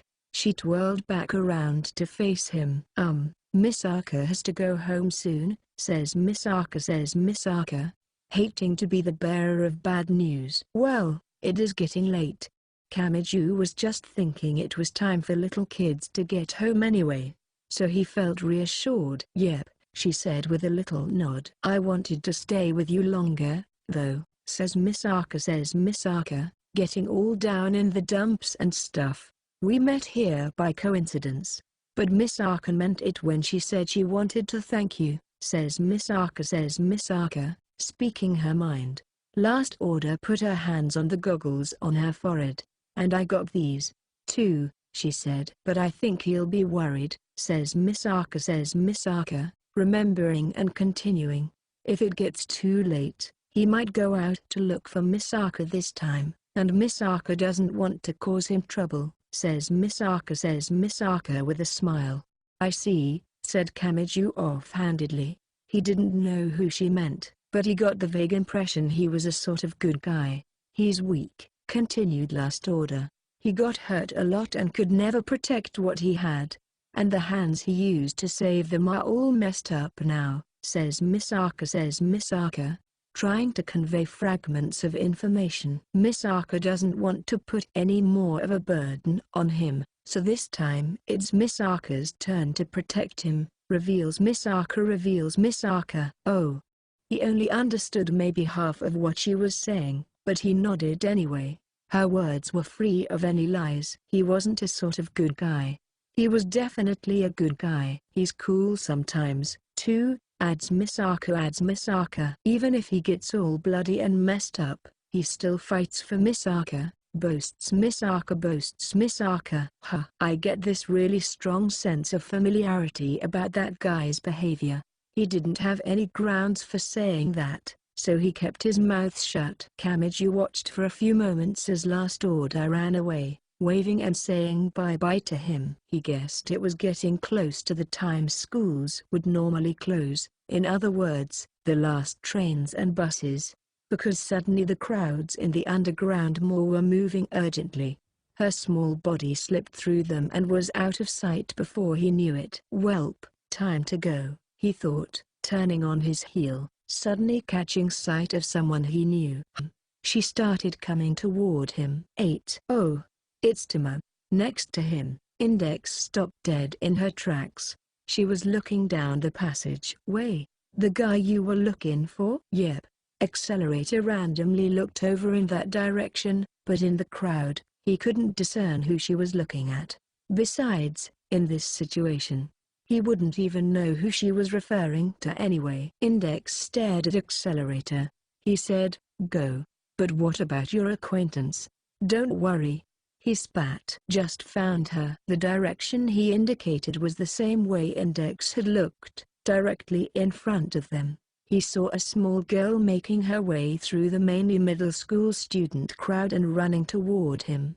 Accelerator knew her name. He didn't know if it was her real name or how much value was contained within a name created by scientists as a convenience for paperwork, but that was true for Accelerator, too. There was probably nobody who knew his real name. Whatever it was, if she only had one name to go by, then it was the one that referred to her. So Accelerator spoke. Last Order. Hearing her name, the small girl put even more energy into her steps. An idiotic expression of happiness was blasted to her face. Next to Accelerator, as he watched, he heard small pattering footsteps. All Index said was, okay, then bye. Thanks. Then, Tama. There was a pep in her light steps. The girl who had only been with him for a few minutes left his side and ran beyond the crowds of people. She didn't turn back. Neither did Last Order. The two girls met at one point in the underground mall, passed by each other, and left, neither noticing, each running toward the place she needed to be. It didn't even take 10 seconds for Last Order to fly up to Accelerator. I'm back, says Misaka, giving the proper greeting. Ow. Why do you keep karate chopping me like that? Cries Misaka in a fake way, Holding her head, he hit the girl's head relentlessly, taking out his discontentedness on her. "What the hell have you been doing this whole time?" "Getting people to play with Misaka," says Misaka, answering honestly. "HMPH, snorted Accelerator." He glanced back again, wondering what became of the terribly annoying sister. But from here, he couldn't discern anything. All he saw was an indistinct crowd of people. Just like always. Interlude 4. The Facility for the Miniature Reproduction and Administration of Phenomena. That was the name of the building in which Sasha Kratsev sat. More specifically, it was a cluster of buildings built by the Russian Catholic Church. The organization mainly analyzed and resolved spiritual phenomena, but when such incidents occurred, they would build an actual-size facility that was exactly like the phenomenon. Their exhaustive accuracy could best be described as merciless. In the Crossist faith dogma, the souls of the dead went to either heaven, purgatory, or hell. Therefore, there was no such thing as a soul that stayed in this world, at least, that was the story. Hence, the Russian Catholic Church considered all on earth who claimed to be dead to be fakes taking advantage of death's sorrow. They sometimes defined such things like missing pieces of a jigsaw puzzle. They had an effect by going away. But there were very rare cases, such as jack-o'-lantern, whose souls, actually, wandered around after death. Such cases, though, were judged by Crossism to be the souls of sinners without the right to go to heaven, whilst also barred from hell. All those who claimed to be dead, without exception, were mortal. That was the singular endpoint of their conclusions. Whether real or fake, they were the enemy. The Russian Catholic Church handled such troublesome folks by rounding them up and purging them all at once. It didn't matter if ghosts had regrets, or reminisced about their life, or tried to scare people out of spite. If they were wandering on earth, they were evil. The Church's style was to laugh away the trivial circumstances of any sort and crush them. Stories of exceptions existed, of course, such as people resurrected by the Son of God and the 12 Apostles. Those were acts only capable by such preeminently historic figures like the Son of God and saints. Though some random sinner or begrudging corpse could never do that, they had a facility where they received such information so they could defeat the enemy, no questions asked. That place was here. It gave the impression of a city built in the middle of the desert for Hollywood filming purposes. But their giant Papier-Mâché film props couldn't hold a candle to the precision of the ones here. Also, there had originally only been 1 or 2 props, but because of all the research props they'd built around the facility, it had grown to the size of a city that could fit 2 or 3 whole towns inside. It could be said this was a method only Russia could use, given the vast lands it possessed, cutting straight across the continent of Eurasia. Sasha put a few drops of brandy in her tea and drank from her cup with a book in one hand inside a building modeled perfectly after a certain palace. Facility for the Miniature Reproduction and Administration of Phenomena was a painfully long name. Even within the facility, within this movie-like town, this building was the old-time reference prop of the bunch. The palace held a mixture of civilizations inside, and though it was the foundation of Crossist occultism, various objets d'art were mounted up in the top of the roof, ballooning outward like an onion. Unbefitting Sasha's slight frame, she drip-dropped more brandy into her tea like a lover of sweets pouring sugar in. The brandy wasn't for flavor. This was a tea-flavored alcoholic drink. The thick book in her hand had the title Actual Images of Angels as variants printed on the cover. Its original copy would have been in the real palace, but this book was a prop belonging to this facility, perfectly recreated down to the letter. Even though it wasn't a library of grimoires, the facility was renowned for how many manuscripts it contained. A precaution regarding angels being called down into human bodies. Sasha's hand stopped on the page she was looking for. Her slender fingers traced the handwritten letters, which had been inscribed before the printing press was invented. At times, she frowned at the unfamiliar decryption method, but she didn't rest. There was a reason she persisted in the work she wasn't used to. Something strange had happened to her body. Visibly speaking, she now had a slight, irregular tremble in her fingers. Invisibly speaking, she now had a strange ability to sense mana. Though it was actually closer to a biological rejection, it depended on how much mana there was, but when a large amount of it was used close to her, she could feel a sort of pressure in her chest. She'd been feeling it since the end of August, but Sasha herself had no idea what had happened. After getting looked at in a large-scale facility, it was similar to the state one would be in if dense concentrations of talisman, angelic power, were residing in her body for a long period of time. She'd never done any sorcery experiments like that. What on earth had happened to her body? Figuring it out wasn't just Sasha's job anymore. The entire Russian Catholic Church had already transformed it into a pending issue. Acknowledged behind the scenes. Talisman was something everyone in Crossism borrowed, and it wasn't rare for it to directly reside within someone's body. Even Sasha used it in battle. But this was the first time her unique symptoms had appeared. The entirety of Russian Catholicism, to speak nothing of the group within that framework she belonged to, Annihilators, the so-called white paper Annihilators, was now paying close attention to this incident regarding her. That made her worried, too.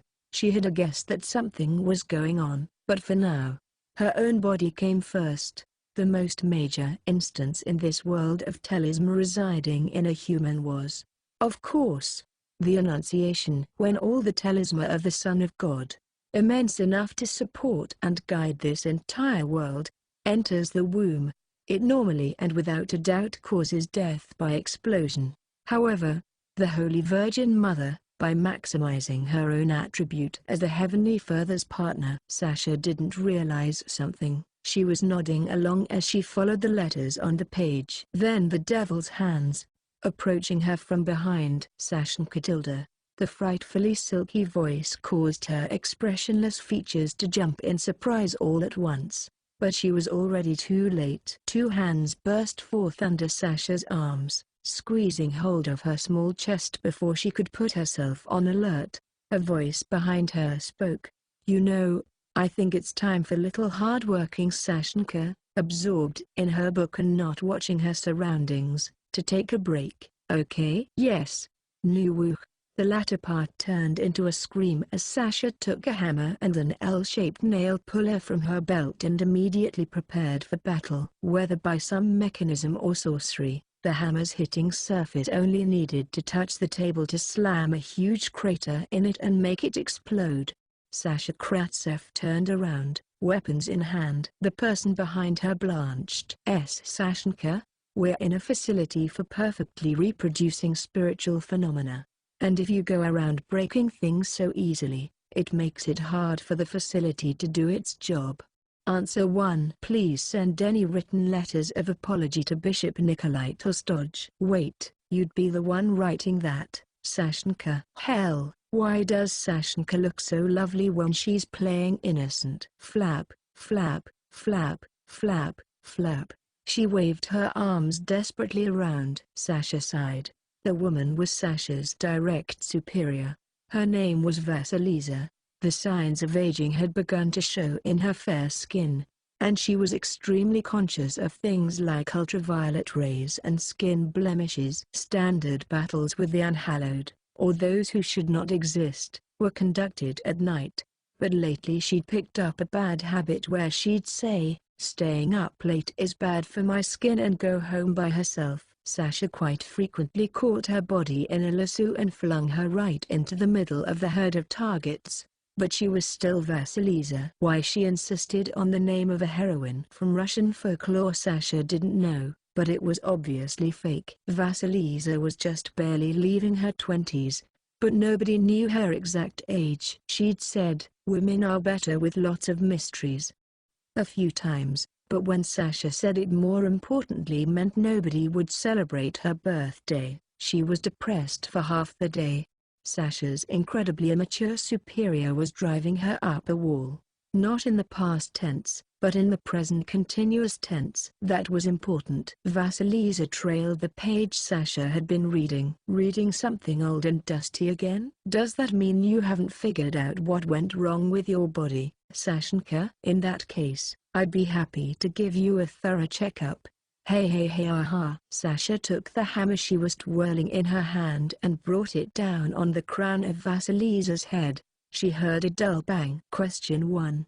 Do you prefer hammers or screwdrivers? You already hit me with it, so that's not a very good question. You've got so much nonsensical destructive force in you as usual. Sasha didn't want to hear that from the person who never batted an eyelash at the magical torture hammer slamming into her.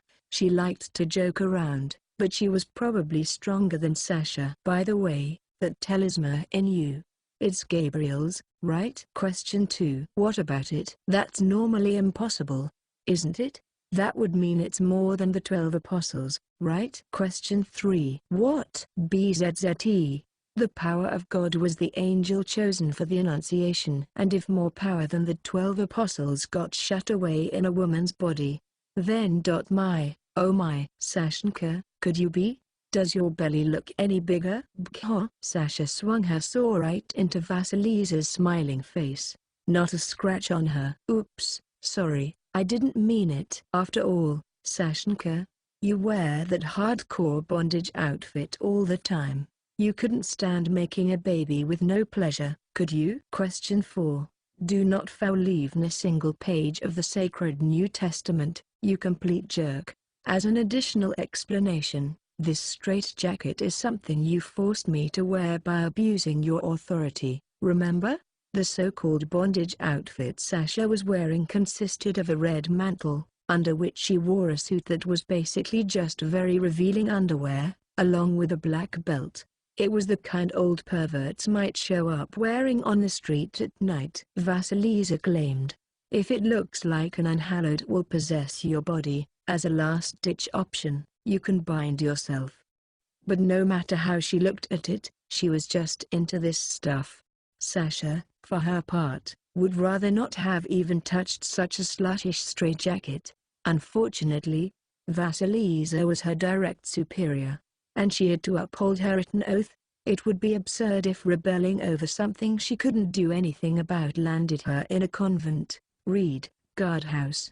Not all Russian Catholic sisters dressed like this.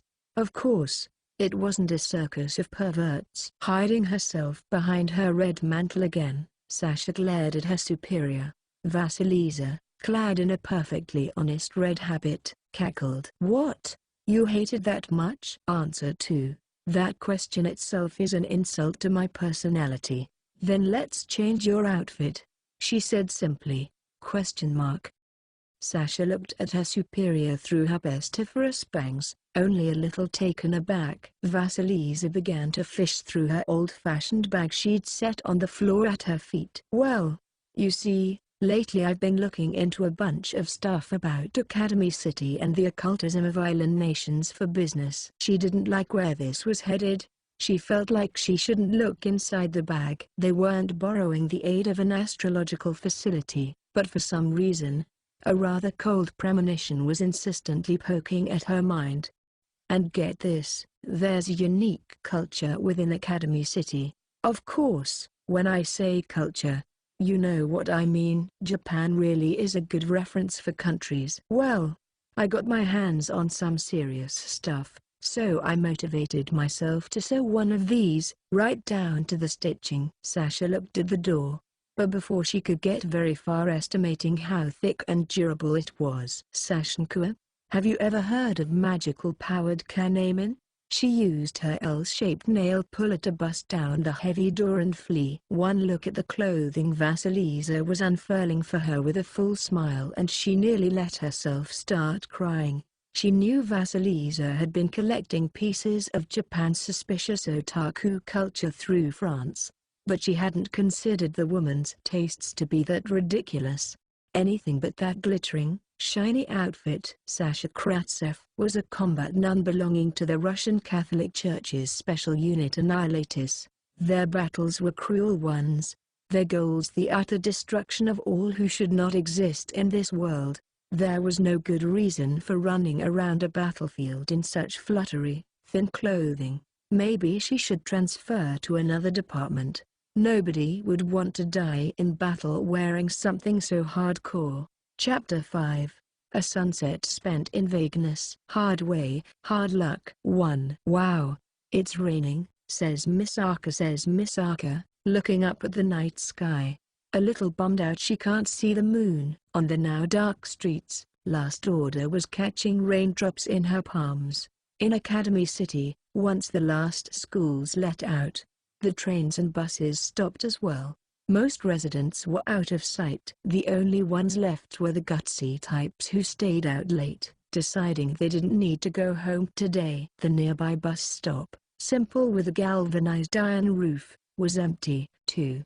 The rain continued to patter. It wasn't enough to warrant an umbrella, but those gutsy students were nowhere to be seen on the streets, either. They'd probably decided not to stand around on the roads, talking and causing a ruckus inside stores instead. As Last Order wandered all over the place, excited, Accelerator glared at her. Tired of it? You're being annoying. Go stay put over there or something. Oh. Is that the puppy who's been hanging about near here in that bus stop taking shelter from the rain? Says Misaka, darting off and beginning her pursuit. Irk. Do you need a collar and a leash or what, you stupid brat? He grabbed the back of the small girl's head and kept her in place. If she ran away again, he wouldn't have the energy to go after her this time. A nearby building could find itself destroyed after he finished venting. Last Order flapped her arms around. Misaka thinks she'll be okay without you being so overprotective, says Misaka, requestant freedom and release. Save your stupid frontier spirit for your dreams. Anyway, I'm not being protective. And if you cause me any more trouble, I'm gonna punch you in the stomach and knock you out. It'll probably be easier that way. There you go again. You don't have to be so shy about it, says Misaka, pointing at you crossly. Why are you making such a tight fist? Asks Misaka with a bright smile meant to calm your anger and stuff. What a pain, he said to himself with a sigh. Not everything in a tailored daily life was bright. People would always be unhappy with something, no matter what the world was like. An ultimate world where everything was best for one. When a person thought about it, that just meant a space where they could be self-righteous and completely ignore the needs of others. The languid annoyance he felt was like a contract price for living in the world. He knew that. Accelerator smiled sardonically at himself. How terrifying it was to grow used to something. Who did he think he was? Accepting everything around him as natural, even complaining about things. When he'd already done all that. He should be thanking God or whoever was above the clouds just that he was standing here now. As he walked, deep in reflection, a voice reached his ears. Ow! Misaka fell down, says Misaka, giving a situation report from the ground. Quit complaining about nothing. Misaka scraped herself, says Misaka, looking carefully at her hands. Last Order got up off the rain-soaked road. She had a little mud on her, and her hands, wet with moisture from the ground, had tiny scrapes on them. A red color began slowly seeping into them. Misaka thinks she needs disinfectant, says Misaka, getting a little teary-eyed. Spit on it or something. Misaka thinks she needs disinfectant. Shouts Misaka again, sounding like she's about to start bawling. You're one annoying pest, you know that? Just forget it. Let's get back to Yamikawa's place. Last Order fell silent. Accelerator looked over. She bit her small lip and said abruptly, "All right," says Misaka, convinced. "It hurts. But Misaka will get through it," says Misaka, plodding after you. As though trying to do what he said, she kept her eyes forward, not sparing any more glances at the scrapes on her palms. But it seemed like she was just forcing herself not to look at them. Her small mouth clammed up, and she walked after Accelerator without a word. Not speaking put an odd pressure on him. It seemed to him like she was a moment away from crying. "Bullshit," he said, accompanied by teeth sucking. "If she got noisy, that would be annoying, too." Accelerator used the hand knot on his modern crutch to push last order away by her forehead with his index finger. He didn't put much force into it, but the suddenness made her start to fall backward. "Wah," says Miss Arca, says Misa. She flapped her arms about, but in the end, she couldn't regain her balance and fell onto her backside. Not onto any hard asphalt. She fell onto the bench of the roofed bus stop. Startled, last order looked about the bus stop, protected by its galvanized iron roof. Accelerator spoke without looking at her. "Wait there. If you move, I'll beat you to a pulp." He spat on the road. After a bitter click of his tongue, he walked toward a pharmacy, supported by his crutch. It was only 200 meters away, but it was incredibly annoying to him to have to walk that far. He went in. It was far too big for a pharmacy. All sorts of shelves sat all over the place, just those made it feel oppressive. Still, the ceiling was 5 times the shelves' height, which relieved the sensation somewhat. The last school closing time had passed, and there weren't many customers. Because of what pharmacies were for, they had to be open at all hours. The store clerk in front of him, though, had "I want to close up and watch TV" written all over his face. Antiseptic solution and bandages. He thought at first, but decided instead on smaller adhesive bandages. They were really small scrapes. They didn't need an entire roll of bandages. Overprotective. He made a face, remembering the impudent line, and now he was having a staring contest with a box of adhesive bandages, shopping basket hanging from one arm, and his face anxious. This was nuts. A screw must have popped loose somewhere in him. Angrily, he threw a package of adhesive bandages into his basket and headed up to the register on his crutch. When he opened his wallet, he saw only pocket change left there. He had to think for a few moments before remembering how the strange nun calling herself Index had vanished with his food expenses. "Piece of shit," he muttered to himself, causing the person behind the register to almost jump out of his skin. He probably didn't know who Accelerator really was, but the aura he felt emanating from him was too dangerous. Then, on a shelf fixed to the counter next to the register, he spotted more colorful varieties of adhesive bandages. They looked like they were meant for children. The store seemed to have a surplus after stocking things for the Daihasai festival. Some simple first aid kits could be seen as well on shelves.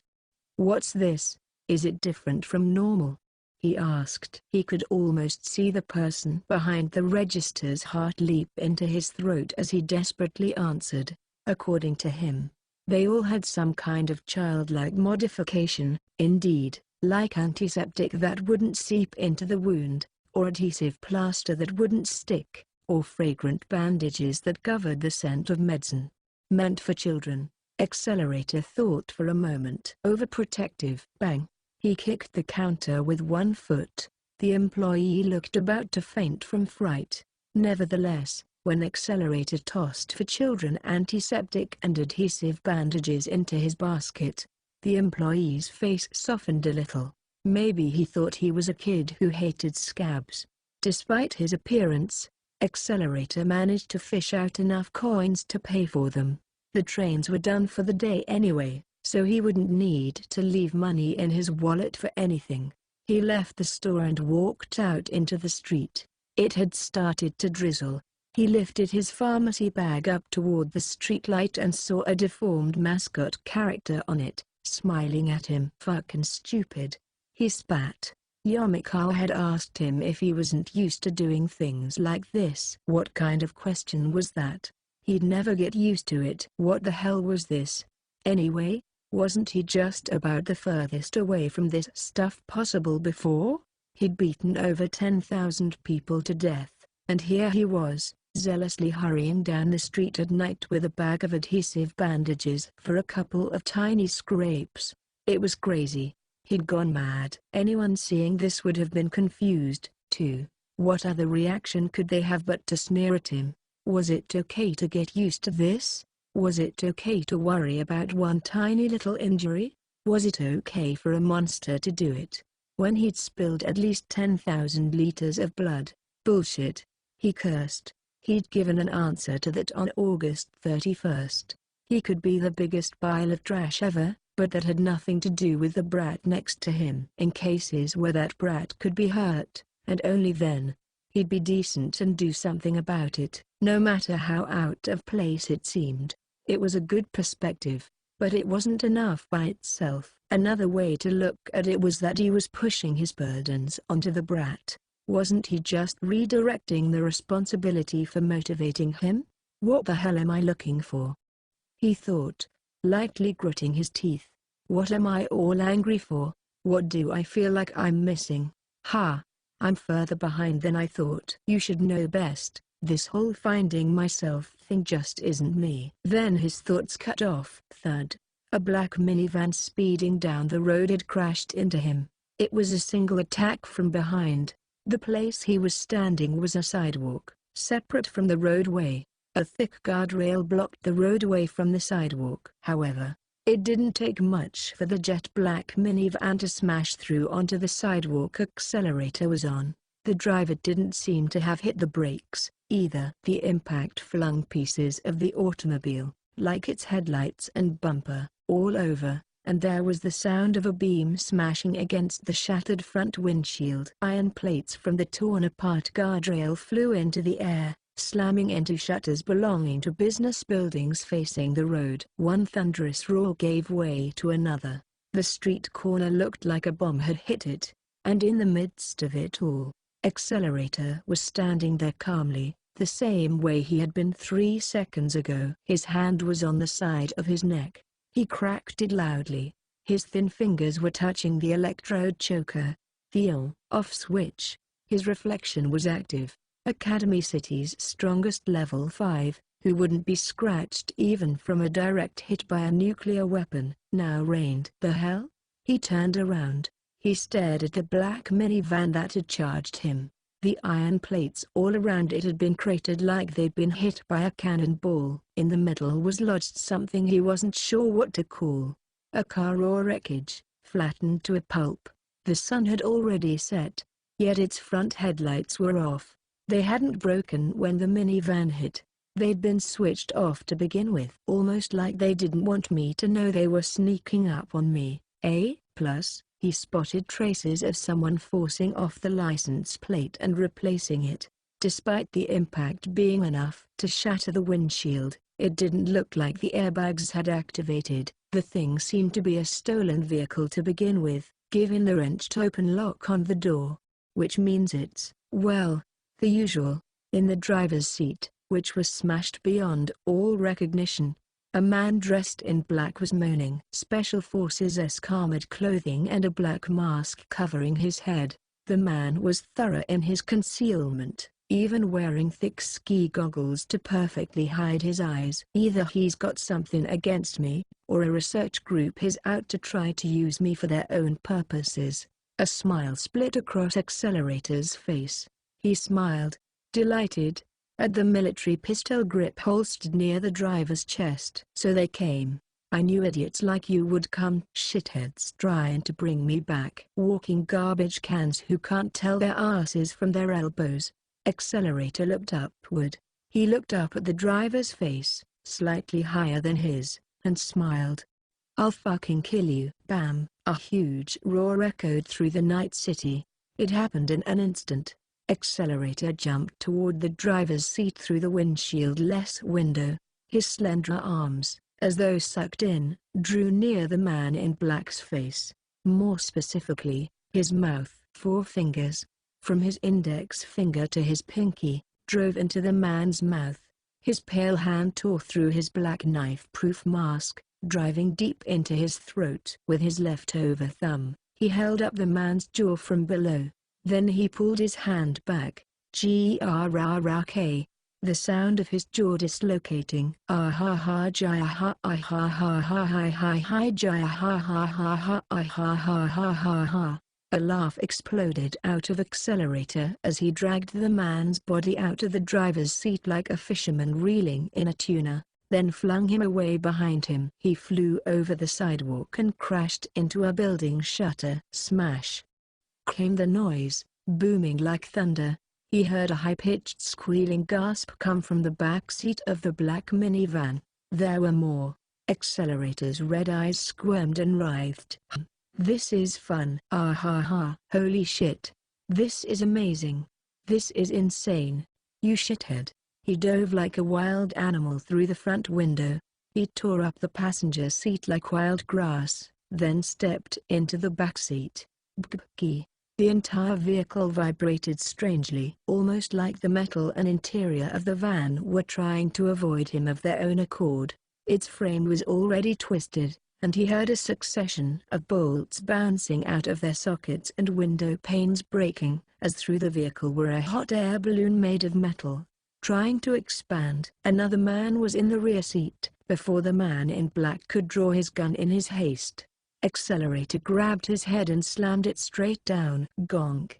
Came the dull sound as the seat split open to let the man's head sink into its cotton insides. Only the sound of short, muffled breathing came through. Ha ha ha.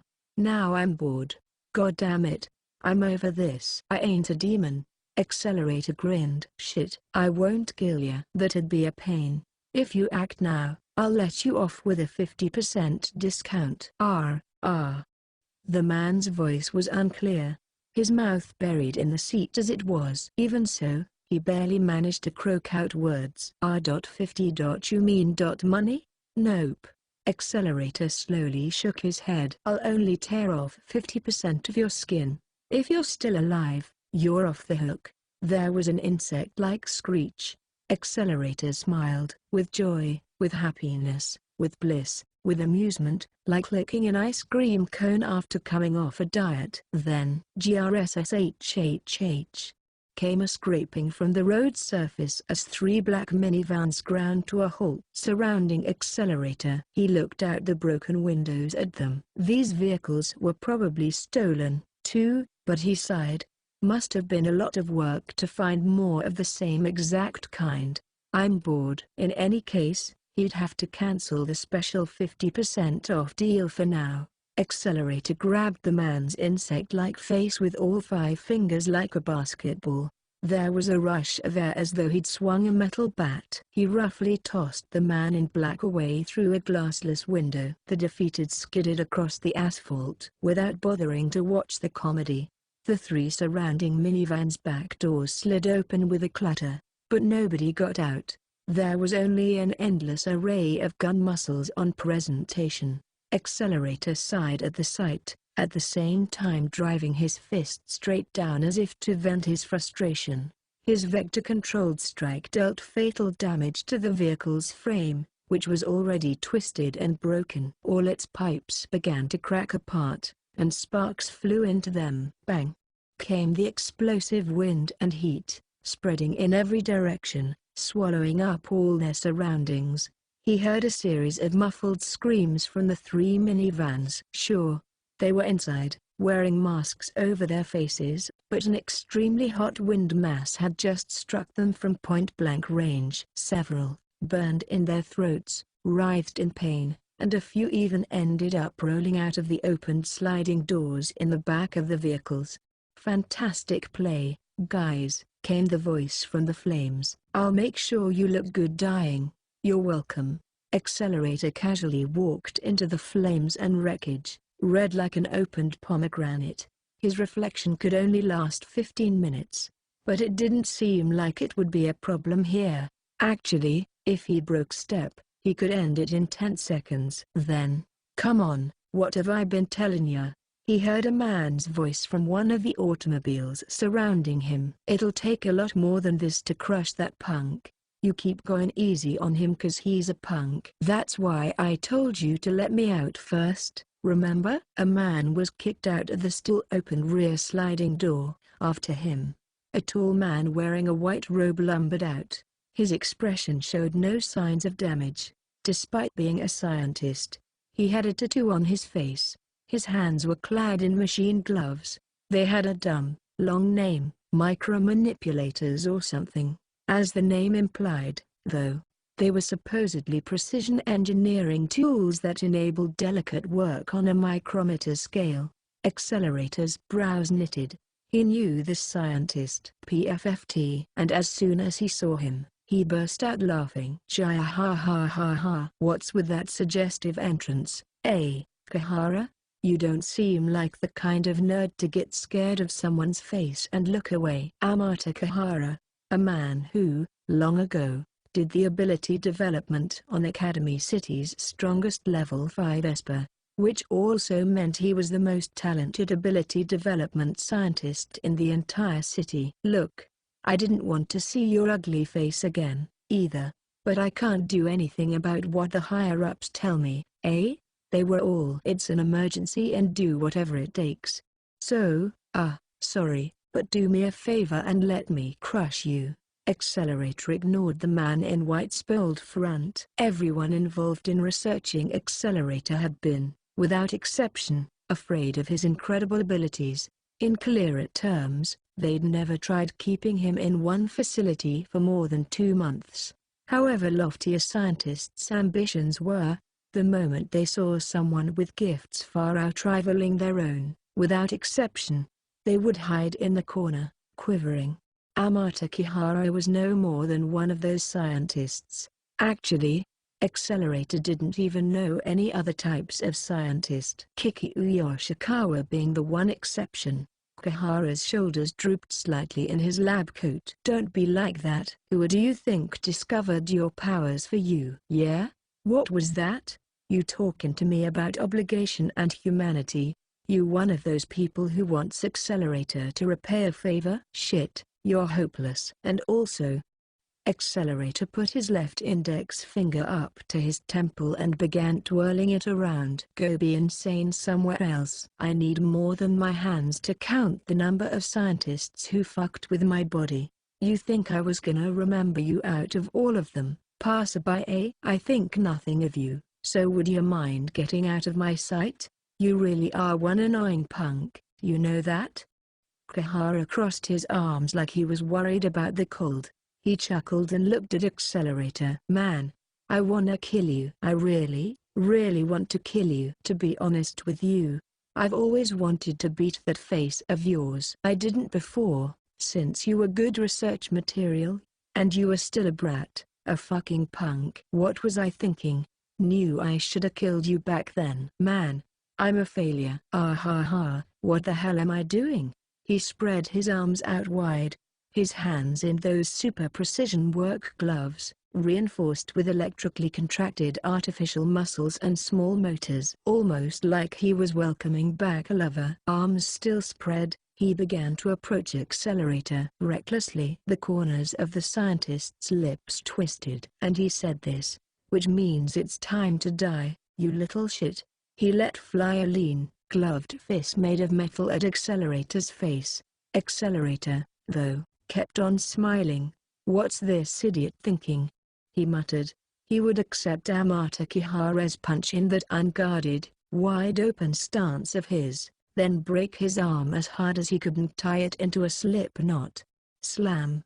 The mechanical fist scraped off Accelerator's skin and rattled his skull. Gah.erg. The unexpected strike had shocked his brain even more. His electrode choker switch was flipped on. His reflection was active. Right now, he would have been able to blow himself up with a nuclear bomb and emerge unscathed. And yet, for some reason, his vector reflection wasn't working at all. And also, came Amata Kihara's voice in his shaky, wavering awareness. A disappointed voice, a scornful one. I don't think anything of you, either, you little shit. Don't get all stuck up just 'cause you're a little powerful. I'll say it again. Who the hell do you think gave you that bullshit ability? Come on, you remember now, don't you? Before Accelerator could say anything, Amata came in with another punch. The glove created a strange gshhh noise. The strike came in like a hammer, from above to below. And once again, his reflection meant nothing. His head slugged. Accelerator collapsed onto the wet road surface. The modern-looking crutch fell out of his hand. The plastic bag from the pharmacy fell to the ground, and its contents scattered about. "Let me crush you already. I've got important things to do, too. Don't have the time to fool around with the likes of you. Got it?" Kahara crushed the box of adhesive bandages underfoot. The ones he'd bought for last order, specially made for children. The cute-looking package, soiled with rainwater and mud. "That ain't like you," Kahara said with a smirk. He rubbed his mechanical gloves together as if to check how he was doing. "Well, we'll recover that for you. You can rest easy as I squash you and use you to paint the wall. That'd be more like you, right?" Exclamation mark. Heat rushed to Accelerator's head. Amata Kiharo had just said Accelerator wasn't his objective, and that he'd recover that thing who seemed to be near him all the time. In other words, that was his goal. He was telling him he'd drag the person he called that down into the bloody world where Accelerator and Kihara lived. Don''T.U. managed Accelerator, down on all fours. Kahara and the men in black had gotten right up close to him, in other words, approached him defenselessly, to hold him down to the ground. They looked down at him. Accelerator glared. His lips turned up slightly into a muddy smile. "Fuck with me, you pieces of trash." Boom. Went the wind as it swirled. His ability was to manipulate vectors. If it had even a little strength, then regardless of its directionality, he could control it. And the wind, the atmospheric flows all around the planet, was no exception. A local storm brewed. The raging winds traveled at a controlled 120 meters per second. If it was a hurricane, it would have been M7 class, the highest there was. This violent wind force would even tear apart automobiles and house roofs. It was like a barrage of missiles. "Kill them!" shouted Accelerator. However, this won't do. Beep. There was a strangely dry sound, and as soon as he heard it, the violent wind mass Accelerator was controlling blew away. Like a balloon with a hole in it, the collected wind dispersed in every direction. He'd thought that would kill them for sure, but Kiharo had gotten rid of it without so much as a concern. He was beyond amazed. He was dumbfounded. "So just die, will ya?" Kahara picked up a nearby metal pipe and, with a gong, smashed it into Accelerator's face. He heard terrible cracking noises from his face. The immediate, pain-induced cry lost its exit and became a muffled groan. Once Kahara heard that, he tossed the pipe aside. Og.rgh. In his hazy consciousness, Accelerator thought he knew something similar to what was happening. That guy, who had easily wiped out his level 5 power, which he thought absolute, using only the palm of his hand. The guy who destroyed his impenetrable ability to reflect dealt blow after heavy blow to his delicate body. Could this be? Did you develop an ability on yourself? Ah. No, that's not it. Why would I make myself into an experimental animal just to do that? We have lab rats for that. This ain't anything special. Even if you weren't using that insane power, I wouldn't break a sweat crushing you one-on-one. So why am I putting so much effort into crushing a pipsqueak like you? Anyway, man, I'm in a good mood. Exterminating pests always puts me in one. These guys are doing well today, too, he said, opening and closing the fingers of his micro-manipulators. Accelerator's shoulders gave a start. This wasn't over. He couldn't be crushed so easily here. "Oh!" roared Accelerator, controlling vectors to jump off the ground like a spring. He recklessly swung his arms. His modern-looking crutch fell away from his right arm, but he couldn't worry about that now. He smashed 5 fingers at Amata Kahara.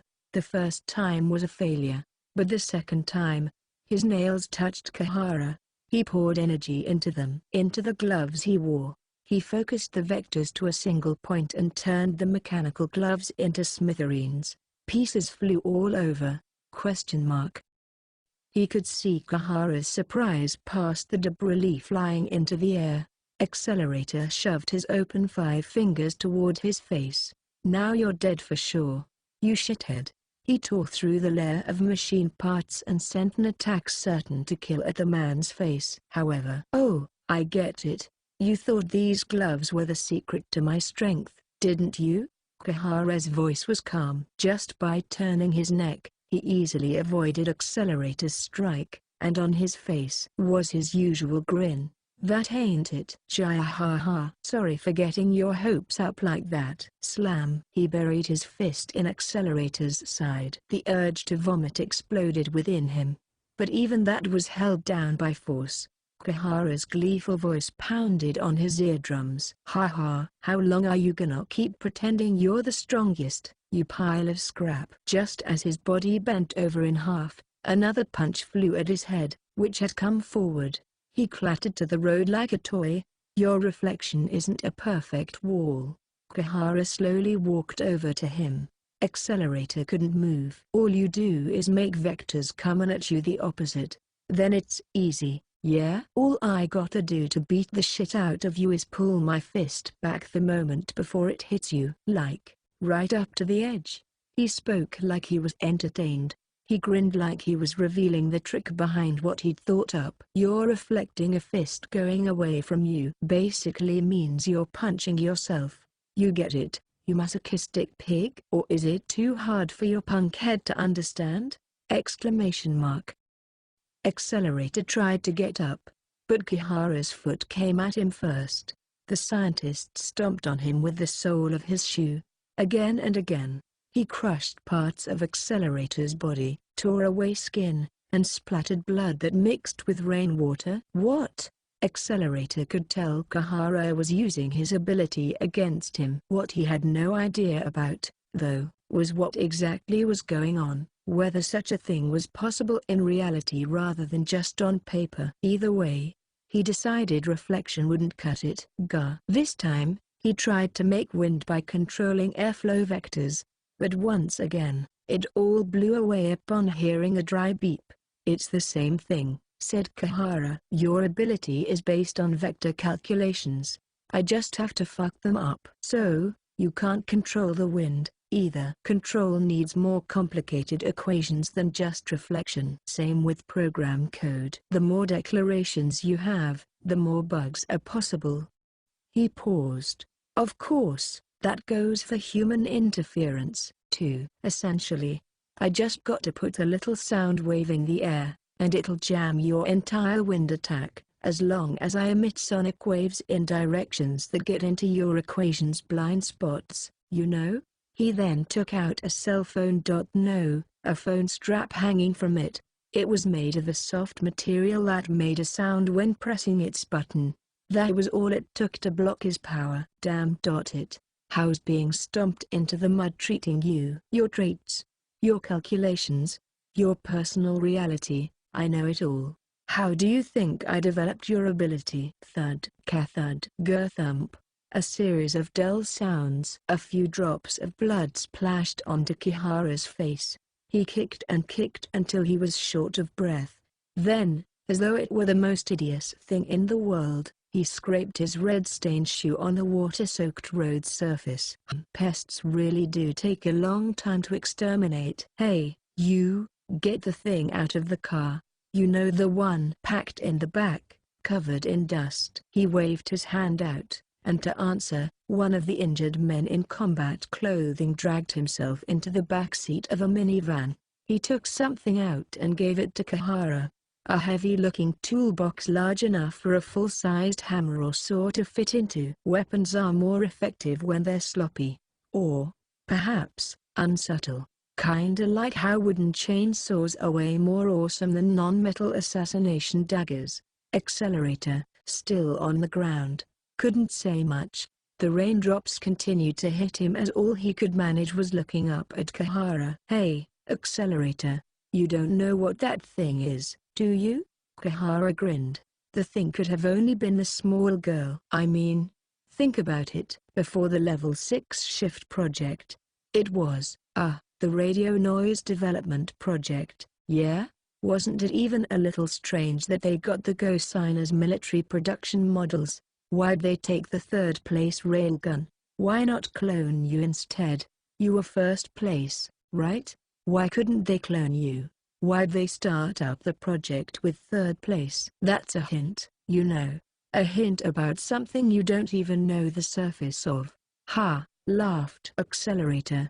You piece of shit, he muttered. More than his lips were damaged. He felt blood seeping up from his throat and in between his teeth. You understand even less about her than me, so I wouldn't get so fucking happy about saying random shit like that. Kahara grinned, grabbing the heavy-looking toolbox by the corners, checking to see how it felt in his hands. Happily, he said. How moving. She's pretty happy about it, too. Accelerator's heart skipped a beat. His body wouldn't move. Nevertheless, still on the ground, on all fours, he turned his head. He looked 100 meters away, and there was, arms held by men in black clothing, was a small girl, hanging there limply. Target recovered, I guess. Amata Kahara's voice sounded distant to Accelerator's ears. From down on the ground, he was looking at three people. Two were men, walking side by side, all in black. The third was Last Order, whom they were carrying like luggage. It was like they were holding a plastic bag with something heavy in it. The bottoms of her feet weren't in contact with the ground. Like a hanging rope, it was the tops of her feet limply hitting the ground instead. From here, he couldn't see her face. Like her limbs, her head hung like a branch in the wind, her bangs and the shadows hiding her face. And though it looked like a very painful position, she didn't budge an inch. She was probably out cold. If he got closer, he knew he'd be able to see signs of life in her young body. As though his arm was tired, one of the men violently pushed Last Order to another one of his associates. Still her limbs hung helplessly, with no reaction from her at all. Kahara grinned. Well, I guess it ain't listening anymore. I mean, our real mission was to take it alive, but can you really consider this living? I don't wanna be the one writing the apology here. Fuck you. Accelerator tried to say. She was still alive. She couldn't be dead. If Last Order was dead, it would affect him, too, since all the sisters were doing the substitute calculations for him. At least, that's how he thought it worked. Damn it, I've got no proof. Still down on the cold ground, he clenched his teeth. If she dies, I don't know what kind of effects it would have. Never gonna test it, either, so how the fuck should I know? Without a mind for the writhing Accelerator, the men holding the unconscious Last Order came over to him, or more accurately, toward the minivan. Kahara said their objective was Last Order. He didn't know where they planned on taking her, but if they threw her into that automobile, it was all over. They'd drag her right back into that world stained in blood and darkness, and then, the probability she'd get out of there was likely zero. Not gonna happen. Accelerator's fingers crawled across the rain-soaked ground. He put his last iota of energy into his beaten body, then looked up and shouted, Last Order. He thought he saw the girl's shoulders move at being called. Still on the ground, he lifted his arm. He couldn't rip Amata Kahara apart by controlling vectors. If he controlled the air and made a windstorm, Kahara would jam it with ease. If he used one of those methods of attack, he couldn't take down this man in the lab coat. Given the situation he was in, his main consideration wasn't crushing the man right now. Something else took priority. Therefore, Accelerator bit down and slammed his hand down onto the damp asphalt. Crash!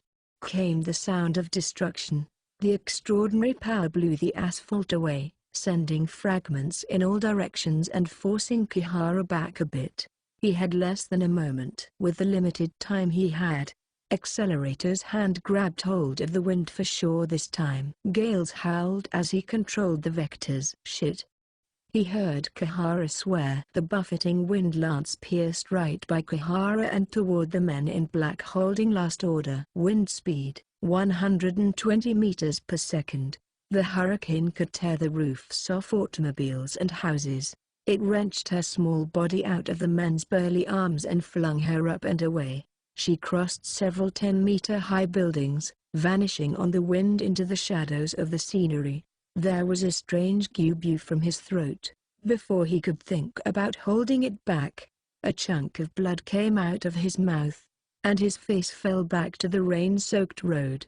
The battery wasn't drained, but he couldn't devote enough mental energy to reflection anymore. Rainwater, mixed with blood and dirt, crept past the corners of his lips and onto his tongue. Geez, damn it, said Kahara in a relaxed tone. She's not a golf ball. You can't just be launching people yards away. The flight distance is perfect. Who the hell do you think is gonna go get her now? I ain't doing it. What should we do? Asked one of the men clad in black combat clothing, quietly seeking direction. Kahara scratched his head with his right hand, which still had the remains of his glove on it. Great. We split up, into 3 groups. 1 group is on the main objective. 2 stay with me. We got a lot to worry about, clean up the guys who went down over there, etc. If I may, our primary orders are to capture Last Order. So shouldn't the group assignments be? Oh? Amata Kihara looked at his subordinate in blank amazement, then asked casually, "You're, the one recruited to Hound Dog recently, right?" "Well, not exactly, it's fine. Not trying to pry into your affairs or anything. No fun hearing about how some sweaty guy met his end. But you don't seem to know the rules, so let me explain them." Kahara cleared his throat, seeming disinterested. "You're a group of trash. You have no human rights. We can recruit as much trash as we need to replace you. If any of you get in the way of our incredibly important operation, I could kill you and it wouldn't matter. Get it now? You've already died once, yeah?" "I'll ask again. Am I clear?" The sensation of raindrops sliding down his body disappeared. Even the discomfort dissipated from the man in black who had been spoken to. "We make the schedule ourselves here. Making me worry over some shitty little punks. It doesn't make sense, see? You gonna make me worry about a shit like you on top of that?" A dreadful emotion from Kihara's body overtook their surroundings. After seeing his subordinate unwittingly take a step back, he nodded simply. "Good, as long as we're clear. I'm actually not at the end of my rope now, so I'll take questions." "Why yes, sir." "About taking Last Order alive, with what happened. I'm sure the punks given that thought probably dropped her in a river somewhere. If she was, sir, considering she was passed out, she may be in danger of drowning." "Idiot. She'll wake up from the shock of hitting the water.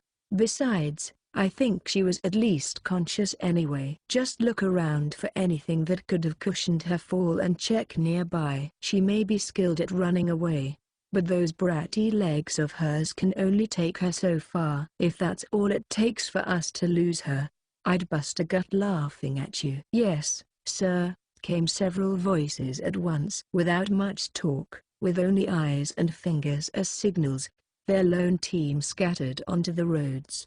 Kahara looked down to see what had become of Accelerator, who was lying in a puddle. "Now, then, will we take him back as well, sir?" "Nah, let's kill him. When I look at someone who makes a ton of work for me, I get all angry like. No reason to capture him anyway. Didn't you see how annoying he is?" "Easiest thing with this kind of depressing, thinks too hard, self-righteous arsehole is to kill him on the spot."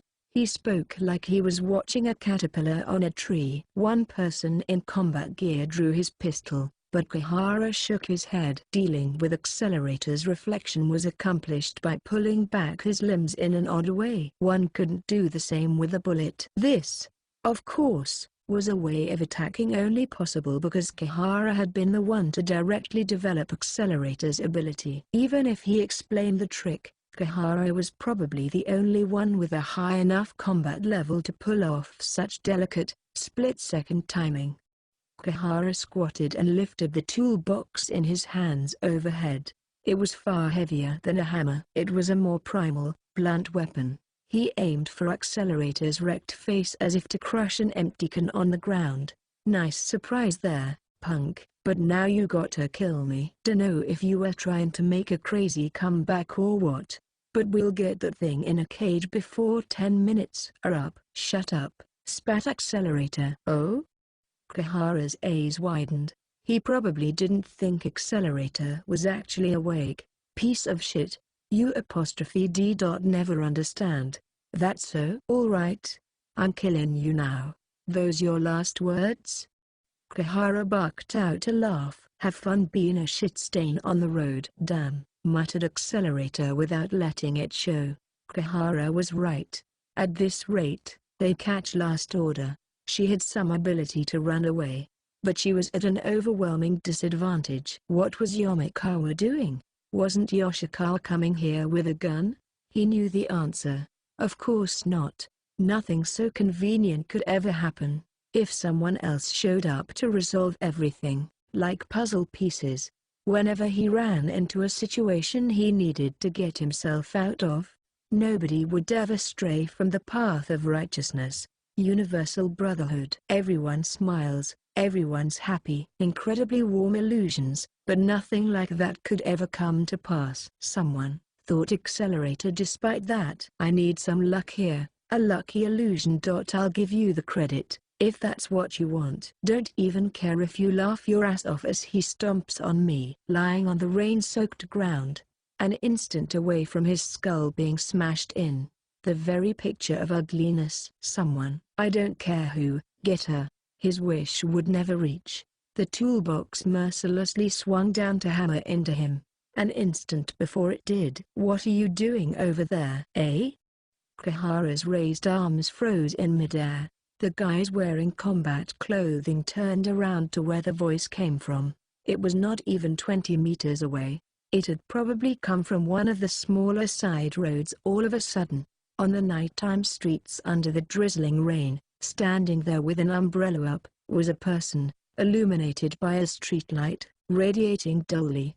The person had long, silver hair reaching down to the waist, white skin, and green eyes. She wore a showy nun's habit, its white fabric embroidered with gold like a teacup, but there were safety pins stuck to it all over, making her outfit very unbalanced. In her hands was a calico that didn't look like it belonged in this strained, tense world. Accelerator, on the ground, remembered her name too. Damn it, Index. As soon as I found you, you disappeared again. Where on earth did you go? To Makamiju muttered to himself as he looked back and forth, to and fro. After the last schools let out, the underground mall didn't have many people in it. As always, it was a world of bare white fluorescent lights from which a person couldn't tell day or night or the weather outside, but given the differences in population and music played inside stores, one could, little by little, feel time passing. Kamiju, for his part, was still stuck trying to figure out why Index had fled home in the first place. Incidentally, their conversation upon meeting had gone something like this. Academy City is complicated and annoying, and I don't really get how it's laid out. That's why it took so long to search for you, Tima. Well, anyways, let's go home, okay? Wait, why did you come all the way here looking for me? Anyway, actually, I bet it's the usual I'm hungry thing. Tima, you're stupid. Gower, did you just bite me out of nowhere? If you think I only do anything when I'm hungry, then that's a big mistake. But isn't it more unusual for you to do anything for some other reason? Tima, you don't have enough consideration. The white-haired person I met when I came here was a lot more considerate. He even let me eat hamburgers without asking what was wrong. You should be more kind like him, Tima. Yeah, I don't have anything to do with guys like that, after all. Oh, did you remember to thank him?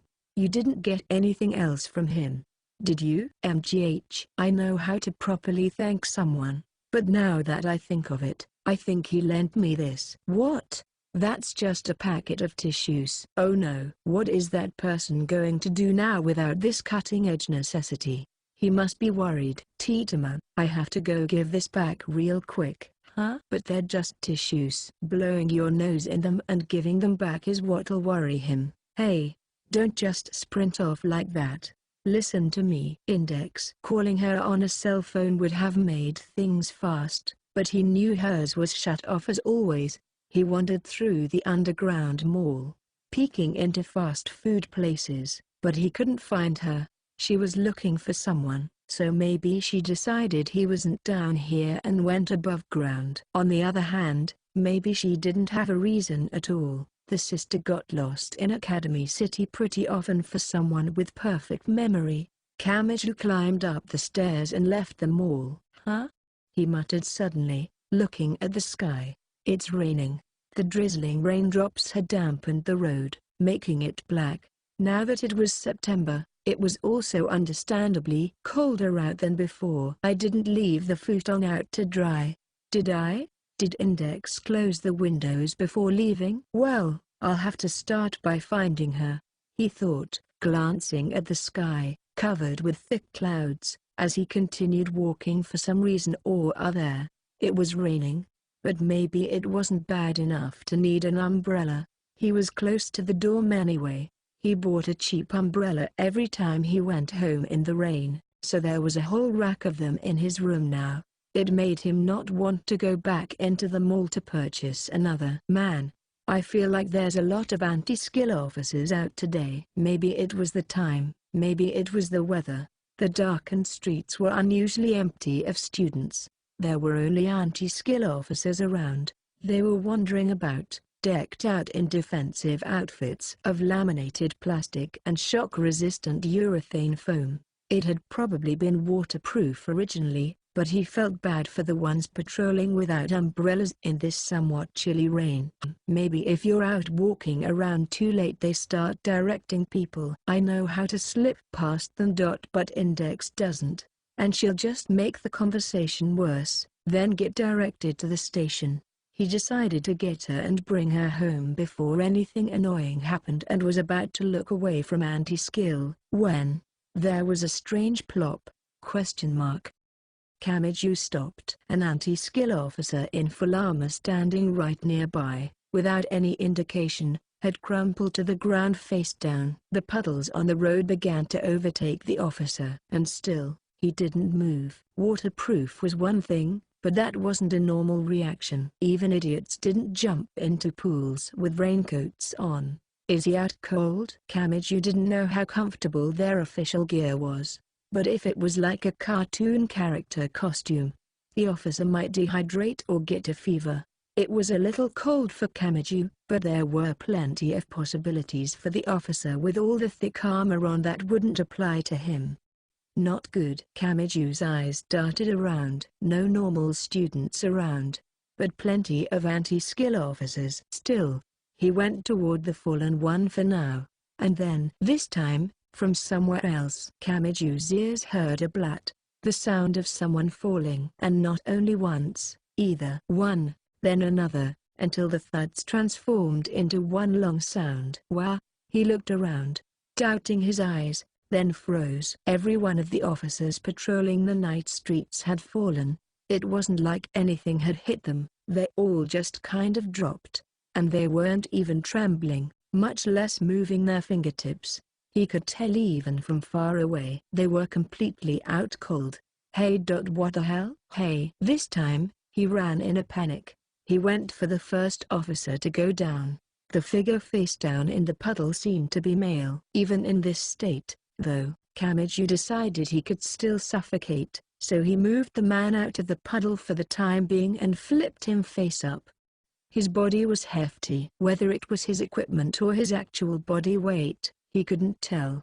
What about the others? He ran about but found nobody who seemed to be suffocating. He'd have carried them all into the underground mall if he could have, but he didn't have the strength for it. All that weight would be like carrying around sandbags. Calling for someone would have been a challenge, too.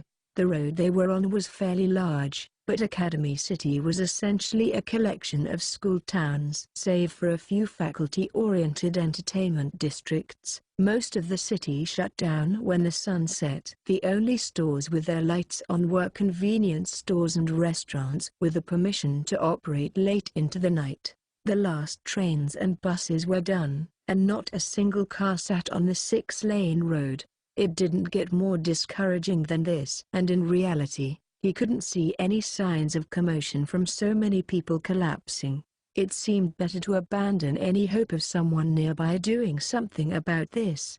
This is originally the kind of situation anti-skill is for, too. Kamiju peered into the face of the officer. Non-metal pieces covered most of his body, so unless he took them off, he wouldn't know the extent of the man's injuries. At least his clothing wasn't dyed crimson or anything. He decided to imitate the thing from movies and TV dramas and put his hand to the man's neck. The pulse of life he felt gave a reassuring signal to his fingertips. When he put his palm up to his neck, he could tell the man was breathing stably. No threat to his life. At least, that's how it looked. But if the man wasn't injured, what had caused this? Anesthetic gas? No.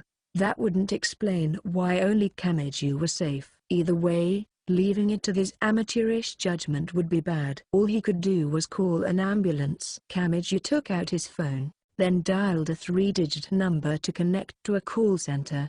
He was nervous just pressing the call button to an emergency number like this, but it wasn't the first time he had reported something.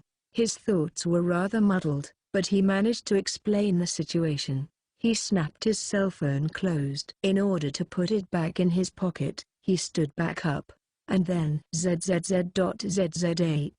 There was a noise at his feet. He dropped his gaze. The fallen anti-skill officer still wasn't moving even a fingertip. A radio was near his neck, though, which was where the static came from. ZZZSHHZZZ.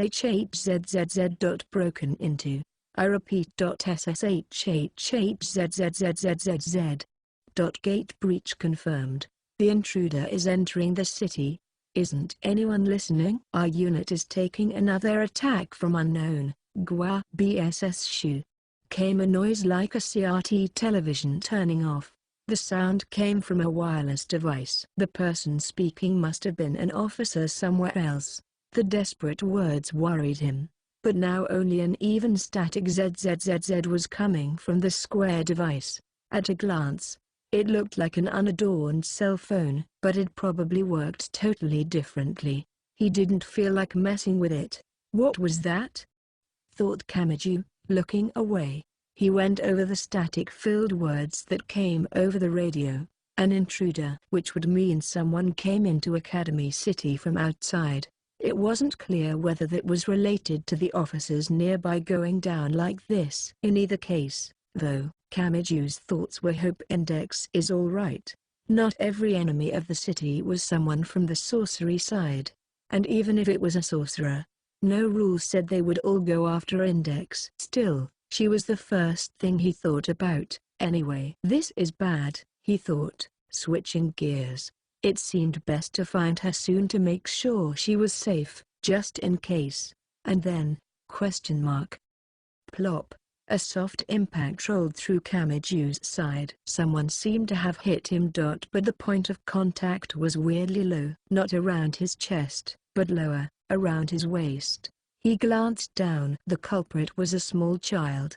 She was over a full head shorter than him, probably around 10 years old.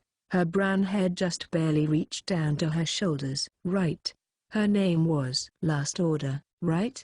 He heard a moan in response. Her answer was muffled because she'd pushed her little face into Kamiju's shirt. Rather than hitting him, it was more like she'd come up and hugged him. She was trembling all over, and her lack of body heat from the rain hitting her made its way through his shirt. She was far too soaked to have been out in this drizzle for a little while. What happened? He wondered. Help. Still gripping the bottom of his shirt, Last Order looked up. Her eyes were bright red and bloodshot, and clear liquid was dripping down one cheek. Even in the cold rain, he could immediately tell that one drop apart. She shouted. I'm begging you, save him. Pleads Miss Arca. Pleads Miss Arca. Two girls crossed, connected to the two espers. Their completely parallel paths should never have allowed them to meet, but at the moment, their paths converged. The true story began, with Academy City as its stage. Interlude 5. People slammed to the ground, one by one, in the cold downpour, without resistance, without noise, without blood, without screams. Only the sound of people collapsing traveled through the dark streets that night. Every one of them an adult wearing shock-resistant armored clothing. The bald street lights illuminated their firearms in puddles with glares. They were anti-skill officers, tasked with the security of Academy City. The fallen didn't move, not even a fingertip, but near them could be heard short, quick footsteps, as though weaving between the victims. Lying quietly on the wet road, was the slender silhouette of a woman moving languidly across the rainy streets. The woman under the streetlights didn't have an umbrella. The thin, thread-like rain struck her slim, young-looking figure. She wore a woman's kirtle, a kind of clothing that gave birth to the dress. She also had a thin leather belt on her waist, along with detachable sleeves running from her wrists to her upper arms. Think of it as a glorified version of what bank and mail clerks wear. On her head was a simple hood, hiding all her hair. If one had some interest in history or archaeology, they might have pinned it as the common garb of a French citizen around the 15th century. However, because its main color was a gaudy yellow, one couldn't call it archetypical, either. A subtle jingling of metal could be heard. It came from the piercings in the woman's face. She had holes in her ears, obviously, but also her nose, lips, and even her eyelids. Her lips opened, and she stuck out her tongue, letting a chain fall from it. A small necklace-like chain linked to the opening in her tongue and reached down to waist level. A cross-shaped charm hung from it. It had all been done in the knowledge that she was ruining her face. In Crossism, metal piercing held deep meaning. Originally, the Son of God had been pierced with nails and lances when he was martyred. By carefully selecting the places to pierce, it was possible to freely construct certain spells, too. The woman, face fully pierced, looked around her, then kicked a wireless radio at her feet into the air. She caught the spinning, square device with one hand. The feeling of mud made her frown slightly. She twirled the radio in her hand like a pistol, then brought her mouth near the microphone, as if whispering into someone's ear. She spoke. "Hello, A-lister?" With a buzz of static, the voice of a worried anti-skill officer came back, but the woman ignored everything he said, as if addressing somebody who couldn't have been listening. "I bet you've wormed into all these regular lines. I'd really appreciate it if you talked to me already." BZZT came the sound of a switch flipping. The sound quality immediately cleared up. "What is it?" "Oh, if you really want to know, I guess I can tell you. Just to confirm, you didn't actually think I'd fall for a taunt like that, did you?" "Sure did. I've already stomped on 3 general board faces, and you wouldn't respond to that." She spun the radio around and around in her hand. Her face held a hint of disappointment. "There's only 12 on the general board, right? We can replace as many of them as we need." "My, how scandalous." "I have many ways to deal with it. You know, A-lister, I've been thinking maybe you don't actually exist. Maybe you're just a 3D image. Or maybe you just put a weird machine in your corpse and used it to move." Dreamlike assertions. "You're no scholar, you're suitable as an innovator. The collective will, the general board is hidden behind your opinions. Or so I thought, but guess I was wrong. You don't seem flustered at all." "Maybe I'll just crush a few more of them. Then," she muttered. The radio remained silent. It was like he'd said it would take more than that to affect him. "Well, whatever. You know my name? Perhaps I do make it a point to investigate the likes of rebels and thieves." God's right seat. Smoothly, the woman named the strongest, most deeply rooted organization on the sorcery side. A single name, sunken into the depths of the dark of the dark of the dark of the dark of the dark of the dark of the dark of the dark of the world's largest religious order. the Roman Orthodox Church. Even among its 2 billion followers, only a handful knew the name. As for those who did know it, if they were judged unworthy of knowing, they were immediately put to death.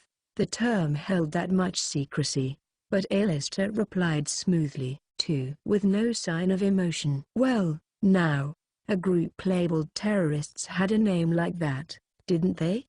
This seems a little reckless for a PR stunt. Feign ignorance if you want. Just make sure you don't regret not begging for your life now. When all this is over, you aren't making light of this city, are you? Oh my, you don't have a grip on how your own city's doing right now? Communication problems already? Well, please excuse me. You see, I can't even count the number of enemy soldiers I've made a mess of. Haha. Even the operator's down? 60%, 70%, 80% might be pushing it. Whatever, it'll be 100% soon enough.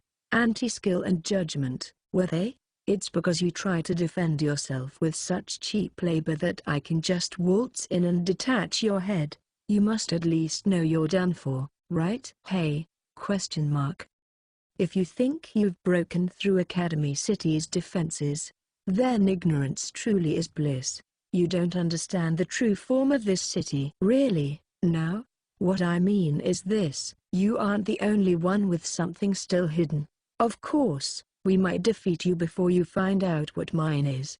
Whatever it is, I'll crush anyone who stands in my way. It's been a predetermined rule since I was born. It seemed like they were exchanging words, but each was only talking at the other, saying what they wanted.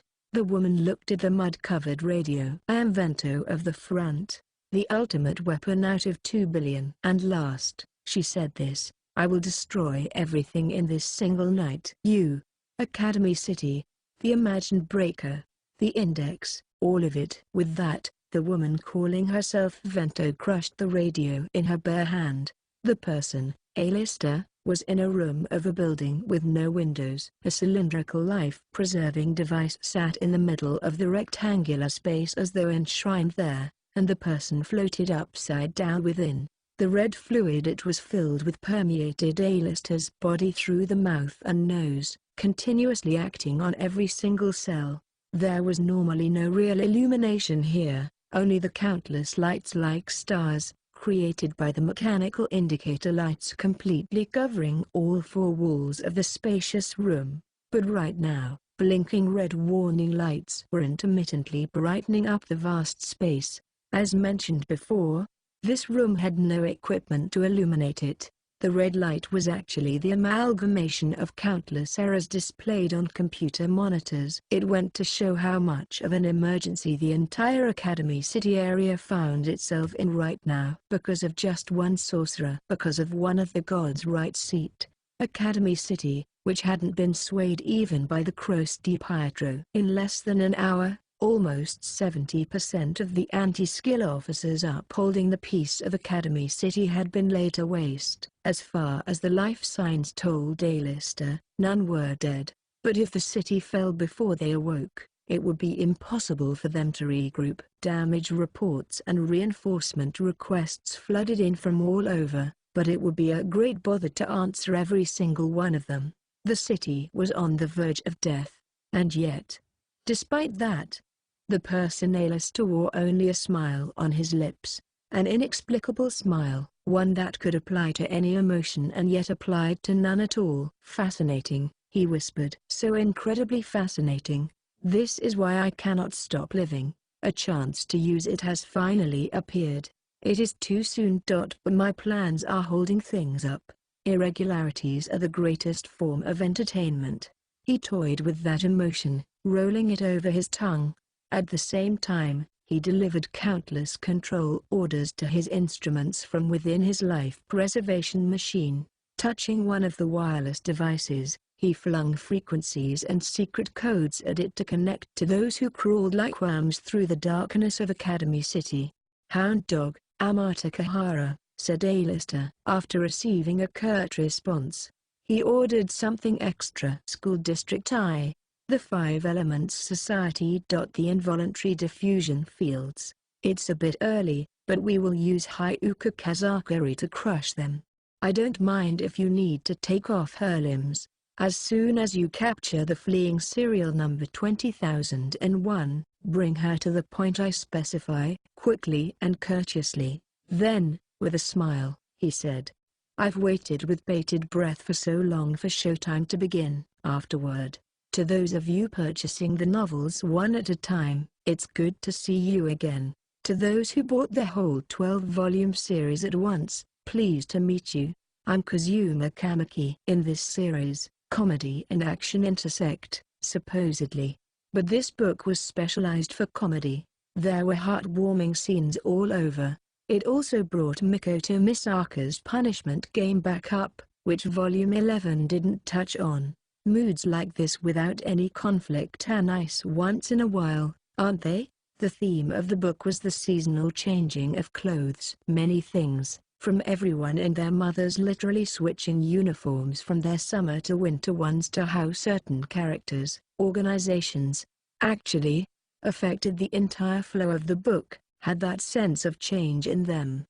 The entire thing happens within Academy City, so it ended up being a very science side-centric novel. So, well, a certain child of white was the same as usual. I think he'll have many more chances to show off in the next book. As always, I want to thank Mr. Himura, my illustrator, and Mr. Mickey, my editor. Thank you so much for going along with my terribly annoying event. What with all the characters changing clothes. And as always, I want to thank all the readers. I can continue to write afterwards like this only because of your support. Now then, as I close the pages on this book, and as I hope you'll open the next one, today, at this hour, I lay down my pen. The punishment game isn't over yet. Kazuma Kamaki.